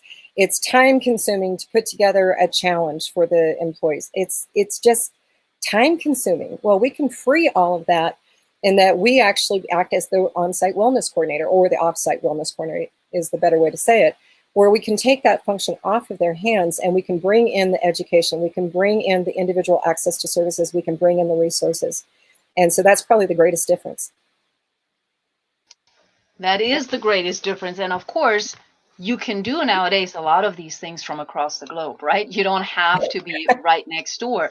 If you find a provider, I always say that, sidetrack. I always say that, you know, we talk about coaching, we talk about doctors, find the one that you actually resonate with. And so it doesn't matter anymore where they're at. Denise, to me personally, I think you're providing an amazing platform, not just to providers. So if there's anybody in the virtual audience right now who has any need or desire to reach more people and maybe get access to corporations, you know, you might want to reach out to Denise. Or if you are an HR person who needs help figuring out what does wellness mean in the sense of what can I bring in. Having said that, Denise, I do want to give you, like we do with all of them, I'm not going to use the word last, I'm going to use final. What are your final thoughts or comments for us today? And I'm going to give you the platform. Thank you, Natalie. And I'm actually going to deviate away from wellness and talking about that. And I want to go more in line with what our other speakers have been talking about this morning. And in this particular case, it's going to be following a dream. If, you know, I woke up literally one morning, December 1st, 2015, literally nauseated with the thought of going to work that day. I knew I needed, in order to save my soul, I needed to quit doing what I was doing. I've been trying to get out of what I was doing for a long time, and I just took a leap of faith and I left, and I did not have a backup plan. And for me, literally, it was 4 days later in a meditation where I heard these words that said, you know what you need to do. You've got the skills and experience. You have the resources. Get off your butt and go do it. And it was Launch You Define Wellness. And so I'm going to share this. If you have a dream of something that you want to do, and you're waiting to line up the money, waiting to get sponsors, waiting for whatever it is that you're waiting for, it's going to be kind of like having a baby. If you wait until you can afford to have a baby, you're never going to have one. So do what you can every single day towards that dream that you have. That's what I did at You Define Wellness. And I will tell you that I am a different person than I was 5.5 years ago, that I like myself today.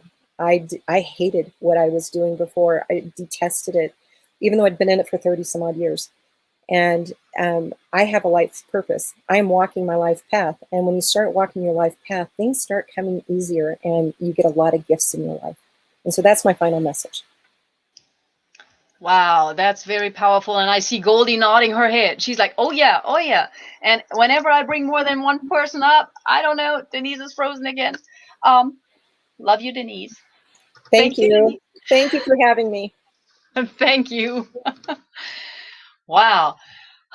Okay. I hope we can make this. Oh, you're on mute, honey. You're on mute. You're on mute. You got I said, I like Denise too. She said, I like me now. And I'm like, I like her too. She's a good vibe. Good, That's gentle awesome. pup. Good, gentle pup.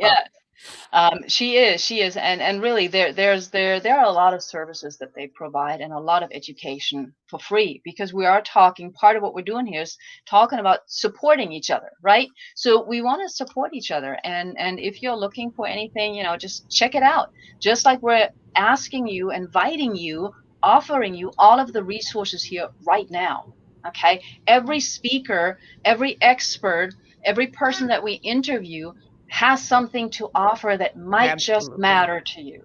Which Absolutely. reminds me, if you haven't signed up to register and you get inspired that you might want some of those gifts, just a thought, again, just a thought, not pushy, but I would highly recommend that you register at latleap.com, because we're also having other major experts coming up. And I'm going to give the mic and the platform to Lena to introduce our next amazing expert.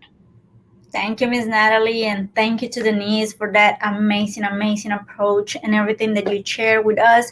And we've been talking about real women inspiring other women, and we have today a chief inspiration officer. So this lady that is coming next is going to inspire you. Is going to tell you what she's doing, because what she does, she's lifting up people, and especially women, and helping them to show up, to show their brand, to show themselves in the social media and in different platforms. So I'm very excited to introduce you, Colleen Biggs. Are you here? I am. Hi, Lena. How are you? Very good, very good. I'm so happy to see you here. I've been following you on social media, and wanted to know how all that knowledge we can share with these beautiful ladies that are watching us, because I hear about that lead up for women, and I know you do a lot in Arizona and around the globe with this project, and probably share a little bit with everybody, how they can be more, right now everything is social media, everything is, especially with what happened last year, everybody needs to know about these platforms and how to expand their businesses. So I would love for you to talk a little bit about what you're doing for women right now. I will, Lena. Thank you so much for following me. And I am so happy to have met you in person. And I just want to start out by saying that, Natalie, you're amazing. Goldie, absolutely beautiful. I love what every female so far on this Quantum Leap Forum has stood for. And I just want to remind everybody, this is called the Quantum Leap Forum. This is not called the shrink back in the corner. This is not take baby little steps forward. This is not stick your toe in the water and see if you like it forum. This is called the Quantum Leap Forum. How are you taking quantum leaps in your life? Dr. Liddy mentioned it earlier and said, as women, we need to stand up, take control, and claim what's ours. Denise said, you've got to just go for it. So I love all of the women that have presented today, Sharon Lecter, Forbes Riley, everyone is talking about the power that we have, how we claim that power, and how we stand and lean in that power. And I was in corporate America for 30 years. And before I dropped out of corporate America, I felt as if I was just on this wheel, that I didn't have what I needed to be able to go out in the world and do what it was that I needed to do. I don't know if it was self-belief. I don't know if it was me allowing others to tell me what to do. But year after year after year, I would take labels that were given to me and apply another layer of armor. I would take criticism, judgment. I was at one point told that I wasn't a leader. And it broke my heart because inside of me, I knew who I was. And you do too. You know inside of you who you are and who you're meant to be and what your purpose is here on earth. Or maybe you're heeding the calling of that right now and feeling that pull. Just like Sharon Lecter, I spent a weekend with her ranch, and she had talked about how it was really the heat of the call of the financial side of the business. And she loves to write books, and she loves to put her family first. We need to heed the call. And when I had the calling to work with women, and when I had the calling of knowing that one of my greatest skills that I've had my entire life that God gave me was bringing people together, was bringing families together, bringing community together, I knew I needed to start a community. Back in my corporate days, I would put my head down like so many women do today. We work hard. We nurture others. That is what we do. But when you put your head up, years later, those around you have been promoted. Those around you are enjoying the riches while you've had your head down just working, doing the things that you thought you needed to do. It wasn't until I stepped into the spotlight and I said, look at me. Look at what I can do. Look at what I'm amazing at. Look at what I've done for this company. Look at what I did before I came to this company. Here's what I want. Here's where I want to go. And here's what I expect, that my career flourished. That's what it took. And all of the businesses in my 20 years of coaching CEOs and launching businesses, I've launched over 300 businesses. When I went back and counted that number, I was floored. It just sounded crazy to me that that was the number. But you know, I remember every single one of their names. And I remember every single one of their stories. And I remember every single one of their situations, their struggles, their wins, their celebrations, because I was in the trenches with them, because we treat people the way we want to be treated and the way they deserve to be treated. And today, women need to band together, not judge, not criticize, not compete. That is not going to get us where we need to be. If we can band together as sisters, no matter where we live, what country, what city, what town, and we lift each other, we open doors, we allow other women to walk through those doors before us, I promise you, it will all come back tenfold to you. This world of women standing up for themselves and being visible and being heard and speaking up is real. And we're asking you to join us. We're asking you to join us in the movement to help another woman, to lead up in your life, to show up authentically, exactly who you are, without apology on what anyone else thinks. It is not for us to judge another. That is God's responsibility, and that will be his responsibility in the end. Nobody else's. Mother Teresa said it best. You can build it, they might tear it down. But in the end, it was never about them anyway. It was always about you and him. Now, I'm not coming to you today preaching about God, but he has really helped influence my life. And I heard Goldie talk about it earlier as well. There are times where we need to not only let God lifted us and carried us, we need to lend our wings to other women when they need to fly. Not keep a hold of them, afraid that they're going to take off with your wings. We're all light leaders, women. We are all light leaders out there. And when you light your lamp and you shine that as bright as you can, other women will come into the light with you. That is what I did with Lead Up for Women. I came out to the entrepreneur world and I started this light and I shined it so bright because I wanted other women to not be in the shadows anymore. I want women to be able to learn how to light their lamps, and I will teach them and you will teach them. We're not here to steal the fuel of their lamps. We're here to teach them how to light their lamps. And when you show up authentically of exactly who you are, without that mask, without that armor, then you give others the permission around you to do the same.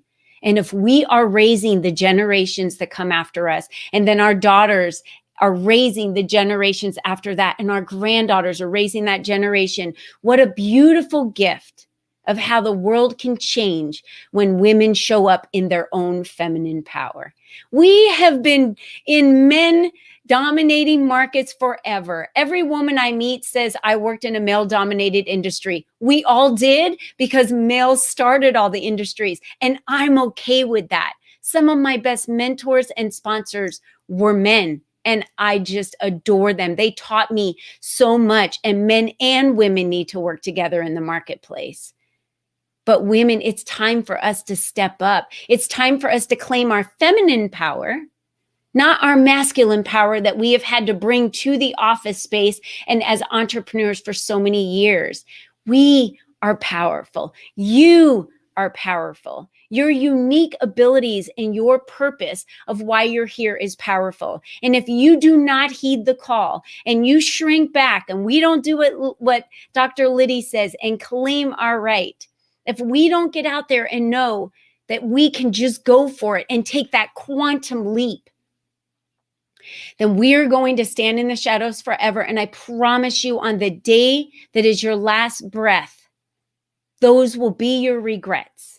Live your life today. We are not promised tomorrow. Today will only become yesterday. And we never know what the future holds. I took a massive quantum leap. I left a very comfortable corporate position and came out to what I wanted to do, where I was heeded the call. I came out to a world so I could help other female entrepreneurs be seen, be heard, because it is so oversaturated in social media today. And if you are not visible, you are bankrupt. I will say that again. If you are not visible, you are bankrupt. Goldie could sing all of her beautiful songs in the basement of her home, and if no one ever saw one of those, they wouldn't know she existed. You must show up, not your perfect self, just show up as yourself. So I knew women needed more. They couldn't just show up on social media. They needed to show up other places. So I created a magazine for them to show up as a written, published author in a magazine. I created a podcast. I did a radio show for 2 straight years that was live with Voice America. We had tens and thousands of listeners all over the globe. This is so women can get the credibility that they need in their world to be able to move forward. I do compilation books to help women come in and become a published author. We do workshops that we register all of the women to come, and they get to teach sometimes their first workshop they've ever taught. We need to be here to support women. Lead up, leave the ladder down. Bring a woman with you. Pick her up when she has fallen down. Take care of her. Lift others. We are never in competition because our network is our net worth. So what is your net worth? Who is in your network? Who are you surrounding yourself with? If you are the smartest person in the room, you've heard this before, you are in the wrong room. If you want to be successful, model successful people. And those successful women have never stepped all over other women to get to where they are. They bring other women with them.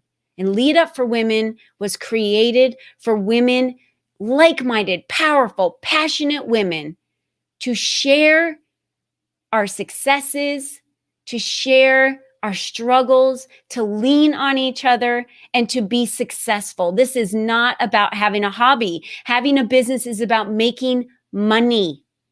And that's okay. I know 2 words we never want to talk about: money and sex. 2 things we never want to talk about. 2 things we all need as humans. Money creates more opportunity. Money creates a bigger impact. You are all here to create an impact on the world. The more money you have, the more you can create an impact. So this is real. You must show up.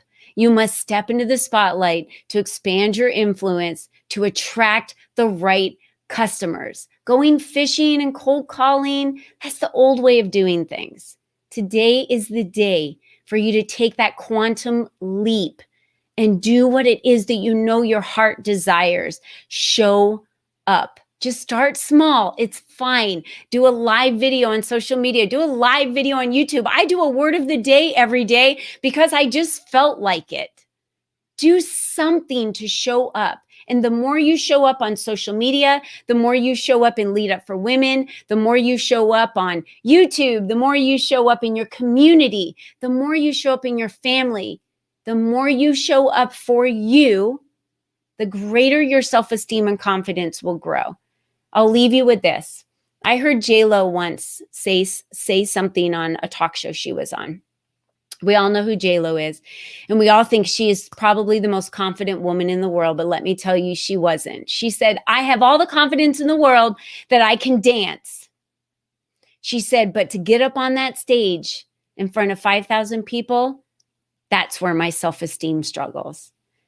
So if we know that J-Lo is struggling with her self-esteem and she can get up there in front of all of those people, she was taking a leap of faith. So take a leap of faith, because if you don't lean into who it is that you are supposed to be and the best version of yourself, you are robbing others of you. So thank you very much for having me here today. Mute. Wow. I unmuted you, Dr. Forrest. Oh, I love having you guys all here with me. You're Oh awesome. my goodness, Colleen, those words, it was just powerful. And you said something, and probably that's why I'm surrounded of all these smart women, because I'm the less smart and the youngest one. I need to learn from all that. I appreciate what you're saying. Show up as yourself. I love that. I love that part. And, you know, I see all these new platforms coming up, Clubhouse, YouTube, you know, people talking about doing ads on YouTube and Instagram and Facebook and all of that. And I would love for you to, you know, tell ladies and everybody, what are those platforms that you recommend for them to be, you know, get into more influencers? Yeah, this is going to sound crazy. I have built my community to over 13,000 women with 0 ads. 0 Facebook ads, 0 Instagram ads. I don't run ads. I show up everywhere. And here's what happens. The more that you show up, I'm talking networking events, speaking events, you know, someone introduces me to someone, I follow up, I follow through, I get to know them, I ask them questions. Natalie can attest to this. The day that we first met, I met her through Jill Lublin, who I met through David Fagan, who I met through, you know, I could keep going back in the line. But the day I met Natalie, the first question I asked her when we were talking was, what can I do for you? What do you need? Right? She was like, well, I have this event coming up. And we were so excited about the event. And I said, I got you. This is going to be so exciting. What do you need? How many speakers do you need? Who can I just started sending her emails and introducing her to people that maybe I didn't know if she knew or didn't know. And that's just how, as women, I think is the number one thing we need to do is don't be afraid to ask. Right? That's the number one thing that women struggle with. We laugh and say men struggle with asking directions. Women struggle for help. They struggle to ask for help because then they have to admit that they're struggling. And that's okay. It's okay to struggle. Because the next woman that grabs a hold of you should be like, I'm so glad you said that. We all need to admit that. What can I do to help you? And then just open another door for them. So I would say, you know, YouTube's a powerful platform. I use YouTube a lot. We do social media, you know, quite a bit, but I really love doing every call that I do is a Zoom call. Everywhere I show up, whether it be in person, you know, I ask all the time, can I be on your platform? Do you have an opportunity for me to be on your podcast? I used to let people on my podcast all the time, Lena, and never ask to be on theirs. When I turned around and said, hey, can I be on your podcast? Sure. And I have a couple friends you might want to be on their podcast. And here's another great person. So the more we ask, the more we're willing to put ourselves out there, the more awareness you get. And then what happens over the years? I've been at this for 2.5 years. And I know tens and thousands of people I've never known before. I've built 3 businesses. We are this close to $1 million this year. I've never in my life ever thought this was going to happen when I got out here. I really feel like this is a millionaire's playground as an entrepreneur. And this has been such an amazing opportunity. I'm like a kid in a candy store. If you believe it and you set your mindset to it and you believe in yourself and your faith, so it starts with faith, belief, and desire. That's Think and Grow Rich, right from the beginning. If you don't have the faith in yourself, if you don't have the belief that you can do it, and you don't have the desire to want to do it, it doesn't matter what social media platform you're on. It doesn't matter anything else. It won't happen. So it really has to start with ourselves. Absolutely. Thank you so much, Colleen. And that's what it's all about, right? It is about all of us collaborating. It is about all of us coming together, just like you said. And it is that, sometimes we don't ask, but we have heard all day long, once you ask, doors open. Mm-hmm. I mean, I remember Dr. Liddy, right? That was like, she goes to Colombia and she just asks, how do I get in here? That's what it's all about. So, Colleen, thank you so much. I know we'll be in touch more. There's lots more for us, not just for Lead Up Women, but for women in general, for collaborations all across the world. Really appreciate all you have done and all you will do. And thank you for your inspiring words here today. Thank you. It was a pleasure meeting all Thanks, of you. Colleen. Thank you. Thank you so much. Bye. Bye-bye. Bye, sweetie. Awesome. Wow. It's just one powerful person after another. And we already have like more people in the green room. And this is going to be really, really exciting. She was great. She had a lot of nice things to say. I didn't get to talk to her, but a lot of great things. Yeah. No, I think Colleen, and it's true. When her and I first met, it was all about how can I help you? How can I help you? And that's just so, that's just beautiful. And I think that's the spirit that we're trying to promote here, right? So look up Colleen, look up what she's doing with Lead Up Women. We do have a couple of other people during this event who are connected with Lead Up. And I do see that, there she is, Doria. Dame Doria is also saying that, Colleen is the collaboration queen. So it's all about that. Absolutely. Absolutely. I do want us to get to the next amazing person. And this is a lady, I want to say I also met her through Dame Doria. For some reason, Dame Doria keeps just coming up today. She just keeps coming up. She is, I don't know who is the collaboration queen right now, but I want to take the opportunity to introduce another amazing lady. And I'll take that on just for a moment, because this lady is another dame. And you may think that we have like hogged all of the dames, but we didn't. It is rare that women get the title of dame. It's an enormous honor if they do. And I have not met Dame Marcia in person yet, but I have been fortunate to communicate with her via email. And just in those emails, I understand why Dame Doria would have said, why don't you connect with this lady? Now, officially, Dame Marcia is one of the most prolific influencers on the who's who of the most innovative minds and thought leadership. Careful what I'm going to say next. In the last 40 years. So this amazing lady has been around a while. She is the CEO of her own Martin Productions company, and she has been knighted, as I mentioned, in 2008. She has provided leadership and training to a lot of the people that we know, and has trained under a lot of the people that keep being mentioned here as well. So I believe, and she's going to correct me if I'm incorrect, that she was personally mentored, for example, by the most amazing Buckminster Fuller, by Werner Erhard, and others. So there is all of this knowledge. She has trained, she has coached people, and I won't name the names because this is about her. Okay. Most of all, what inspires me about her, what I loved when I just started talking with her, was the fact that it's all about collaboration. It's all about a global impact that she is dedicated to. So I'm going to, without further ado, bring up Dame Marcia Martin.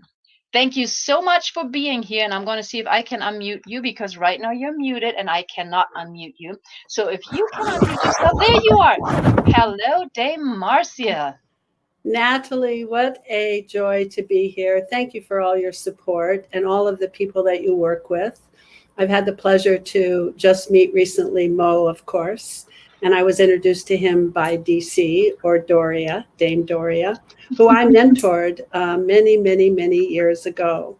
So I feel like Doria is one of my munchkins, and now I can be one of her munchkins as she begins to collaborate with me. Munchkins, I like that term. And now I'm wondering if I'm hungry, but I don't think I am. Marcia, why don't you take the stage for just a moment and share some of your insights with us. Share some of the stories that I know you have, and anything that comes to you that you want to share with me, because I'm kind of selfish right now, and all of the other women and men who are listening. The stage is yours. Thank you so much. Well, first of all, I think I'll just take a minute and share with many of you that may not know who I am. Some people call me the best kept secret ever. I am older than most of the people that have been on the show, and I have been around for a long time. I love how Colleen said, I've been doing this for 2.5 years. And I thought to myself, and I've been doing this for 55 years. I started when I was in my early 20s, and I met Werner Erhard, and we had a course that we delivered called EST, which later became the Landmark Forum. And in that course, there were 20 people. It was the first course that Werner ever led, and it was the beginning of the human potential movement. So a lot of people know me and call me the godmother of the human potential movement. I'm glad to be called a godmother. That's fine with me. And that particular course turned into, for the next 10 years, when I was the senior vice president of EST, which was later, as I said, Landmark Forum, millions of graduates worldwide. So I've been at the beginning of something and seeing really firsthand how things grow. And it is through collaboration, and it is through love, and it is through, as we were talking earlier with some of the speakers, being a light to others. And since that time, I've trained over 300,000 people around the globe personally. I've been able to mentor and coach and train and consult people like Jack Canfield, Tony Robbins. Buckminster Fuller was my personal mentor. I got to learn at his knee, and many other great teachers, mentors, scientists, public speakers, actors, Hollywood stars were my mentors as well. So I feel very graced and really lucky to have lived the life and continue to live the life that I do. And for the last, say, 20 or 30 years, I've been taking that work myself, not in just personal development seminars, but I've been working in the corporate world. And my mission now is to transform the culture of corporations so that they can become leaders and make a light in the universe as well. Business is really important. I work with entrepreneurs all over the globe.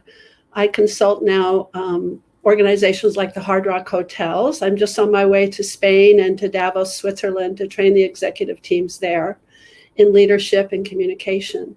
So my work in transformation and contribution continues. And that has been my work my whole life. My whole life, my life has been about how can I make a difference? And Natalie asked if I would share a little bit about what it means to make a real difference in life, even if you don't have a very big income. And I thought about that for a while because a lot of people know what I've done. And I've created and built multi-million-dollar organizations Like I said, I've trained hundreds of thousands of people. I've put together organizations like the Transformational Leadership Council with Jack Canfield. I was the co-founder of that. I put together a large business of jewelry manufacturing with Laurel Birch, one of the great designers of our time who passed away. We were partners. We went into China before China was open. We talked the Chinese government into manufacturing our designs, when usually if you could get into China at that time, all you could do was buy their designs. So I've seen all these things that can happen, and I feel like I really have made a big difference. But when I was thinking about it, when Natalie asked me to speak about that a little bit, I thought to myself, you know, most people think making a difference has to do with doing big things, making large impact, having big companies. And how do you do that when you don't have very much money? And I thought to myself, and I thought, well, really, what is the difference that I've made that allowed me to make that other kind of big difference where you do build big companies and you do speak to hundreds of thousands of people? And I realized that anybody can make a big difference if they understand what really is important. And one of the things that's most important in making a difference in this planet at this very special time in our universe is to be present, to be here. So many people are caught up in their fears, in their yearnings for the future, or their worries about the future, and their regrets from the past. They're so busy doing whatever they think is important that they're not even here with another human being right in front of them, whether that human being is a child, or whether that human being is a colleague, or a team member, or somebody that works for them. I can't tell you how many executives I tell in meetings, please put your phones away and be present. Even if the topic isn't about your department, we need your consciousness and presence here to have the full impact of your consciousness, of your insight, of your ability, of your contribution. And I know it makes a difference when a young employee walks into an executive's office, and when that executive turns around and is present and says hello and actually is listening generously, it makes a big difference. It's a huge contribution. And that's the next thing I would say, what you could do to make a big difference or a contribution in the world, to make a difference for other people's lives and your own, is to listen generously. And so many people don't. So many people listen to figure out what they're going to say next. Or they listen judging the other person, or figuring out, do they agree or they disagree? And what I call generous listening is when you pretend, because sometimes it takes a pretending to get yourself in the state of generous listening. When you pretend that the other person that you're listening to is brilliant. What if the other person was really brilliant? What if you thought they were brilliant? Don't you see how you would listen differently? So pretend they are brilliant, and pretend that whatever they're saying is possible. Just pretend that it's actually possible what they're saying and that they're brilliant. And you'll find that your listening changes and it becomes very generous and very big. And when you have that big kind of listening, a person has a lot of space to show up and exist in for you and with you, and magic can happen. So Natalie, those are a couple of things I was thinking about in response to your question. And I don't know if you have another question for me or if you want me to continue, because you know me. Well, you don't know me, but I can tell you my mouth opens, it likes to talk. So I can go on forever and ever and ever. Well, I have questions, but somebody's raising her hand, so I'm going to let Goldie go first. Goldie, you go first. Before Goldie says anything, I just have to say, I am graced to have listened to your voice. How beautiful you are. Oh, Goldie is on mute, luckily, so I can say the next thing. I can say Goldie needs to listen generously and really believe that it is true that her voice is so amazing. Thank you. Yes. And Natalie, I was going to say the same thing. I was going to say, Miss Goldie, the next time someone tells you you're beautiful or wonderful or exquisite or extraordinary or that your song is great, or your voice is Thank you. magnificent, you smile and take it in and say, thank you. Thank you for pointing out my weakness, Dame. I thank you. I appreciate that, and I thank you, and I receive it. I just like to make sure everybody gets their shine, and I loved what you were saying about listening and faking it till you make it, but you don't have to. Like I was doing the math. Don't say anything. I was doing the math, and I was like, whatever you're doing, just keep doing it because you look really good. And I was looking at your LinkedIn, I'm like, she's got some good pics. But Yes.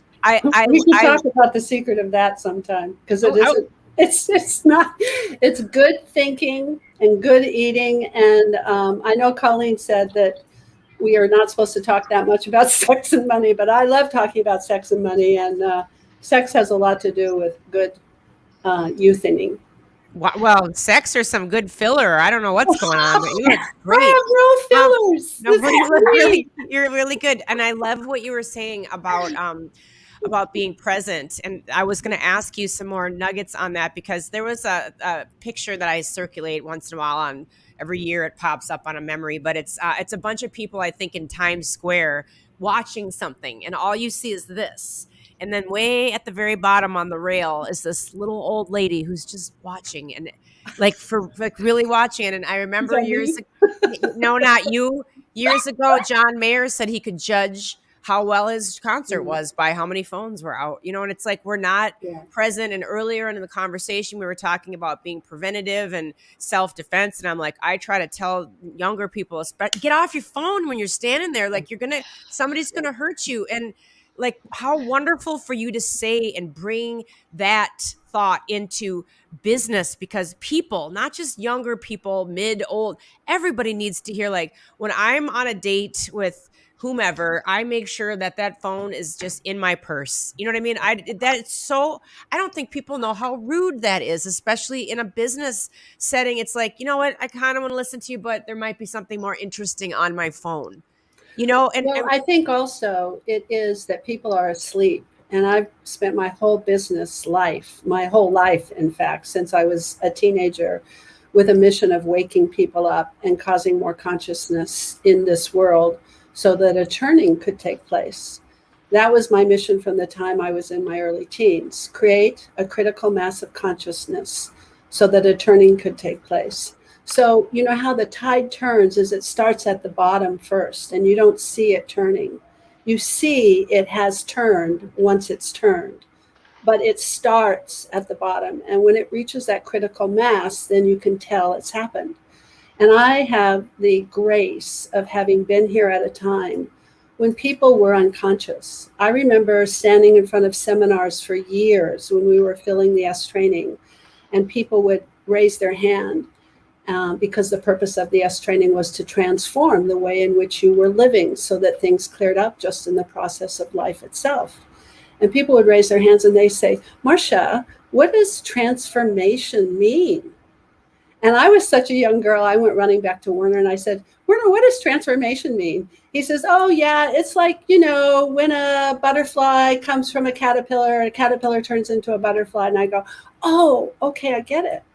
And I would go back for years and I would say, oh, it's like when a caterpillar turns into a butterfly. Well, a few years ago, I actually studied how a caterpillar turns into a butterfly, and it's a very dangerous process. And it's a very magical process. And I always thought a caterpillar's legs became a butterfly's wings, and a caterpillar's eyes became a butterfly's eyes. And that's not what happens. What happens is a caterpillar eats and eats and eats and eats and does nothing for the universe, contributes nothing except getting fat. And if it kept doing that without the thing that happens in nature that is so magical, it would blow up.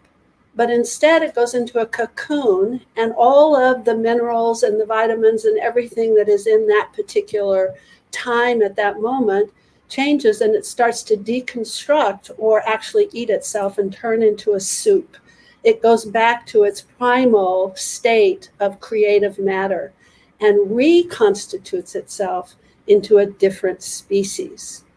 And the butterfly, the new species, comes out and contributes everything in life. We would not be here alive if it weren't for the honeybee and the butterfly. So that's for me is what my work has been about is waking people up and have them transform to see who they really are, that they are at cause, that they are responsible, that they can create, that they can choose, that they're not at the effect, that they're not victims, that they can cause circumstances, not be at the effect of circumstances.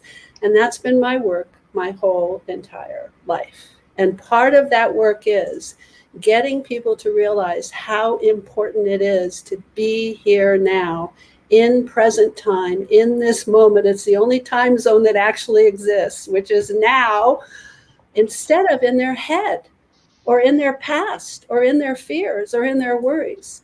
And it takes discipline. And yes, you can teach that to people. But first, it takes the consciousness to be aware that it actually is something one needs to do and that it's important. What tool because you said right off the bat, I've been here for a little while, and my ears go like, wow, what she has seen in your lifespan. Like what tool did you use back in the day when you first started out that you don't see besides being present, that you don't see being utilized today? Like what can we learn from you from that? Because you really you are a pioneer of everything. And what tool is not used anymore that should be? One of the great tools for me was the understanding of what responsibility is and the distinction that it has between accountability. And I think when people talk about being responsible, they talk about accountability, or at least what I call accountability. And accountability is what you do. It's your job. It's what we count on. It can be delegated to you. But responsibility is a choice. And responsibility is your ability to respond, which means if you can respond, you can impact. You can cause something to happen. And if you can cause something to happen, then in fact, you can change anything. It's just a matter of how much do you want to be responsible for. So I teach people an action cycle. I loved when we were talking earlier and Colleen was talking about ask for what you want and women should ask for more. Well, what she's hit on is the tool and language that causes action.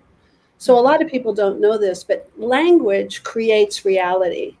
Language is the bridge from the dream of who you're being and what you're visualizing, what you're creating as a vision, to the world that is real of things or results. The bridge is action and language. So language is what brings a reality into existence. And the tools of language are just like the tools that you have in a toolbox. You have a saw, let's say, and a hammer, and maybe you have, a wrench. And if you have two pieces of wood and you say to yourself, I want to cut these two pieces of wood in half, well, you probably won't pick up the hammer. You'll probably pick up the saw if you're smart, but you could pick up the hammer and you could eventually get two pieces of wood. It would just be really messy and ineffective and inefficient. So certain tools like that, you use them because they have a purpose, and language is like that. There are certain distinctions in language that produce a result. And the result of action comes from requests, offers, and promises. It doesn't come from assessments. And most people live their life speaking and listening to assessments. Oh, I really wish we could do this. Oh, it would be so nice if this worked. Oh, I don't think that that's the way it should be. Well, I wonder why it is the way it is. All of those are assessments. But when you say, this is what I want and I'm requesting, or this is what I'm offering and I'm offering it to you, or yes, I promise to abide by that particular request or to accept your offer, then you are at the beginning of generating action. And if you can generate action, then you can respond. You are response able. And if you can respond, and if you can generate action and you can influence, then you can cause change. And if you can cause change, then you can say, I own it. It's not somebody else's job. It may be somebody else's job, but we're just saying that's what they're accountable for. We've delegated that to them, but I see it's not getting done and I'm responsible So I'm going to make a request or an offer and cause this to change. And I can make it happen. It takes away blame. And we put that into cultures, in organizations and corporations, and it changes the whole organization. Thank you. Thank you. That was wonderful. Ooh, thank you. Natalie? No, Lena, do you have a question?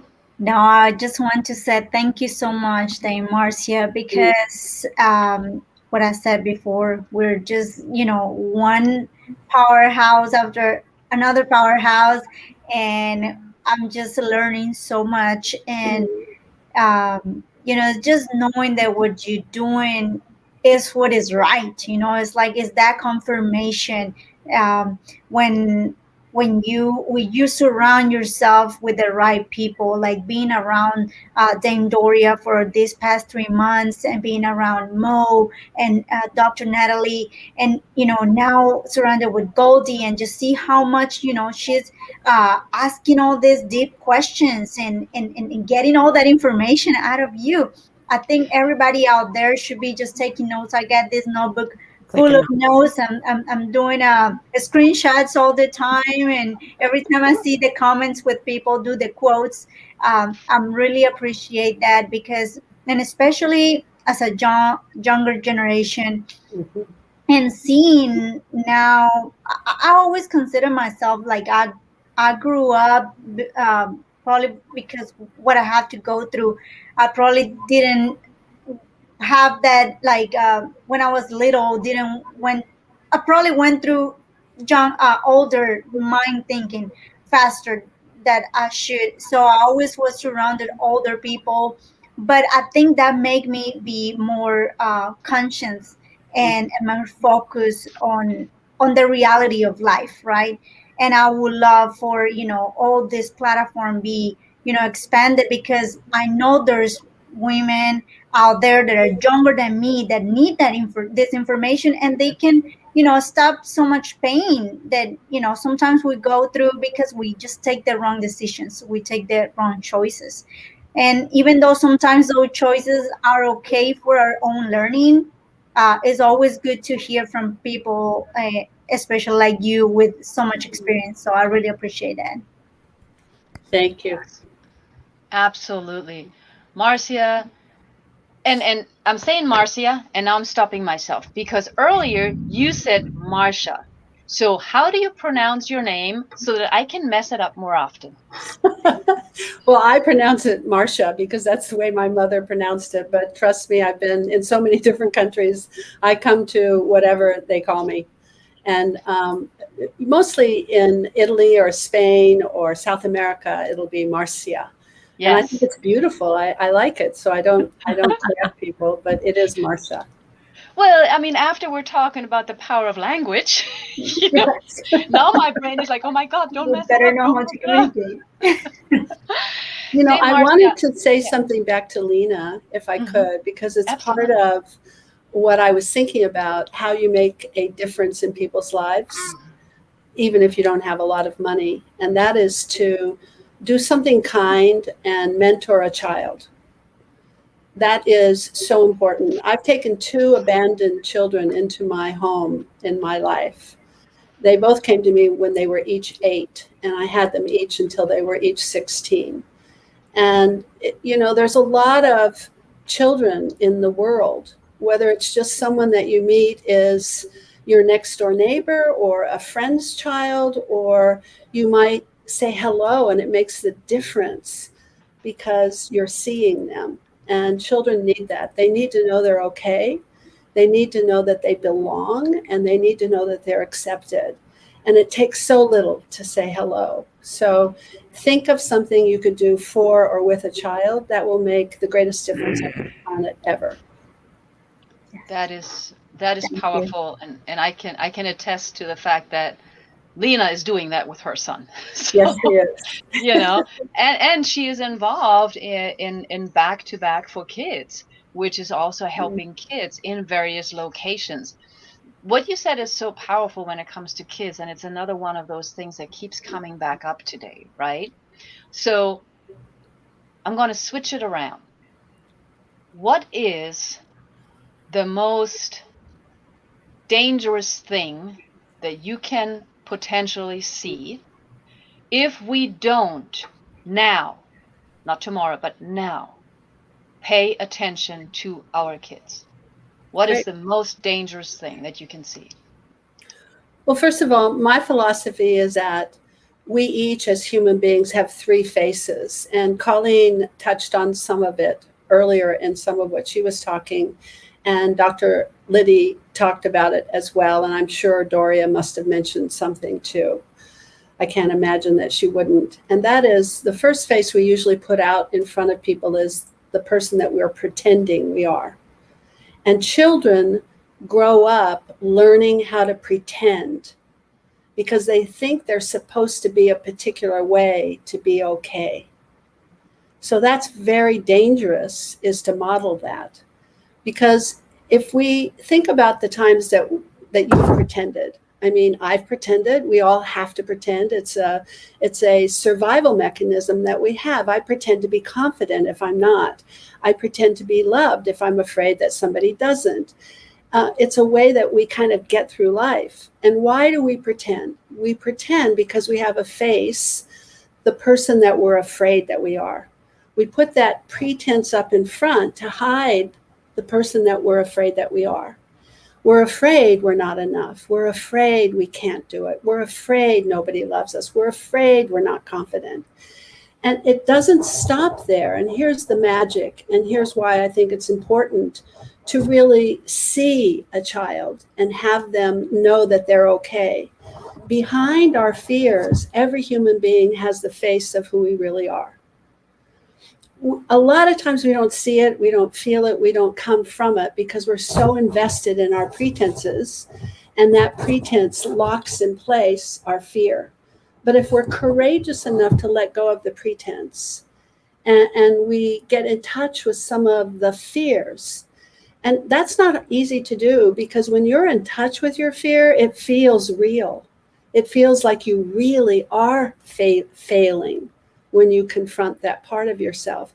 But if you're willing to allow it and observe it and look at it and be with it, not to be overcome by it or to act it out, but to observe it and discover it and notice it, it begins to fall apart. And when it falls apart enough, behind that, what comes streaming through is your direct experience of who you really are. And when you get in touch with that, it's very interesting because it's exactly the same as what you've been pretending. You really are confident. You really are perfect. You really are loved. You really are perfect. But when you experience that rather than pretend it, it's a totally different experience. And the more you come from that place and the more that you can learn how to get to that place and connect in here, which is what my work is all about, is teaching people how to be in touch with, harness, and access their personal power. Then the more that you have that to share and connect and come from and create with. And so I think the most dangerous thing is to go into agreement with a child when they're pretending and to really speak to who they really are. You know, I can see everybody's fears. I just don't speak to them. And I can see everybody's pretenses. I just don't speak to them. What I speak to is the person I see is totally capable, loved, loving, abundant. I speak to that person. And when I do that, it calls it forth. And that's why I think people say to me, you know, I feel like I've known you all my life. It feels like it's so easy to talk to you. Well, it is because I'm talking to you. I'm not talking to the thing that you're afraid of or that you're pretending. I'm being with you, and that has its own magic. I hope that helped, Natalie. Oh, absolutely. It doesn't just help, but it is. I feel like every sentence that you share is filled with nuggets, and I'm trying to take notes, and I'm trying to type over here, and then I get lost. I'm like, oh no, hold on, there's another nugget. I need to write this down. So that's why it took me a moment here. I apologize, but thank you so much. I know you are also very busy. I know that all of us are extremely blessed and grateful that you made time for us. Thank you. So Yes. thank you so much. And I'm You're going to, so welcome. And Natalie, I hope you join my club because there's many nuggets there, and you can go to marshamartinclub.com. And for $10 a month, you can have access to all my workshops and seminars and podcasts. And I know you're going to give that away at some point when you do your giveaways. absolutely, we will. And that is a great hint for us, Marcia. No, I can't say Marcia. I'm European. I have to say Marcia. I'm sorry. That's I have fine. to go with I Marcia. love it. You know, it is so important that everybody understands that this is free for everybody. You can watch it now, you can watch it later, you can watch it on our Roku channel. And then we have those gifts like Dame Marcia just mentioned. We have more gifts coming for you. We want you to get, as Colleen pointed out a bunch of times, that quantum leap. Dame Marcia, thank you. We are in your debt. So grateful. I'm so Thank you. blessed and honored. Thank you. God bless each of you. Great website. I'm there right now. It's really clean and beautiful. You look awesome. Thank you. Bye. Thank you. Thank you. All right. She's Whew. great. What a beautiful lady. See, It look, is. Dame Doria saying that's gold. I Yes. mean, This Dame wow. Doria, she's like the star of the whole. Oh. Everybody just keeps. I can't wait to hear her and to is meet she her. here today? Is she here No, today? she's in tomorrow. She's Okay. in tomorrow. She's She's amazing, been- Goldie. I have to tell you, I met her in person. I danced with her. We ate. We have dinner together. Her knowledge, her love, her wisdom, her passion, her care. She's just an amazing lady. So I love you, Doria. Badass. I can't wait. I'm excited. Oh yeah, you better watch out. She's got some stories to tell. Fire. Fire. I can tell. All right. Now let's take a breath because Dame Marcia was telling us already about the power of language. She was sharing with us how language matters, how what we do matters. And to me, I'm trying to do the loop here. That all has to do also with spirituality. We've talked about God before. We talked about being grateful. We talked about all those different aspects. So right now, I would love to introduce two amazing ladies, and they will be able to, of course, share also some of their own biographical background as we start talking. And first, I'm going to bring in Daniela de Castro. There she is, and she's got that halo right behind her. She's on mute right now. And then, of course, we have the amazing Carissa Johnson. And ladies, welcome first of all. Daniela, you're still on mute, so you might want to take yourself off of mute. Thank you. Sorry. No, it's good. The word of 2020 and 2021 is you're on mute. So I can live with it. It's like half the time I forget. Like the phone rings over here and I turn myself on mute and then I forget to. Yeah. It's all good, lady. All right. We are going to tackle one of those really, really cool issues that I love. And I know Lena and Goldie love it too. And that is the topic of spirituality and leadership. I'm going to have to take a breath on that one. So before we jump into that with our first questions, Carissa, why don't you first tell us a little bit about yourself, and then we're going to ask Daniela to do the same thing. Fabulous. Well, thank you so much for having me. I'm so honored to be here. My name is Carissa Johnson. I'm a psycho-spiritual business mentor. Basically just a fancy way to say psychology and spirituality come together, meet as one. They had a baby. I help my clients who are primarily entrepreneurs, typically people in the personal development space, so coaches, energy healers, mentors, people of the like, create a rich life through meaning, raising their consciousness, enhancing their emotional intelligence, and creating global impact.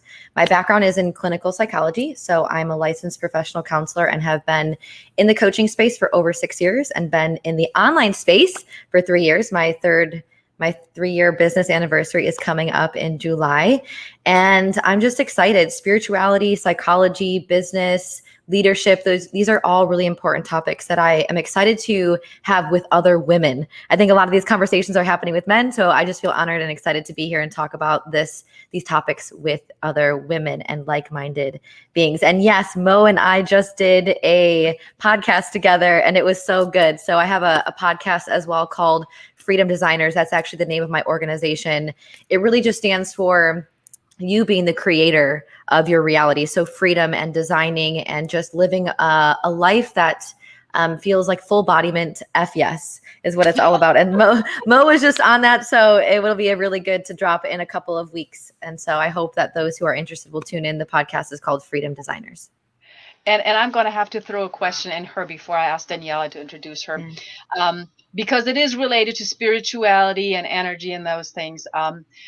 How long did it take you to do that podcast with him? And here's the reason why I'm asking. Let me give you the background story. I did an interview with him. I had to do it 3 times for my previous TV show. The first time, the thing just didn't record, even though it was on record. The second time, the volume, the sound was horrible. The third time it worked. And then just the other day on our Jeremy's show, The Storytelling Alchemist, both of them were in there, and poor Jeremy kept freezing up. So did it actually work in one shot? Okay, the answer is no, and I'll give you the quick little backstory. So we had many scheduling issues, like challenges, more or less. I want to be mindful of language too, because language is incredibly important to me as well. I think to all of us, and we can just be mindful of that. So it was a challenge to get us both together. Our schedules and things kept happening, and then we get on the podcast, and then he couldn't hear me, I couldn't hear him, and then we kept going back and forth. And so I'm not surprised, because the energy with when 2 people come together, it becomes so intense at times and magnified that it can actually disrupt technology and things of that nature. Not to mention we're in a Mercury retrograde, so that can happen as well. But it took us weeks, if not months, to actually record. And then when we went to go record, the energy was so intense and lovely and powerful that we nearly circuited out my entire apartment. Yeah, see, I knew it. See, yes. There's Jeremy saying the same thing. All right, we're going to talk more about those aspects, of course, in just a minute. Daniela, you and I got introduced through the amazing Jeremy, who just posted his comment. Please tell us a little bit about yourself. Okay, I just have to laugh, though. Thank you for sharing that, because technology is definitely something I've struggled with. So, Jeremy, I definitely have to talk to you about that later. So that was funny hearing Carissa and Mo had that hard time. I'm a psychic medium and a healer, and I've been in this field. Well, really, I have always had my gifts, and I've always helped people. I just didn't know what I was. So my journey, what I have found is through my life experiences. Like by trade, I'm a teacher. So I do love spiritual teaching. And my big thing is whenever I was going through something, I had some interesting life experiences, to say the least, the phoenix rising from the ashes. But the bottom line is I always knew that my experiences were not just for myself, but it was giving me tools, like in my toolbox, to be able to help other women. And men as well, because I'm a firm believer, like there's balance in everything. So I do like to help all people. It's just, I think society we've been programmed as women to give and give and give. So a big thing with me, life lesson, is boundaries. And I've heard a lot of things today that I actually have learned like through the years to do. And I am a firm believer in filling up your own cup first, and then with the overflow we share, because it does, too many times we just give too much and it leaves us feeling empty. But I do feel my passion is to come here to help people be on their divine path and to empower them, but to give them tools, because I know when I was hurting and struggling, I guess people could point out like what your problem is or something like that, but I wasn't given tools on how to heal. And that's the thing. And I do believe in quantum healing. And Natalie, at a later date, since you said I just ran out of time, but I would like to record something just for this program so people can get their healing. Like I would like to do a 5-minute recording.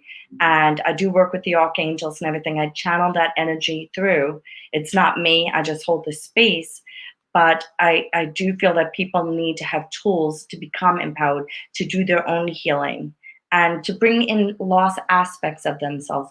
Through trauma, we lose aspects of our souls and everything. And this is an important journey. And I feel like now is the perfect time for us to be doing this work. Now, like, we had the pause. And if you notice, people that have worked on themselves are doing amazing things and are moving forward. But the ones that are resistant seem to be becoming angrier and angrier. So I don't know if that makes any sense to you, ladies. I can't hear you. See, of course not.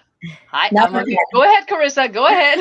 Oh my gosh, I'm so happy that we're on this panel together. I'm also an intuitive and have some mediumship abilities as well. I come from my mom's a medium, and also my grandmother is a medium too. And so I feel like it's so divine that we're going to have this conversation, because the work that you do, I don't practice as much my mediumship abilities as I do my intuitive abilities. But for you, I'm just so excited to be here and get your perspective, especially for how long you've been in. And so I'm just so excited that we get to be on a panel together, because the things that you're already talking about us going first and us kind of paving the way for the people for us to hold the vibration of our zip codes and of everything. We forget how important our energy is to everyone else as well. It's that responsibility piece of we're all playing our role. So I just wanted to touch on, I'm just so happy that we're here together and on this panel together. So Maya, it was a pleasure to meet you. Yeah, you too. And thank you, Lena and Natalie. I don't see Goldie, but thank you all for doing all that you're doing today. I've loved watching today. So Thank you to both of you for being here, and just having the knowledge and sharing your hearts. That means a lot to us, and especially for those that are watching, because like I said before, maybe somebody out there is in need, and we never know. We just have to talk and see where our energies and where our words go. Absolutely. And there are no accidents, right? There Absolutely. are no accidents. There are no coincidences. So we have at least 3 intuitive mediums on here. And I'm not sure about the 4th one yet, but we'll figure out if Lena's all. I know she's intuitive. I'm not sure if she's a medium as well. So we're going to have some fun, and I'm just hoping right now that we're not going to break the system. Because we That would do be fun, have though. more people after this who want to share their expertise. Okay, but I do want us to go off a little bit about the spirituality, because both of you mentioned it. So in life and in business, first and foremost, we're leading, of course, ourselves. So how important in your life and in your business is spirituality, and what does that mean to you? Carissa, why don't you go first with that one? Yeah, so spirituality means to me, and it's probably going to mean something different to everyone, but spirituality means to me is like a connection to a higher level of consciousness and of connection and well-being, like greater than the illusion, right? It's like, it almost feels like, for me, when I think of spirituality, I think of beyond the illusion. And what was the second part of that question? It was spirituality, and then what? In life and in business, like, how do you do what you do? How important is it on a daily basis? I think it's fundamentally the only thing that gets me to be in a space where I can show up to the capacity that I can. If I didn't have a connection to something greater than me, if I didn't have a spiritual practice of calling in archangels and connecting to my guides and praying, grounding my energy, I don't think that my business would have the impact that it has. I don't think I would be as sane as I am in this amazing and chaotic world.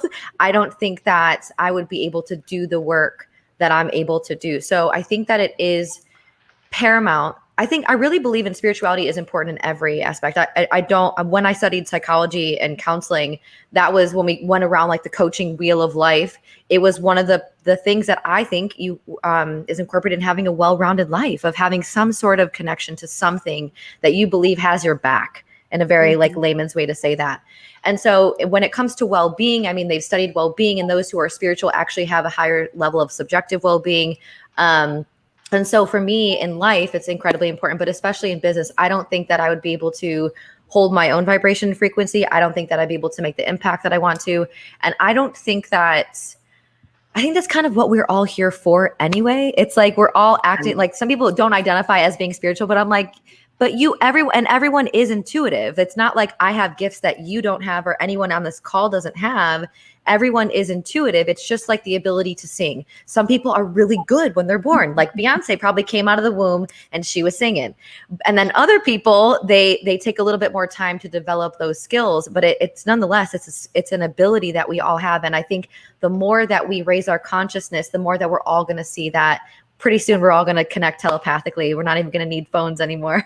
And we're going to have really awesome skills and abilities. So I guess more or less, I'm just saying that it is, if I didn't have some sort of spiritual connection and practice, I wouldn't be able to make the impact that I want. I don't think that I would have as well-rounded and a happy life as I want to. For me, it's the most important thing that I do. And I notice that when I'm not practicing my gifts, I feel powerless, right? I think I talked to a lot of my clients about this. When you don't feel purposeful, you feel powerless. And so a lot of my clients, when they're like, oh, I don't feel like I'm doing enough or whatever, it's not like doing enough, like burn yourself out, but go share, go give, go serve from an abundant place. And so it is the most important thing that I think in this lifetime that I'm experiencing. And I hope to encourage and invite other people to kind of do the same. Wow. Daniela, what you got? Well, I just want, if I could say something to Carissa, I love that you combine the two, and my daughter is very intuitive as well, and wants to go into your field. And I think I believe that we need both. You know what I mean? I think therapy is so much more powerful with the spiritual with it, because I know when I channel, because it's not me. So when I channel, I get to the root of the situation. And I had a lady in my neighborhood as I walked out the door today with my puppy, and she's like, I just have to tell you, the session that we had, I went to my therapist and said, I want to get answers. I want to go to the root of the problem. And that's the work that I love to do. But I think when you have both, do you know what I mean? Your background with that, gold. I think it's golden. So thank you for what you do. Oh, thank you so much. Okay, so let's go back. You asked a question. I'm sorry. So I don't separate, and I can say pretty much my whole life that's been me. I cannot take my spirituality out of myself. My business is spiritual now. But even when I was in the school system, people would come to me because they knew that I could connect with, say, a nonverbal student with autism. And they knew like there was a situation, so they would use my skills. I just couldn't wear a mask. Even when I talked to you that day, I said to Jeremy, I don't know if I blew it. I was just Daniela, because I don't know what else to be. Do you know? What you see is what you get. And I do try to be the best version of myself. But I think all of us need to go in, and I call it homework. You can call it whatever. But the things that make us uncomfortable, the triggers and things like that, instead of looking out, we need to look in. And really, that's what I was talking about. I didn't know if it was going to go too woo-woo, but I've been doing a lot of soul retrievals. I've been doing it for years. And it's just amazing because there's always another layer of the onion, you know? And I guess maybe when my work is done, I won't have a body anymore. I don't know. But it really is a spirituality. I do help with counseling people, but also quantum healing. And that's what I would like to share with the VIP group and stuff like that.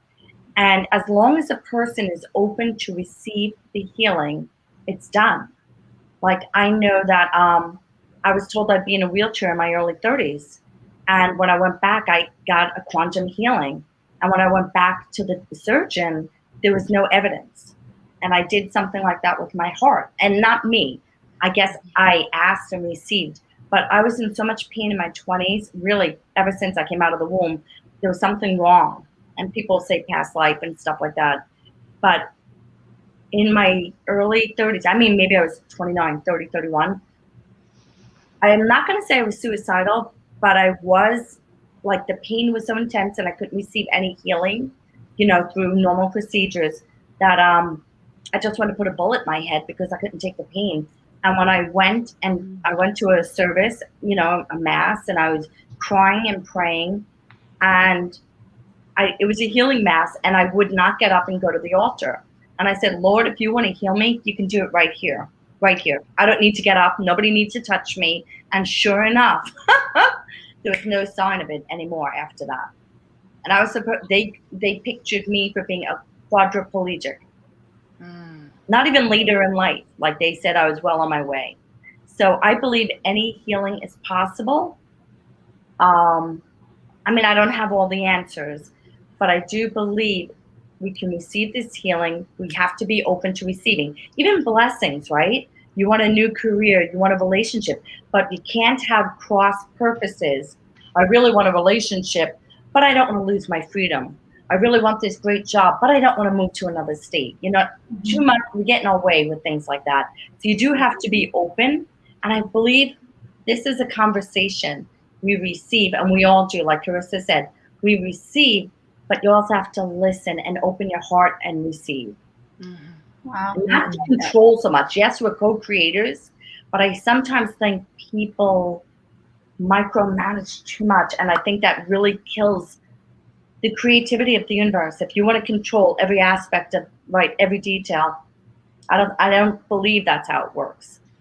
Being open is one thing, being flexible, right? Because just say if something happens, it's like you win or you learn. There is no losing.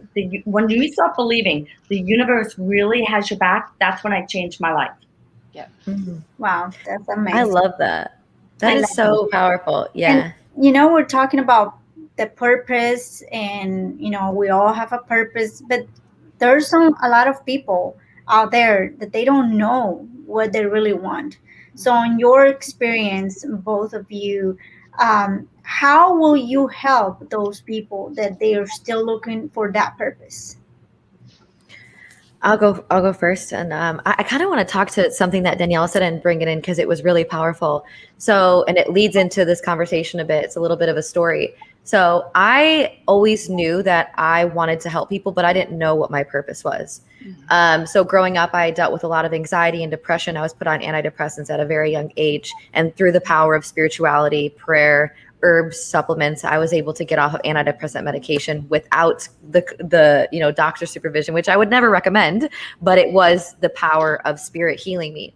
And it was through self-understanding. It was through, like Mo and I talk about on the podcast, through knowing thyself that I was led to my purpose.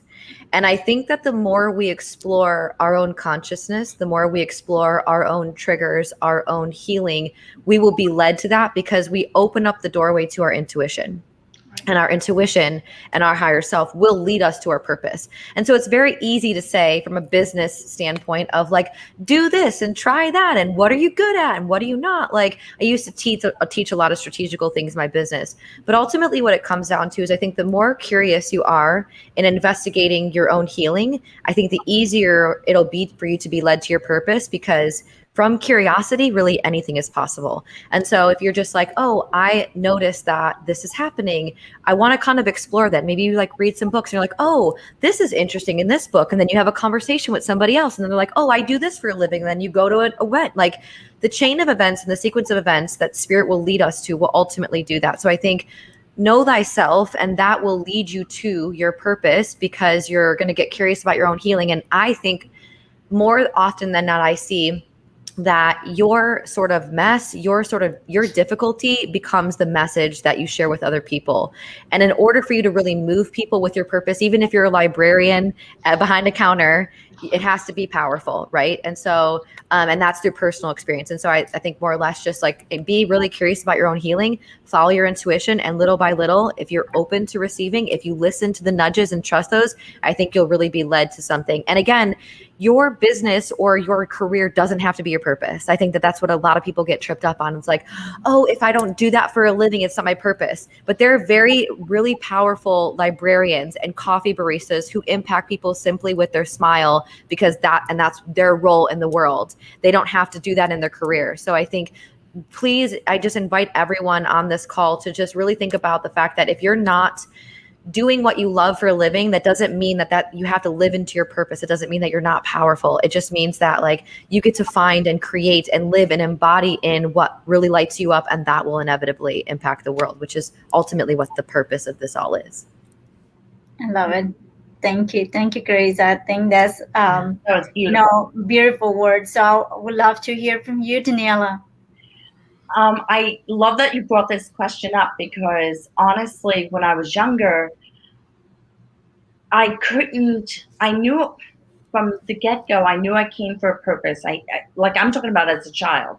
I just felt it, but I had no idea what it was. And honestly, I think for some of us, including myself, I wasn't meant to step into that role until I was around 40 years old. Like, yes, we earn a living in a certain area. And I don't get me wrong, I loved it because teaching to me is huge because like Carissa was saying, we could really make an impact on a child's life by giving them a smile, encouraging them. You know what I mean? Being their cheerleader. But I was always the type of person. I grew up in New York, and I felt like an outsider, even though I was born and raised there, because it was in my nature to hold a door open. It was in my nature to smile and look in people's eyes like, hi. Like in Florida, where I live now, it's accepted for the most part. But New York is more like, what do you want? So I always felt uncomfortable about being myself, but I couldn't help doing those things because it's my nature. But also sometimes divine timing. And when I started opening up, like that's when I knew. And just my own personal story, I was in a terrible marriage, and through healing, we're very good friends now, and I mean that, like the closest of friends. But it was a domestic violence situation. I just came from a pretty violent background, even growing up, and I've come through the power of forgiveness and understanding that people do the best that they can do. Like, I don't believe anymore, because when I was younger, I was probably more black and white. Now I'm gray. So I don't believe that somebody shows up to be the worst parent on a planet or the worst partner. I think people are doing the best to their abilities, and it's through forgiveness that we actually heal ourselves. That's a very powerful way to heal. And I never understood, no matter what anybody has ever done, and I've been the victim as a child of molestation. I've been raped, abducted. I mean, I told you, a lot of interesting experiences. And I've forgiven all of them. And a lot of people, oh, thank you. A lot of people would think maybe I'm weak, or a Pollyanna, but no, you hurt yourself if you hold on to that anger, that resentment, and it's toxic. And it will, in my belief system, it will harm you. It will harm your physical body. You hold on to that kind of energy, watch out. Because I've asked people to forgive and they don't get it. They don't, like, what's in it for them? Everything is in it for them. Forgiveness is the key to healing and really to becoming empowered. Like I said, my relationship, my marriage, we had 2 children together. It was very, very toxic, where they actually thought, like the legal profession, that I was a very high candidate for being murdered. And he's one of my closest friends now, and he's done a lot of healing himself. I try to clear as much karma as you can. Do not keep enemies. If somebody's toxic in your life, love and light from a distance. You don't have to go and have lunch with them. I don't believe in that. I believe in strong boundaries. And that's where self-love comes in, because when I was younger, and honestly, even like maybe a couple of years ago, I didn't have such strong boundaries. And then when I started putting myself first and loving myself, because people told me I had to, but I didn't know how, and nobody gave me the tools. So I accidentally found out by having boundaries, no, I don't really want to do that. The love came back in. I recently told somebody no for a relationship, and when I was in meditation, my body said, we trust you now. You're finally putting us first, and you're not sacrificing us anymore. And I was like, wow, that was pretty deep. Because yes, your body will speak to you. I highly recommend starting your day with meditation. If I don't, just like Carissa, I'm not the same person throughout the day. And finding your purpose. I do think, well, purpose, passion. I like to look at passion, because whatever makes you happy, I'm a firm believer you will succeed. And today was my goddaughter's first expedition. Like, she went to a craft fair. She was very big in her local political government, like for work. but she's had 3 babies, and the oldest I think is 4, 3, and a baby, something like that. And so years ago, I said I could really see you having a creativity where you could support yourself that way. She didn't believe me, and she's doing it now. And a very good friend of mine is doing the same thing. Like, if you are passionate and take steps, daily action steps towards your dreams, towards your goals, dream big. Did I ever think that I would be doing things like this? No. When I first came out, I went under divine messages because I didn't want people that grew up with me to know, like, it was embarrassing to me, like, because my family tried to hide it. Like, it's not something they're comfortable with, you know? And now I'm out of the closet. That is so awesome. Do you feel that as well? Did you feel at one point it was, you know, to fully be out there? For me? Yes. Yeah. I had so much resistance. And even I only very recently came out of the closet.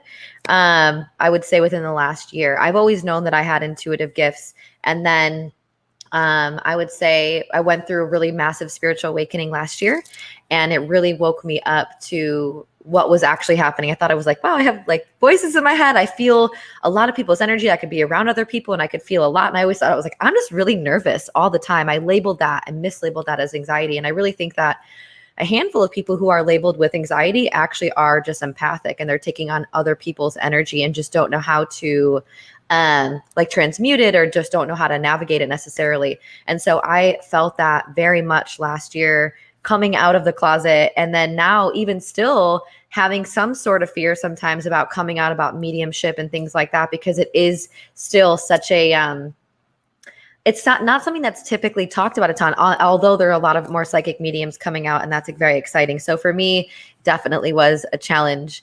But something I welcome. And I know that I would have never been given these gifts if I wasn't given the opportunity and the ability to navigate the challenges that come along with them. So whether that be backlash, whether that be criticism, or whether that be the energy that I have to hold to be able to share these gifts, I truly believe that I have been given them for a reason. And so I know that I am a servant leader to my creator, and I will show up for these gifts, even in times where it's challenging or confusing or I'm scared. So I hope that answers your question, but absolutely, that was a little bit of a fear for me. I love that. I love it, especially because you hit on the fear aspect and the overcoming the challenges. Okay. So for I guess my final question for both of you for this afternoon, at least where I'm at, it's evening. So wherever you are, afternoon, evening, I would like to ask you about the overcoming or the facing the challenges and finding that peace in yourself with your spirituality, whatever that is, right? Whether you believe in God, in Yahweh, in Buddha, in nature, I mean, whatever you believe in, there are all these different options of what people believe in. So how do you overcome that fear? And I'm asking that on behalf of our audience, because some of them may run into the same things that both of you just said, hiding it, not being allowed to mention it. So I'm going to give both of you the stage here individually for a moment. Daniela, if it's okay, I'm going to start with you. Just share a few brief thoughts with us, and then we're going to go to Carissa. Okay, I would say because of the way that I was raised, Roman Catholic, in New York, it was against our religion, and this was not something that I sought out.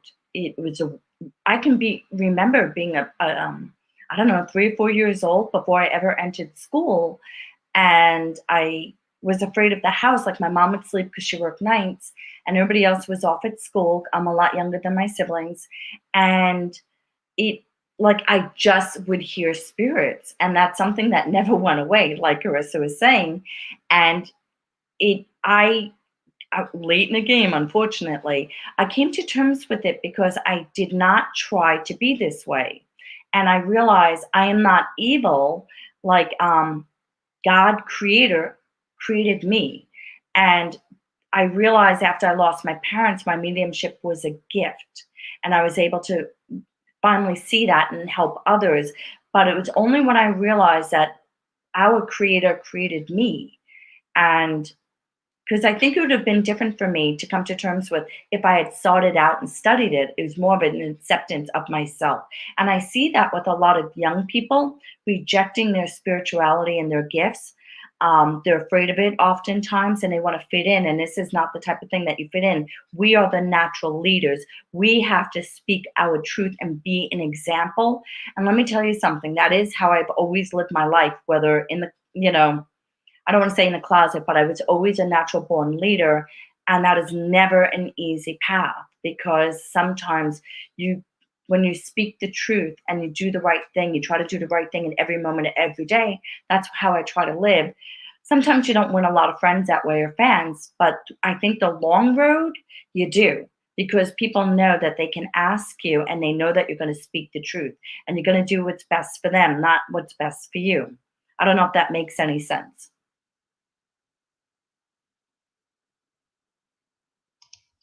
You had me speechless there for a moment. Are you sure I'm not just babbling away here? No, you had me speechless. It wasn't that I turned the mic not.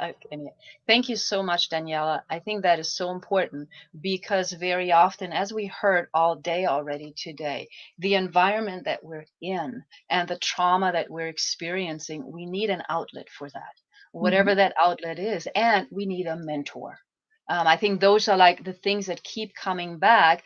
And of course, also, as you just pointed out, it's not just about the mentor, but it's going to somebody and say, okay, help me. I need some help.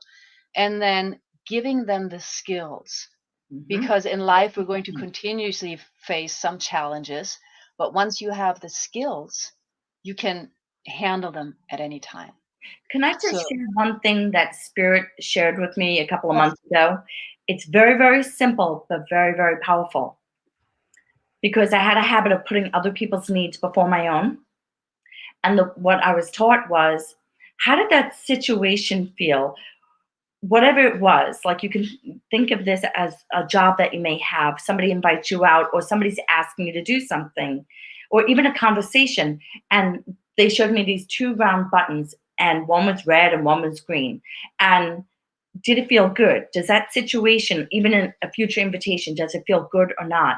And quite simply, if it doesn't feel good, if you go within and it does not feel good, don't do it. We are not meant to go through this life just being sacrifice and feeling crappy, because that lowers your vibration, right? It lowers your energy and we're grumpy. But if you do things to support yourself, like, oh yes, I would like to go and see a movie with you, or I'd like to go to that comedy club. Do I feel like going out at 10 o'clock at night, maybe on a Friday after working all week? Even though it sounds good, I really don't feel like it. I just want to have a mellow night. We have to honor and value ourselves, and just two simple buttons. Does that feel good? Yes and no, and then act accordingly. It's actually very powerful. And the other thing is, when somebody asks you to do something that you don't want to do, and if you're not good at saying no, you can say, I'll have to get back to you. I got to check my calendar. Don't over explain, because anybody that's manipulative, it will give them the opportunity to go in and change everything around to get what they want. So just take a step back. Absolutely. Absolutely. And that's, of course, tools. Yeah. You could actually get up and running. Yeah. And we heard something similar earlier, right? Before, I think Helen was the one who said, before you say yes automatically because somebody just used the right language to make you feel good, ask yourself, how is it working out? Great. Thank you so much, Daniela. And now I'd like to hand it over to Carissa. And of course, number one, how do we overcome fears and challenges? I also want to throw something else in there for you specifically, because how do I put this nicely? I think you're of a younger generation than me. I don't think so. Well, I do. But I think there are differences also in openness and how we use our gifts depending on the generation, right? I mean, we talk about indigo children and all of that. That's not where I'm going, but they are like you do videos on Instagram where you're dancing and all of that, which might seem for some people to fly in the face of spirituality. I mean, however you want to. So how do you deal with the fears and the challenges, while particularly speaking more to your generation and inspiring them without leaving any of us older folks out. If you can sort of like just address all of that, I know you can, so I'm going to give you the room. Okay, let me write it down. So fear and then older generation. Okay. The first thing that's coming up for me is, just to speak to this before it leaves my brain, is those who have an experience the deepest depths have the greatest and most expansive destinies. And so for those who are experiencing that voice inside that says there's more, or you feel that person and are starting to question spirituality, are starting to have uneasy emotions, or they're navigating something that they're unsure of, know that it's happening because you have a greater destiny. You are being invited to look at yourself in a different way. And so with that being said, I think that there's a couple key components when it comes to overcoming fear. And I want to be thoughtful about language here, because I actually don't think we overcome fear. I think that we just learn how to make friends with it. And so there's a couple different pieces. Number one, I think welcoming fear. And instead of being like, I have to overcome it, it feels like an obstacle. The language matters. So if we feel like we're overcoming fear, it feels like something we have to get over, something that's hard, something we have to jump hoops through, or so on and so forth. And so I want to make sure that we're being thoughtful about it's never overcoming fear. It's welcoming it. So how can we invite it? How can we make friends with it? And so whenever I'm feeling and experiencing a fear related to an emotion or talking about spirituality, I just ask myself, how can I sit with fear next to me? Instead of trying to get rid of it, because what we resist will persist, will come up again for us, will create resistance in our body, which is fundamentally like where spirituality and our connection to others and the entire universe comes from. It's really just more or less welcoming it and making friends with it, instead of saying like, how do I overcome this? How do I make friends with this? Let's have a conversation with our fear. So if we're doing like a little chair technique that I've learned in counseling, it's sit with the fear next to you, have a conversation. Okay, fear, what is the thing that you're worried about? And then switch chairs. Okay, I'm concerned that my uncle Mike is going to be weirded out about the fact that I meditate. Okay. And then you start to actually have this conversation with fear. And instead of trying to get rid of it, you're seeing that it's trying to keep you safe. You're seeing that it's just maybe this inner child within you, this part of you that wants to be liked and loved and belong, that's really just trying to love and support you. And so if you just make friends with it, I think it becomes that much easier to navigate. And the second piece is just being surrender to it. Instead of trying to control it or get rid of it or navigate it or whatever, it's just like, how can I just surrender to the fear? I can experience it in my body. Like sometimes before I speak on a lot of stages and on podcasts and on my social media all the time. And so instead of just trying to do something with the fear, I just allow it to be with me. And I say, fear, you are welcome here. Just like sadness, you are welcome here. Anger, frustration, all these emotions are welcome here. And the more I welcome all parts of me, the more that I welcome the aspects of like everything that's happening around me, the easier life becomes to navigate. So I surrender to it. I welcome it. I say, hey, let's have a conversation. And I just allow it to be here and show up anyway. And so the other part to your question is, with the older generation, how do we include them? I think the question was, and I'll just speak to whatever coming up. And then if there's something that we want to elaborate more on that, I'll welcome that. But I feel like everyone is going to have a different definition of spirituality, a different experience with the spirituality, and a different expression with spirituality. So for me being of my authentic self, me expressing my voice, my truth, my art, my gifts, is the fullest expression of me being in my most divine essence of who I am. So when I dance online, that's my art. I'm not doing it to say, hey, look at me. I'm doing it to say, hey, you can be yourself too. And that is one of the most powerful things you can do as a spiritual being, is to be your authentic self. So when people of the older generation are saying, hey, she's dancing and talking about spirituality, I'm saying, hey, why don't you join me? Because there's a lot of rules and limitations that some of the other generations have to confine us, right? There's a lot of programming around how we're supposed to be, how we're supposed to behave. And I will say that my generation is very wild to some extent. There's a lot of things that they do that I do not necessarily agree with. But what I think is that we have a responsibility, number one, to be ethical and moral. But the other responsibility is, I think, to be ourselves. And so if you want to dance online, and that as was being said a few minutes ago, Daniela, if Danielle was saying a few minutes ago, if that feels good, do that. That's spiritual.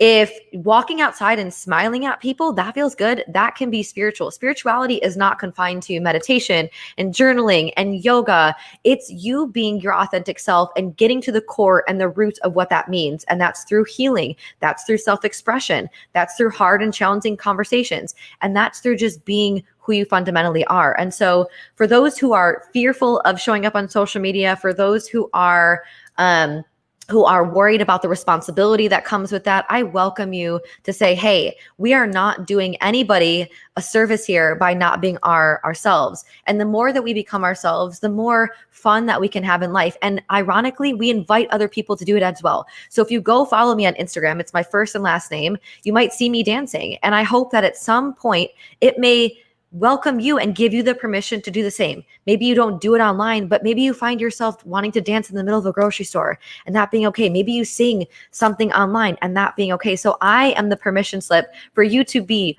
wild and crazy and insane and talk about and express yourself in the most responsible, but also authentic way to you. And that is the most beautiful piece. And so for those of you who are wanting mentorship and learning how to navigate fear and challenges around your gifts and business, I'm going to go ahead and give you a 30-day free trial to my membership. And I'll give the team the link here to send that out, or whatever we'll have you do with it. But I think that mentorship, like you were saying before, is so important, and navigating these fears and obstacles and coming out about our self-expression.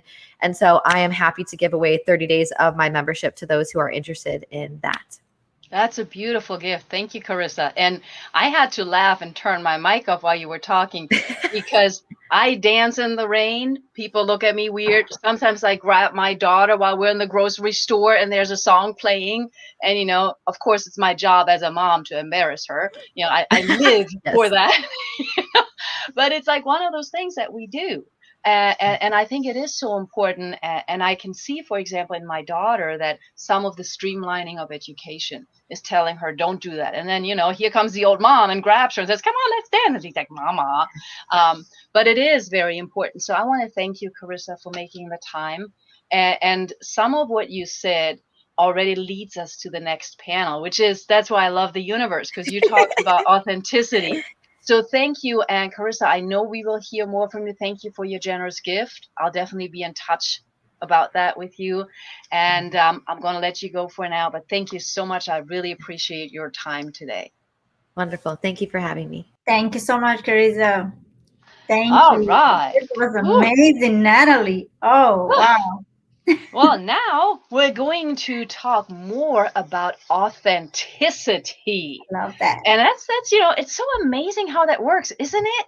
It's like we're talking about spirituality, and it's really all day long it has been about be you, find your voice, step into your voice. And in so many ways in that, it's really been about lead yourself. And I'm going to just briefly show you one of the things that we're working on. And I've shown this before, but that is the Global Thought Leaders United book that's going to come out soon from the LA Tribune. Why is that? Thank you. Why is that? Because we're in the business, we're in the passion, we're in the movement of leadership, of helping everybody lead themselves, giving them the tools, which is why this event is free. And you just heard Carissa as well as Daniela during their panel offer a special gift. Now, the kicker for that is you have to actually register with us to receive that gift. Okay. And that's not hard to do because all you have to do is go to latlead.com and you will receive the gifts after. You will get all of them because every single expert who has not just given their time or is going to give their time today and tomorrow, they have special gifts for you. Which leads me now to bring up two ladies who have been waiting so patiently in the back. And I see their smiles, and it just warms my heart that they are so patient with us as we're just keep talking and keep talking. So first of all, I'm going to bring in the lovely Sophia, Wisdom Speak Live. Hi, Hi. Sophia. And hello, can you guys hear me? Awesome. Yes, I Awesome. love the heart behind you. No, thank I'm you. also going to bring in Rachel. Hi, Rachel. I think that's how we met. You had that background. Yes. I just want Beautiful. to say, for me, it's not a matter of patience. I've been listening to the panels and I've been enjoying it. So I've just been an audience member. It's all good. I know. I mean, talk about audience members, right? I mean, I got it already. I'm writing notes. I'm doing it all.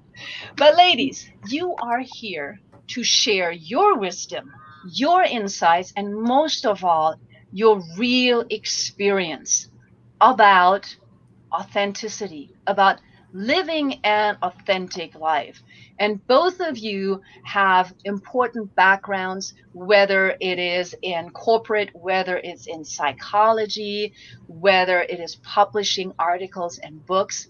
So, just like with the other experts, before we jump into our topic for the next half hour, I want to give each of you the room to briefly talk about yourselves. And when I say talk about yourselves, I want you to brag. Okay. Part of this is being able to brag because you have achieved amazing things. And so I'm not going to ask who's going to go first. I'm going to do eeny, miny, mo. I'm going to let Rachel go first, if that's okay with you. So I'm going to remove Sophia and myself. Rachel, take the stage and just share with us a little bit about yourself and what your superpower.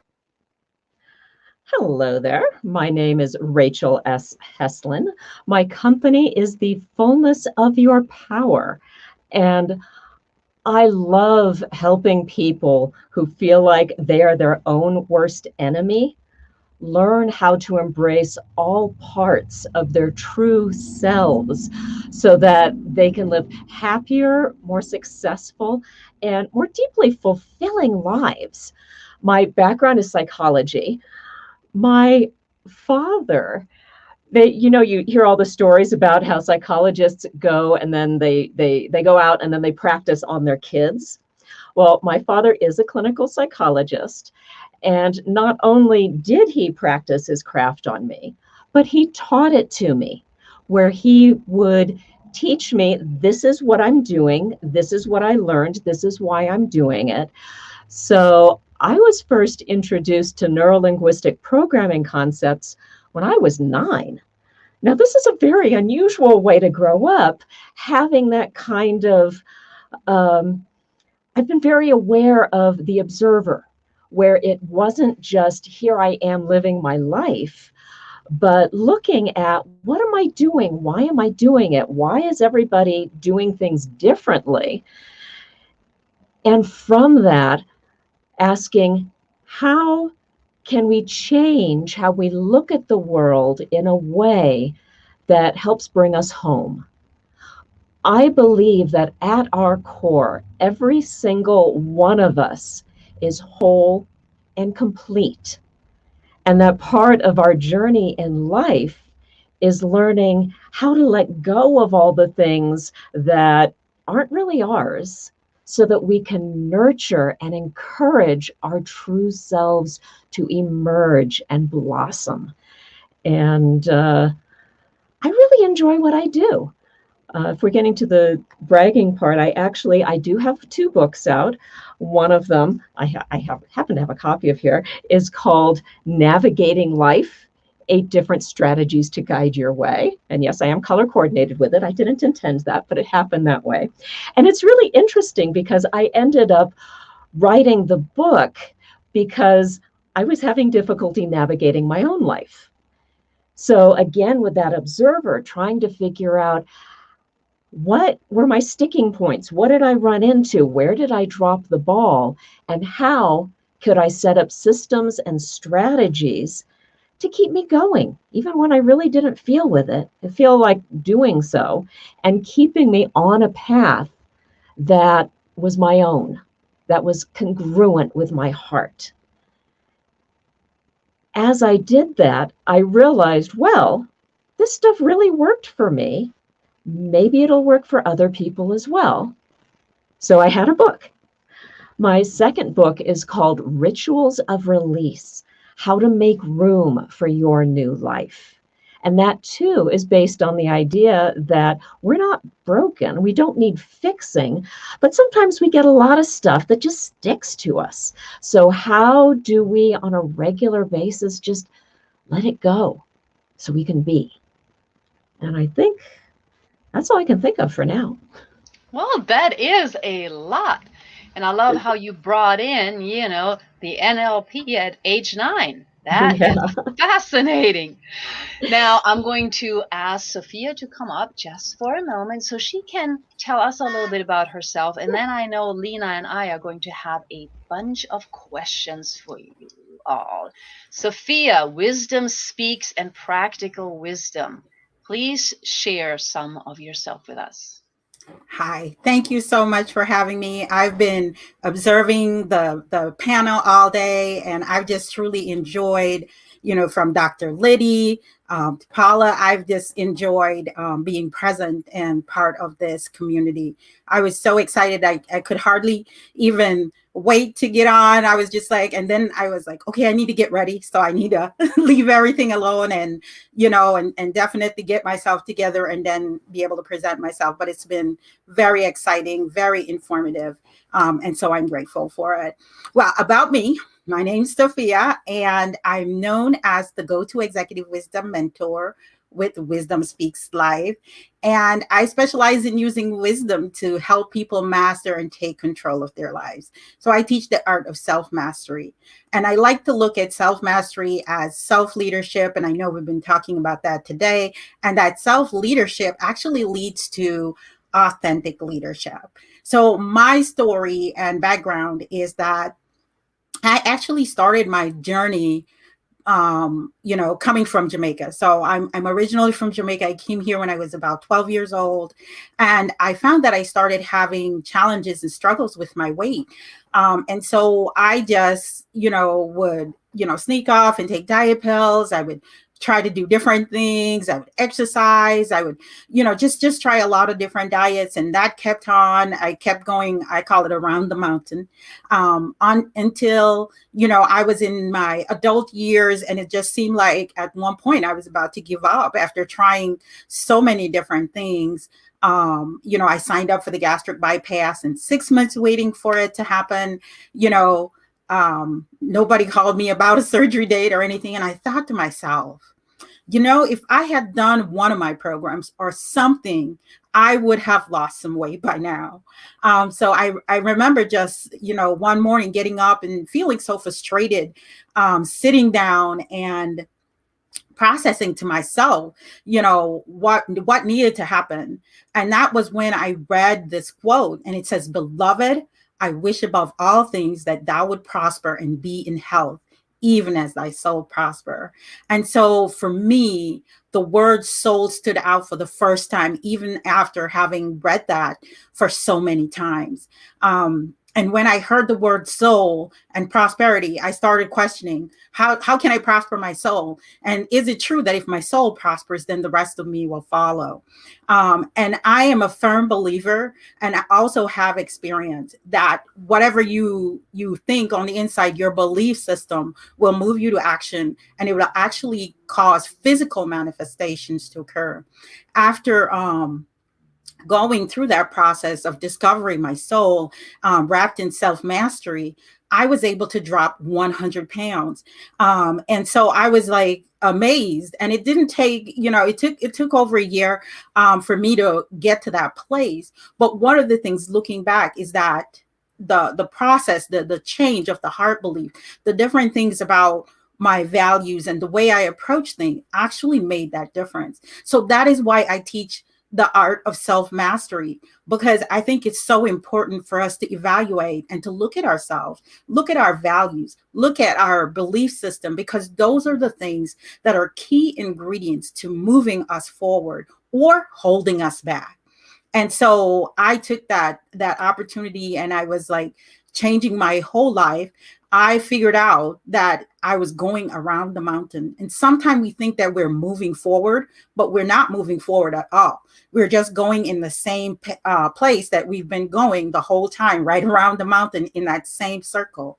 And so what I needed to do was to be able to discover or to create a path for myself to go up and over the mountain so I could get to the other side.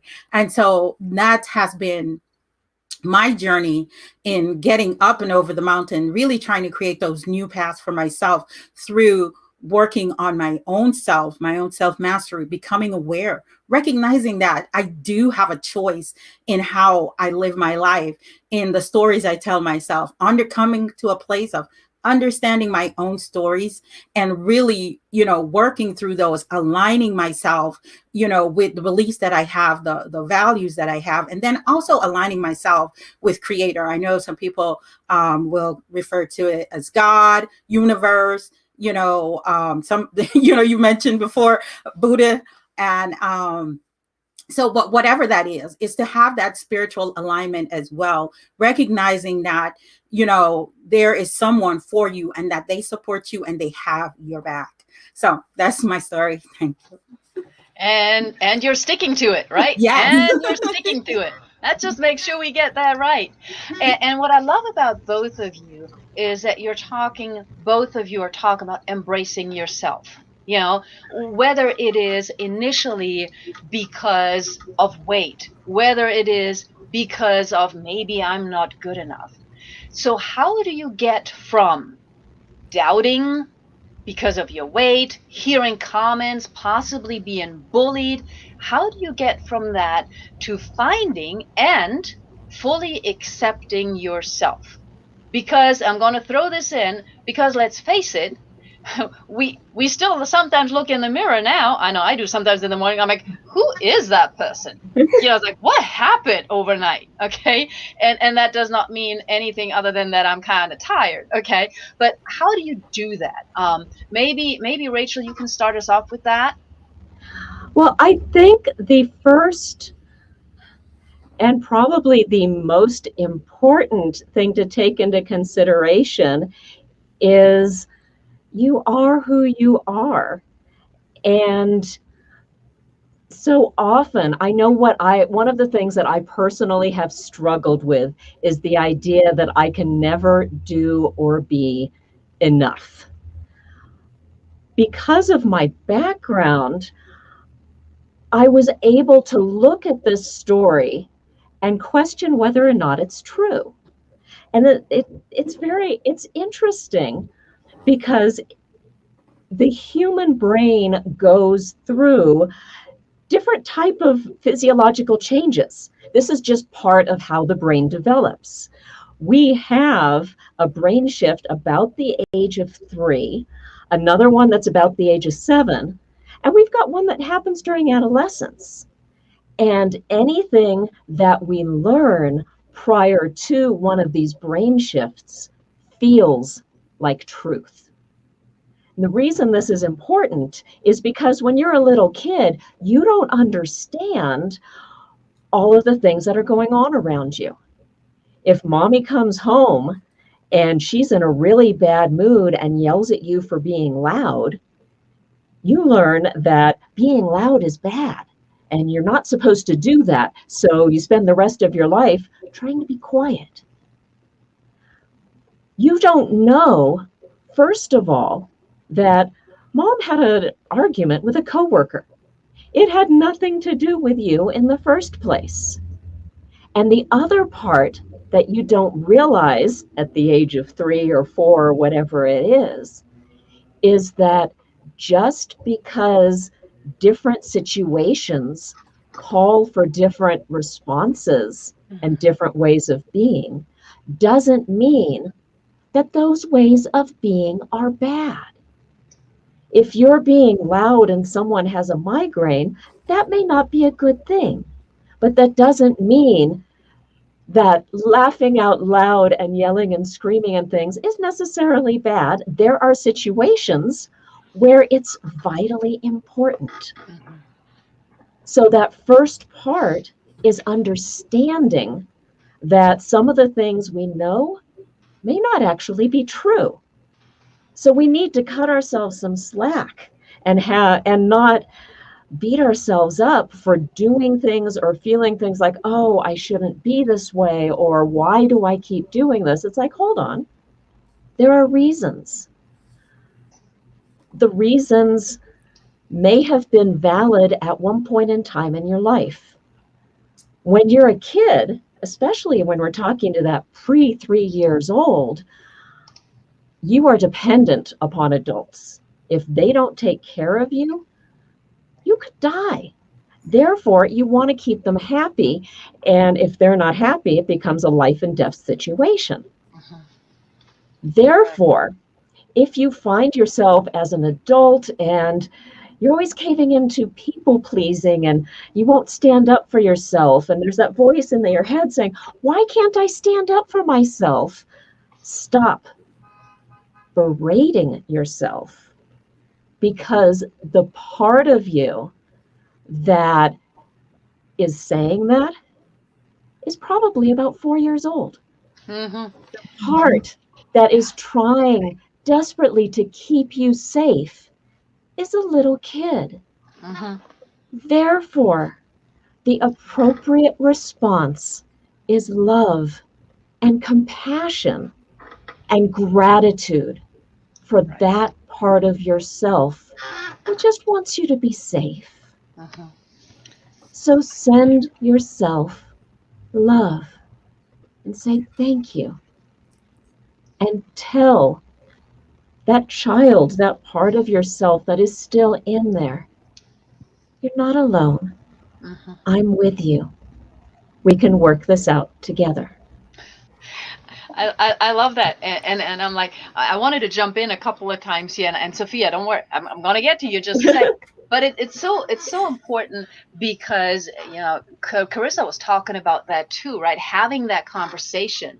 And I remember a dear friend of mine, when him and I were talking about the ego, right?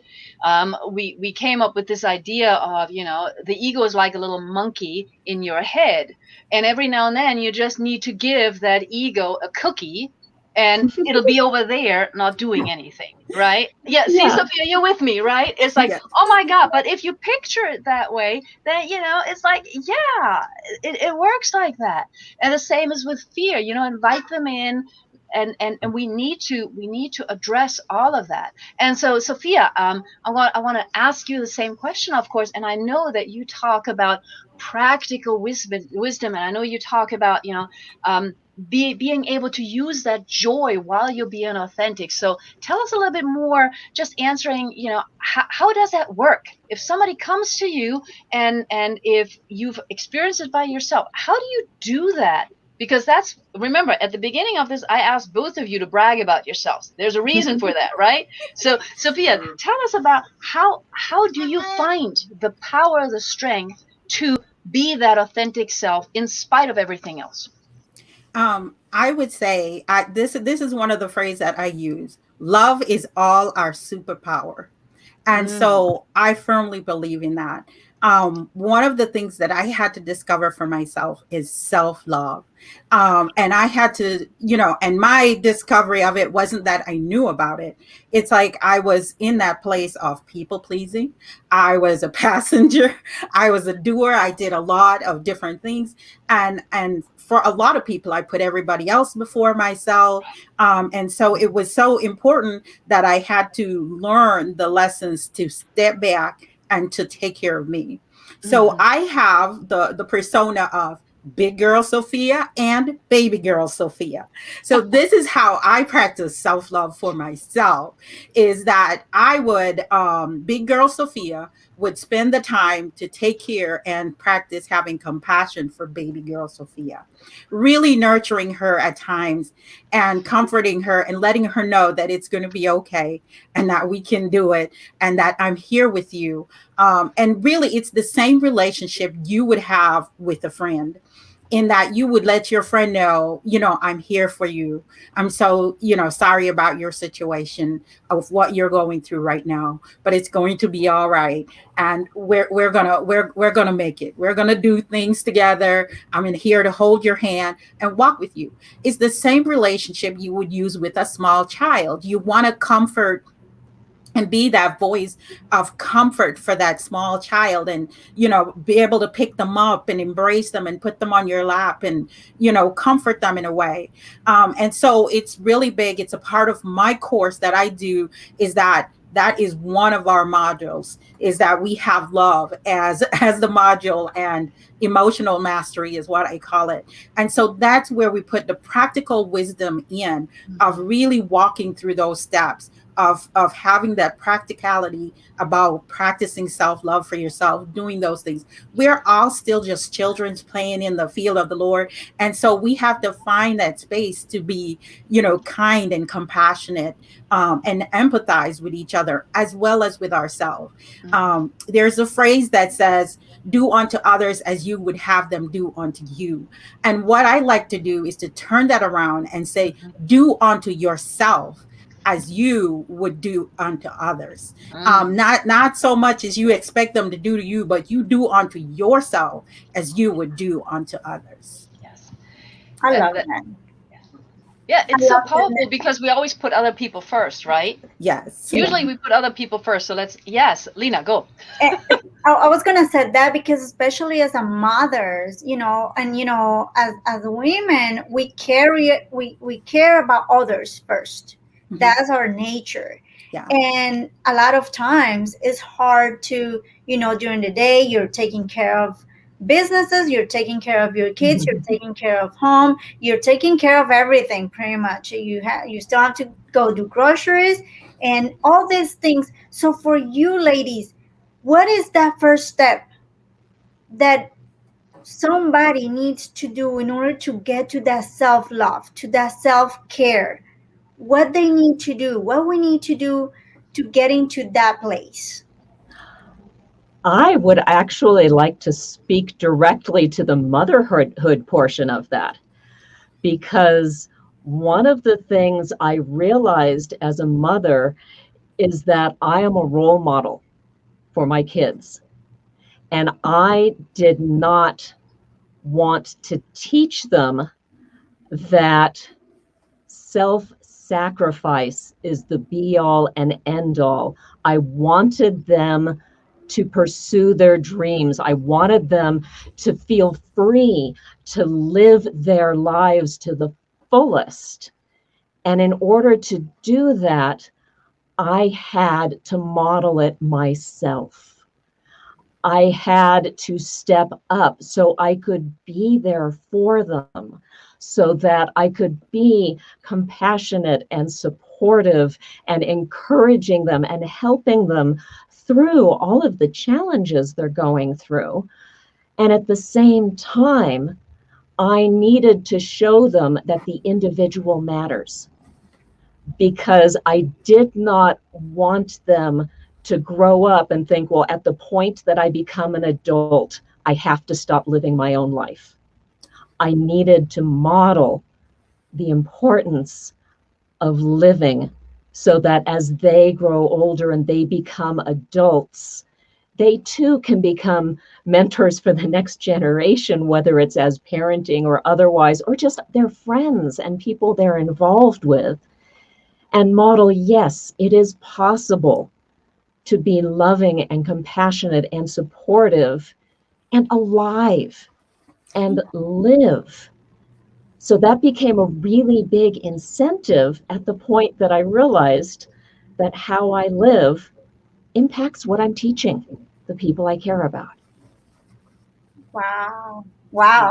That actually touched me a lot, because as being that role model, our son has he's 6 years old right now, and we're talking about creating this mindset and all these connections that happen in the brain of a kid because they are just, building who they're really going to be when they are adults. So thank you so much for bringing that up. And I see a lot of ladies posting that they really, as women, we do a lot all the time, but Yeah. a lot of times we forget about ourselves. So I would love to hear from Sophia what she have to say about this topic of taking so much and forgetting about that self-care and that self-love. Yeah, well, my first thing is to say that again, this is one of the ways that I kind of turn those two phrases around: self-care and self-love.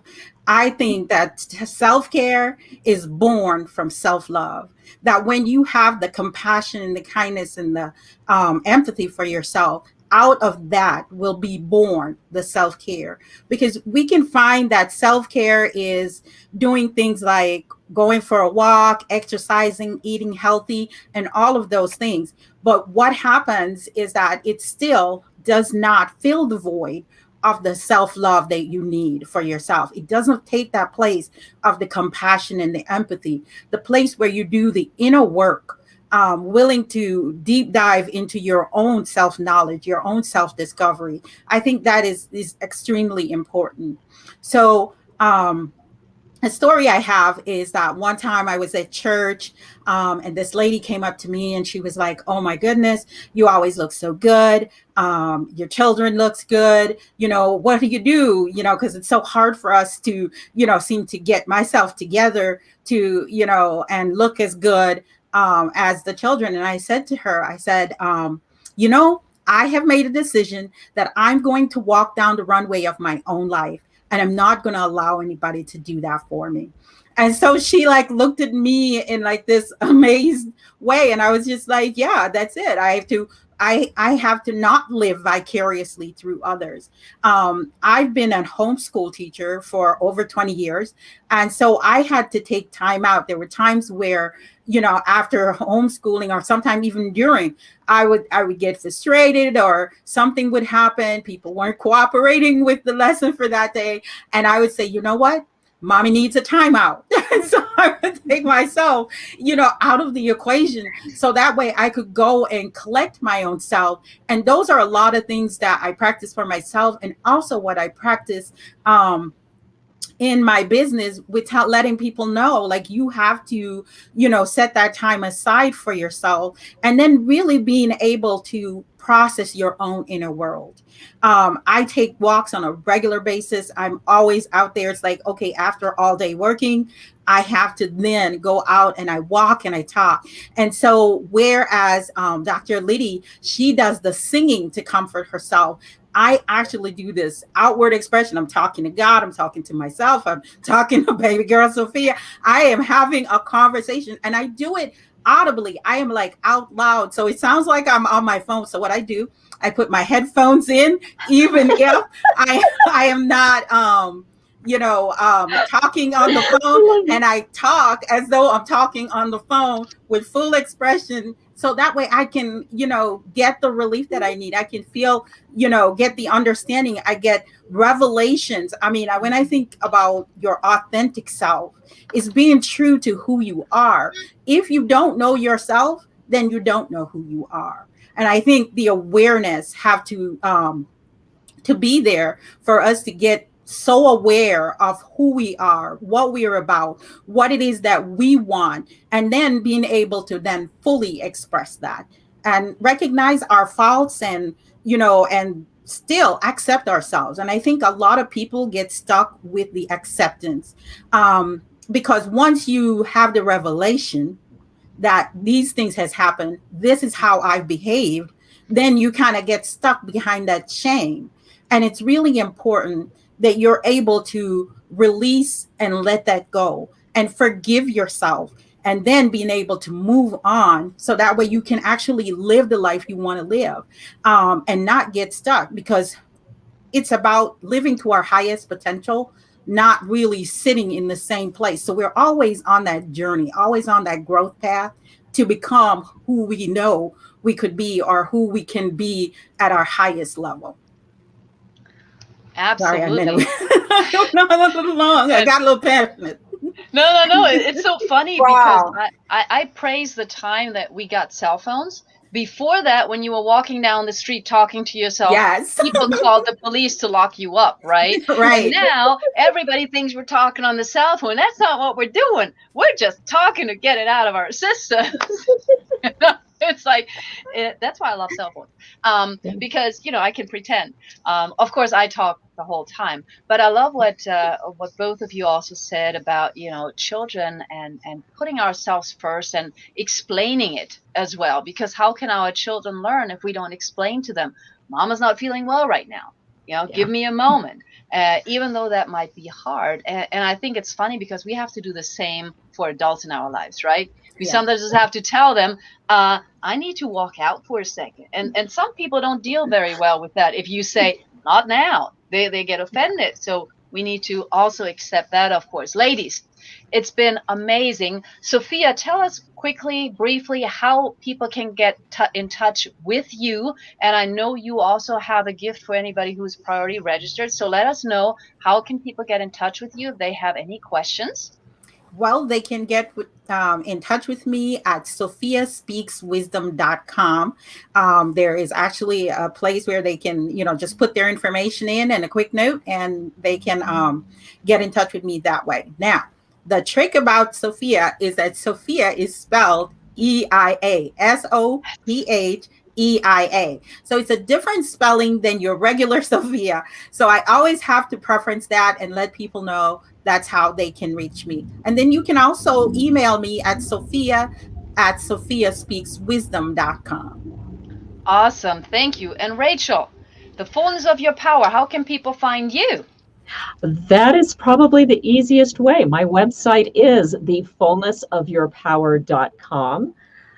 I have resources on there as well if you'd like to know more about me and my work, and articles and all sorts of fun stuff. And I'd love to hear from you. Awesome. And I know Rachel also has a gift. So just, I'm just throwing in the nuggets here. You've heard it here. And we just had Ashley say this was a great panel. Michelle was commenting. We've had lots of amazing comments here for you, ladies. Thank you for spending the time with us. And thank you for making a free gift available to everybody who is registered. Thank you. And we look forward to seeing you also in the virtual audience. Yes. Have a great Thank you so evening. much. Thank you, ladies. Thank you so much. Bye-bye. Awesome. Woo. We are rocking. And yes, we are in the last part of our event. So, if you just came back, if you are still here, yes, yes, yes, yes, yes. Because now I have a power woman in the house for you. A woman that I had the pleasure of meeting myself, then connecting with her. And right now she has made time in between meetings. In between meetings, while she's up in New York, she ran back to the hotel. And what is amazing about this woman is that I believe some people call her something like the global goddess beauty. And if you don't believe it, you'll see her in a moment. But it's not what she looks like. It's what she does and how she uses beauty. Because we all have different ideas. But beauty for the purpose of empowering others. And right now she's working on democratizing, I don't know if that was her word or my word, investing so that more women have a voice. It is my special honor to bring up the one and only Shalini Vadera. Hello. Hi, Natalie. How are you? I'm good. And it's so funny. We started with Forbes in her hotel room, and I see you're also in the hotel room. This is real. Welcome to New York. By the way, I'm so happy to be back in the city. It's, you can feel that energy coming back, and it's just so special. Absolutely. Shalini, I know you're in between, and I could not be more grateful that you made time for us, because you're not just doing product creation, you're also talking to investors while you're launching your Ready, Set, Jet business, which is going to be amazing. But today I've asked you, and I know you can talk about all sorts of things. Can you talk a little bit about empowering women across the globe? Because you're everywhere and you're using the beauty idea for empowerment. I'm going to give you the stage for a little bit, and then I'm going to jump back in. Okay? Yeah, no, thank you so much, Natalie. First of all, it's always an honor to be a part of the LA Tribune, especially at conferences like this with so many amazing change-making women out there. And I truly believe that confident women can change the world. And so I had the opportunity a few years back, after receiving the Mahatma Gandhi Award at the British House of Lords, to be asked by the government of India to find a way to bring impact to girls. And throughout my career, I always knew there was a much higher purpose to beauty. It was so much more than lipstick and mascara. And, there was never a better time after what we went through this past year with the pandemic, and so many women dealing with losing their jobs, mental health, wanting to, really lean into self-care a little bit more, for us to use beauty for a higher purpose and create a platform where women from all over the world could not only look good through creating innovative, amazing products that are easy to use, but feel good. And I'm really excited that Natalie's actually been such an incredible support system with an online academy that we've been creating, where we're not only just focusing on professional skills for women, because a lot of women are now looking to enter the workforce or wanting to start their own business, might not know how. This is personally really important for me because as a entrepreneur that's been doing this for about 15 years, there was such a lack of resources and mentorship in my journey that it's really a big mission of mine to be able to provide those resources for women to learn how to get mentorship, how to start a business and whatnot. In addition to that, because of the, what we've all faced in the last year and a half, we have so much around mental health, mindset. As we all know, a positive mind equals a positive life. And then, of course, what are you doing for self-care? That's such an important part of beauty, because beauty really needs to be looked at from a 360-degree holistic approach. So while we were building this brand, staying very true to the mission of empowering women, it was important for me to continue to create equal opportunities. And, within the last year, we saw over 152,000 jobs lost, and all of them women. 16,000 jobs gained, all of them men. Funding for women went down to from 7% to 2%, 1% if you're a minority woman. And that really bothered me because, there's a lot of amazing women out there. And, I sit in a lot of meetings, usually as the only woman.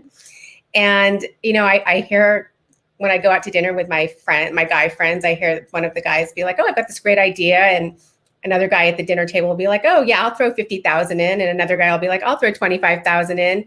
And I realized I have not yet been to a dinner where I have a group of women saying, I'll throw this much in and throw this much in. So one of the big initiatives that we did was we really focused on creating more female investors. It was really important for me to have more women to be able to confidently say that they were an investor on their LinkedIn profile, because as we all know, it does turn the head a little bit when you're able to walk in and say, hey, I'm an investor and I'm an angel investor.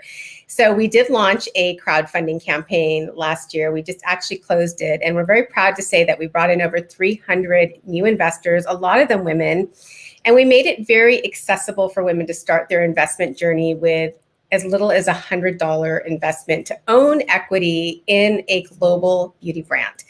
And by doing that, we found that it really started to empower women across the globe. Not only did we have women here in the US, across the US, make their very first investment and be very proud owners in this Ready, Set, Jet brand, but we saw girls in countries where they don't have a lot of opportunities making their very first investment from the ages of 18 to 49.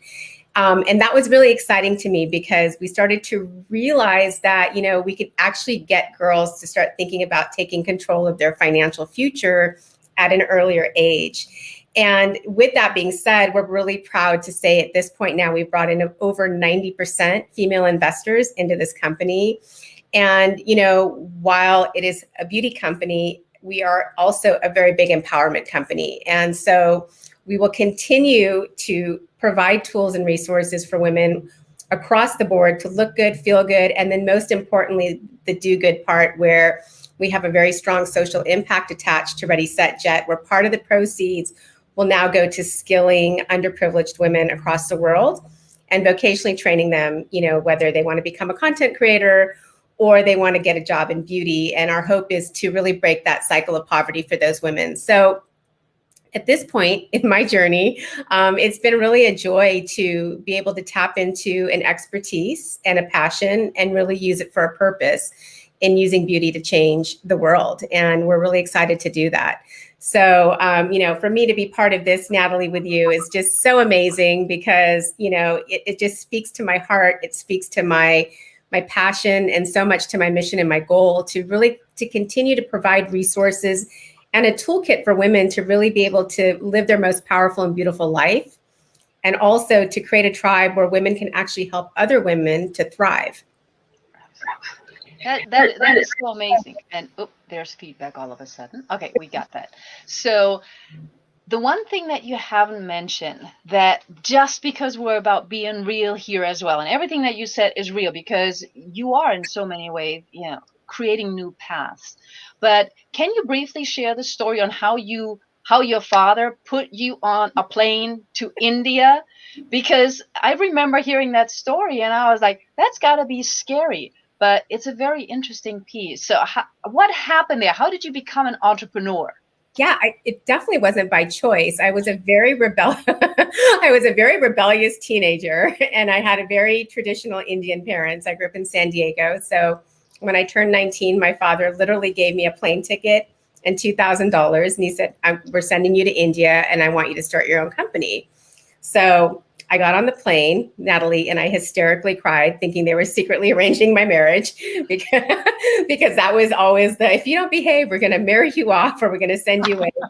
But when I landed in India, my uncles were there. They were big knitwear manufacturers for Givenchy and quite a few different brands. And so the path of least resistance obviously was to work with them. And so I started designing and manufacturing golf and surf clothing for the San Diego golf and surf market, sold it into quite a few companies and hated it. I mean, it was just a horrible experience trying to tell my uncles that we have a delivery date when they're telling me to have a cup of chai. And I'm like, no, we legitimately need to deliver these products. So I pivoted into sterling silver and semi-precious stones. I think the beauty of being young is being fearless. Just cold called everybody, got everything into Macy's and, all the Marine Corps depots. And it was really exciting, but beauty was always my passion. And, it really stemmed from a childhood of having, just the incredible opportunity to travel to visit relatives between India and Africa, and just falling in love with the rituals that I would see, women and my grandmother doing with the coconut oil scalp massages and whatnot. And that's what got me, going after my first job in beauty and at the Clinique counter. I started at the counter and I worked my way up to developing 3 pretty big global brands. And it's been a really exciting journey. And it's truly been a universal language that I see women speak all over the world, whether they're, in Beverly Hills on Rodeo Drive, or they're in a village in Eritrea with no rights, no running water, no electricity, but still have this deep desire to look and feel beautiful. And what I realized is it's something that every woman wants around the world. So if we can bring that 360-degree approach, that's all I want to do for, paying it forward to the women of the world. And I think that's so amazing because you and I, of course, have talked, and I used to always say I'm really not into beauty, right? But that's not what this is about. It's not about looking different and spending hours and hours on making yourself look like someone else. Mm-hmm. It is just enhancing your own inner beauty with outside and inside, right? Absolutely. And it's really learning to celebrate what makes you different. I think that, when we grow up, we feel, ugly, or we're told that we're doing something wrong because we're different. And, one of the things that is a really important topic for me is really celebrating skin tone agnostic beauty. Especially from the country I come from, there's this desire to always have fair skin. And what I want women to realize is what makes you different is really what makes you special. And I know for most women, when they truly embrace that, is really when they see their life take off in the direction that they want, whether it's personally or professionally, and really just being true to yourself. So it's a big mission that we've got ahead of us, Natalie. Yeah, but we can do it. We can do it. You know, I see the comments already here. There are more women who want to, work on this, because it is not just about the beauty, it's about the skills that we've been talking about all day, about giving us the strengths, the skills, the mindfulness, and the awareness. Okay? See, Ashley's asking how can she get involved, right? It's like, Girlfriend, give me a ring. We would love your help. We're planning on empowering at least 2 to 3 million women in the next 2 years. So it's going to take an army. And what we're hearing is, what I love about this, Natalie, is we're hearing, forget the army, Shalini, let's create a mutiny of women for women. And that's really exciting, because I honestly don't think there's ever been a better time for women to come together and really, really help each other. Because, when we do come together, as you know, we rise together in the most phenomenal and incredible ways. And, this has been the year of collaboration. And what I love about, your conference here today is the fact that you've got so many incredible women that are willing to collaborate with each other. And that's really where we're going to start to see the change. Mm-hmm. Absolutely. All right. One last question that is not related to beauty. Okay. One last question. You received an award. That is a pretty big award that before I met you, I had never heard of. So can you tell us a little bit about your trip to London to receive that award and what it means? Yeah, no, thank you. It was one of those awards where when I received the notification, I'm like, is this for real? I don't know if you've ever had that moment, Natalie, where you're like, really? Okay. No, but I was really, truly honored to receive the Mahatma Gandhi Award at the British House of Lords for my work in women empowerment and beauty. So, for those of you who don't know, I also launched a women's platform called Power Beauty Living at the United Nations in 2016. And it was all about powering up your beauty, your business, and your life. So we've taken a lot of that into what we're doing with Ready, Set, Jet. But it was a truly incredible moment to be honored as one of the few women to receive that award. And, that's really where my career took a left turn as far as my entrepreneurial journey. I didn't need to start Ready, Set, Jet, but shortly thereafter, I had a trip to India. It was probably my first trip back in 9 years. And the day I arrived, there was a car waiting for me. And next thing I know, I was sitting down with the head of Congress, Supreme Court, quite a few ministers who said, we really need you to come help the girls here. And that's really what put us on the path to Ready, Set, Jet everybody into transforming their lives for the better. And then shortly thereafter, Natalie, I got the Jewel of India Award, which was even more exciting, from Prime Minister Modi's office. So, it's been an incredible ride. And it's just something for a lot of women to realize when you're going through your journey in your career, what might seem like, you're at a standstill or you're at a crossroad and you don't know where to go. Something may just show up magically and put you right on that path to purpose. Absolutely. And I love how humble you are about it. While you are, the global beauty goddess, right? I'm going to bring in our other two ladies real quick, because I'm not sure if I think you remember Goldie, and of course there is the amazing Lena, just in case both of you are on mute right now, in case you're going to say anything. I don't know if you've got any questions for Shalini, any comments before we let her go back to her meeting. We're doing fun things, by the way. What you guys don't realize is my creative director is sitting right here next to me, and we've been doing really fun product development meetings. So we're creating some really cool beauty products for you guys right now. That's super exciting. I loved your story about going to India, worried about getting married off. Like, that was the highlight of my day. God love you. And then just like being silenced with the proverbial cup of chai. Like, that was great. And what's really, we look at you and see this beautiful, accomplished, and successful entrepreneur. Yeah, that's right. And I loved hearing that you said, I started out at the Clinique counter, what jumped from where to where? Because where you are now, starting out at the Clinique counter, what was that pivotal moment? Did somebody say, like, we're looking for this, or they're hiring for this, or we have a problem and we need a solution? Or how did you move up from the Clinique counter? I'm just super curious. you know what the most incredible thing about hindsight is that you can actually see how destiny plays a part, you know, in your life. It's so great. So, you know, I did start at the clinic counter, and then I'm very restless. Like, I'm never satisfied, which is really great and really horrible at the same time, because it's a horrible way to live life when you're just like looking for the next thing you need to get done. But I just wanted to work for all the other brands. And so, not to age myself, I like to say I'm really 75, and it's all these great beauty secrets that I, you know, talk about. But I then went on to help MAC launch. And then at the same time, Laura Mercier was launching. So I was working with Laura.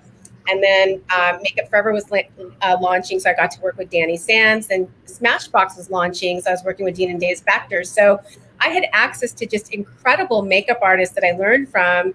And I was just covering pretty much all of Southern California. And then one day I got a call from NBC Studios. And at the time I was living in San Diego. And they said, hey, you did a makeover on one of our executives, and we'd like to have you come up here and show us your stuff. Well, I didn't know what my stuff was, but there was no way I was turning down the opportunity to walk on the NBC lot in Hollywood. So I drove myself up 2.5 hours, and I literally faked it to make it. I didn't know how to do a TV makeover, but that was my audition. Oh, that's what they had you, like they said, you're going to come. Okay, I didn't know if it was like a brand or what. So they're just having you do a TV makeover. Yeah, and I honestly didn't know what I was doing, but they thought it was fresh. So that worked in my favor. And they hired me on the news. And I remember driving 5 hours round trip, 4 days a week to do the local NBC News. And about 6 weeks in, and I mean, I was just getting so harassed by these veteran makeup artists that had been there for 20 years. They were like, this young girl's coming in here, like, we don't know what's going on with her. So 6 weeks in, the head of the entire studio for hair and makeup walked in, and he was this very stern German guy, Natalie. So imagine that. You would appreciate this. You know what I'm talking about. And he walked in and he said, Shawnee, pack up your shit. Let's go. And I'm like, oh my God, I'm fired. They totally know that I'm a fraud and I have no idea what I'm doing. I probably put too much powder on her. And so, you know, these veteran makeup artists were like, bye, nice knowing you. Like, they were happy that I was getting fired. But as I followed him out, what he did is, as soon as, right before we got to the entrance, he took a left turn and he walked me right on the Tonight Show with Jay Leno. And he's like, you're really good. You're going to work with Jay. And that launched my celebrity makeup art. That's so awesome. And at that moment, she freezes. I don't believe it. She's frozen. Oh my God. Oh no. She'll come back. That's a great story, though. That's a great story. Okay. Yeah. And so, and then from there, I just, you know, got on television, and nobody was really talking about the fact that America is the greatest melting pot in the world. And we have all these beautiful skin tones being born minute by minute, nor was anyone really talking about all these amazing beauty rituals from around the world that I had learned from traveling. And I started talking about that, and that got me my book deal. And then I wrote a #1 selling book called Passport to Beauty. Yes. Wow. Congratulations. Thank you. And that's what we've been talking here, that these are real stories. Like Erin just said, I love to hear the stories, but are those stories that empower and inspire others to do something. Because I'm sure that you was probably like, how I'm going to do all this, and you probably have a lot of thoughts in your head. What made you take that decision, that step? I'm going to do it. You have to try. I mean, you absolutely have to try. The worst thing that can happen is that you're in the same position that you were before trying. That's always been my motto on why I've been able to fearlessly climb, because it is scary. And you know, I've had my butt kicked quite a few times in my journey, and devastatingly at times that I didn't even want to get back up. But I had to really learn how to become my best cheerleader, and also just remind myself that if you don't ask, you don't know. If you don't try, you never know. And so I've just kind of had that sense of humor with myself that if you fall down, okay, you'll be okay. Get up and let's do it again. Let's do it again. Congratulations. Everybody, very inspiring. Everybody's falling in love with Shalini. We've got great comments, and a lot of them think today is the only day. So we're just reminding all of our listeners and viewers, thank you so much for joining us today. We're reminding you to register. Natalie will tell you where, because I still can't make it out where we're registering at. That's okay. But tomorrow there's a whole nother day, and there's always the recap where Natalie and Mo will tell you where to listen and watch so that you can take better copious notes. But there is a whole event tomorrow as well. So just so everybody knows that. Shalini, you're just brilliant. Oh, I love you guys. Awesome. Thank you so So much for cute. having me. And I'm going to go have a slice of pizza now because I'm in New York. So, Aw. Well, what about me? I'm hungry. okay. Yeah, I'll me just too. shut it down. Thank you Sorry, so much, Shalini. Shalini. Nice Say to see hi you to guys. your lady Amy? over there. Amy, I know. Yeah. Hi, Amy. Hi. You can say hi. No. Say hi, Okay. girl. Come Hi, on. Amy. Come on, All right. Amy. Unless There Amy's you a are. man. Hi, Amy. See, I thought it was you. All right, Shalini, Amy. More batons in Yeah. the work. Awesome. I know you ladies have to go. Thank you for making time for us. Really appreciate it. Talk soon. Bye. Bye, guys. Wow. All right, ladies. Real stories, real women. That is day one. Now, I do want to point out a couple of things, and then I have a couple of questions for you ladies before we end the day, where some of us go to bed, others take care of our children, others do a whole bunch of other stuff. All I together. won't even think about what else I am going to do. I do want to give a special shout out right now to Mo Rock because he has been in the back all day. So I know that we said we can do this and he told us we would do that, but he is in the back. So please know that we have a support system and we have an amazing gentleman in the back helping us, sometimes pushing buttons that I don't want him to push, then I unpush, then he pushes again. But it's all good because that's how we play. I do want to point out that at this point in time, I just want to remind everybody, yes, please register if you would like to receive some of the gifts afterwards. Okay, latleap.com, LAT for Los Angeles Tribune, and then leap because we're talking about the quantum leap here. Okay, I also want to point out, just because some of you have been with us, some of you know us three ladies a little bit, I do want to point out that there is more to us. And I'm going to show you just a tiny video here for a second so that you get to see some other side of one of us right now. And then we'll talk about the other lady. So I'm going to show you this. I can't think of anything more beautiful than just being reminded that I can. Please find me with any ideas, and if you have any ins or relationships at these treatment centers, facilities, or hospitals, please help me make this dream come true. iCancer.life.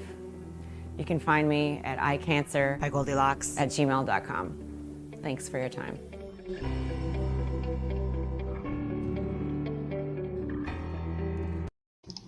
Thanks, Natalie. So I wanted to point that out, and I'd like you to take a minute to talk about eye cancer, because we've been talking all day about providing skills as well as giving back. So can you talk a little bit for a moment just about the eye cancer? Sure. It's and I'll keep it real brief, just because we're all tired and it's been a long day. And I appreciate everyone listening to all of these experts and authorities. And thank you to Mo and to Natalie in the Los Angeles Tribune and Lena for just allowing me to talk for just a moment about I Can, Sir. So I'm a musician, pro wrestler, and I meet so many people all across the globe. And right before a show is when somebody will drop a bomb on you that is, I have cancer, or I have an incurable cancer, or I have brain cancer. They have just something that hits me in the heart, and like I tear up, and then it's time to go have a great show and smile and jump around. And I literally have like this hollowness inside, and I'm trying to think of what can I do or what can I say to people, because especially when people come up to you and say, this is probably one of the last concerts I'm going to be at, like, what am I supposed to say? So sometimes pictures or movements or things speak louder than words. So I came up with this concept and a movement, a brand called I Can, CER.life. And I just encourage people to go look at this website because it is, first off, a resource center for somebody who is recently or newly diagnosed with this dis-ease. There's all kinds of resources on there. There's also a lot of happy stuff, and I want the first thing that somebody sees. This is what I'm calling upon people. And if I could get your help, is if you have a relationship with a hospital, a clinic, a treatment center, it could be holistic and can be traditional, whatever. It's our goal to get these shirts, which are sponsored by different companies and our band, to get in every hospital on the bed folded the shirt that says I can, sir, folded, so that all you see when you walk in and you're admitted is I can. That should be the first thing that you see in your mind that's imprinted on you. If nothing else, then I can. I'm going to get through this. I'm already healed. I'm already whole. Excuse motorcycles outside. I live by a biker bar. I'm healed and I'm whole and I can. And that's just like my burning desire and goal. And the other part of that is that our band, who did a lot of work at the Ronald McDonald houses, we would come in before COVID. This was all set, but I know it'll get back to it. We would come in and just do a 45, 30-minute soft, gentle acoustic show of the hits, just to take people's mind off of things, whether it be the actual patient or the parent of the patient or a loved one, and leave them with the shirts, feeling good and sparkly and reminding them that they can. That's the movement. And COVID did put a wrench in it, but I'm not going to let it hinder or stop or take the wind out of the sails. So if you're somebody that knows any contacts, we want to start with as many hospitals as we can. And if we need to perform out in the parking lot and do like a live stream like this, at least if they're well enough, the patients could come to the window and see us, know that we're there, listen and hear it on the live stream, and they would be left with a really cool hoodie or a cool t-shirt. And that's really the movement. We just want everybody to know that they can and do everything that you can. Listen to me, please. I'm just going to say this. I don't care if you hate my guts for it. If you are a smoker and you're listening, please reach out to me. I will sponsor you. I will remind you to put a carrot in your mouth or find something else to eat. Or if you have to just do something out of habit, please let me help you. That's my goal in life, is just for everybody to be so healthy and not do something where it says right on the box that you could probably get really sick. Like, I love people. That's where this all started. So that was more than a moment, but it's my passion. I just wish that everybody was as whole and as healthy as they possibly can be. And life is tough enough as it is. Guys, girls, just if you're smoking, just talk to your doctor about what patch or what you can do to just get off that and breathe and put some life and years back onto your life. Love you. That's it. Signing off. Very passionate about that. Wow, Goldie, beautiful. That's beautiful. That's Thanks, beautiful. guys. I appreciate that. I know some people that they are really big on helping, so I will put you in contact with them. And appreciate it. So, we are about helping, and Dr. Natalie knows everything we do. I've always been helping since I was really little, kids with cancer. So anything I can do, I'll be there for you. Appreciate you. Thanks for listening. Now, what about Lena? Yes, I want to ask Lena a quick question, but before I do that, I'm going to try. We have just a few more minutes. I'm going to play another video. You're a beautiful woman.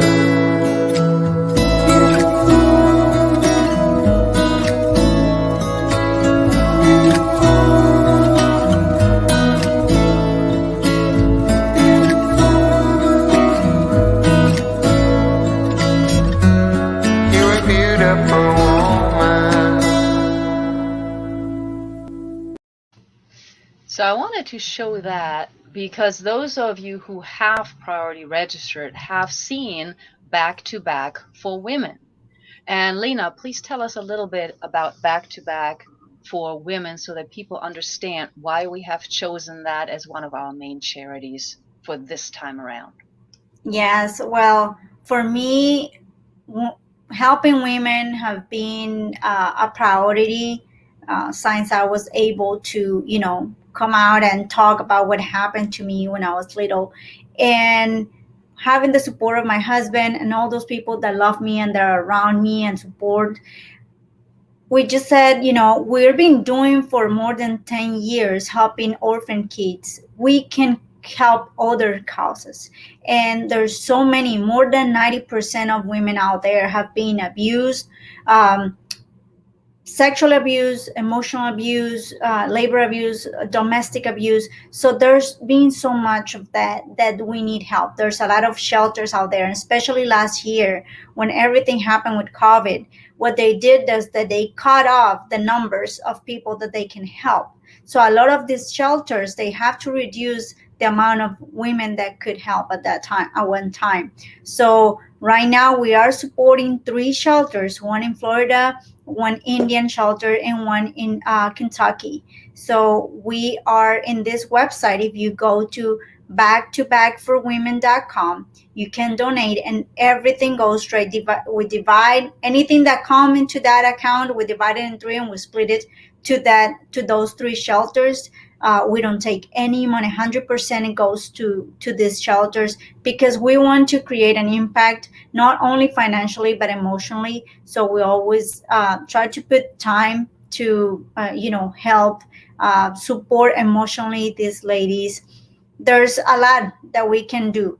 If women out there need help, I have a document where you can get help. A lot of times, people are afraid to speak, but you can send me a DM. You can go to my Instagram account. You can go to my Facebook account, Lena Noland, and shoot me a DM, and I can send you that document where you can get help.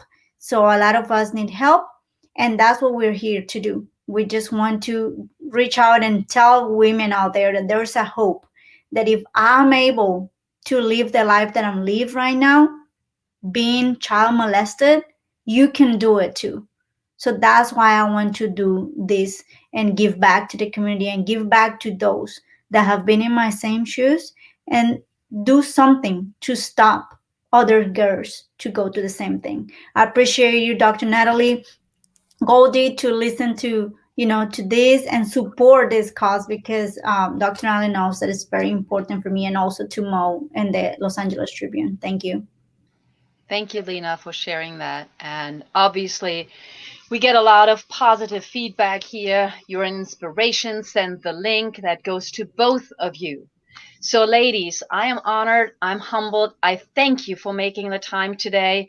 We are about out of time, and I want to invite everybody tomorrow. We're only stopping right now so that you all can get some rest and we can see you again tomorrow. Otherwise, we'd be going 24/7. But we know you need some rest. You need some food. So we're letting you right now take that rest, take that food, and tomorrow morning, 9 a.m. Pacific, and for me, lunchtime, 12 Eastern Standard, be back here. Why? Well, let's just say we have more surprises. You've seen Dame Doria on and off all day. She'll be actually in the house tomorrow. Dame Doria Cordova tomorrow in the house. Erin Hernandez Reisner will be in the house tomorrow. She is a world-renowned photographer. We have other surprises where we're going to talk to Mary Diamond. The secret. Don't you want to know all about the law of attraction? So be back tomorrow. For right now, I want to thank you. Be sure tomorrow to bring water, to bring something to write. We will see you then. Thank you so much. And this is us saying goodbye and aloha to Dame Doria. Thank you, Dr. Natalie. Thank you, Mo, and everybody. Love you all. Thank you, everybody. Have a wonderful night.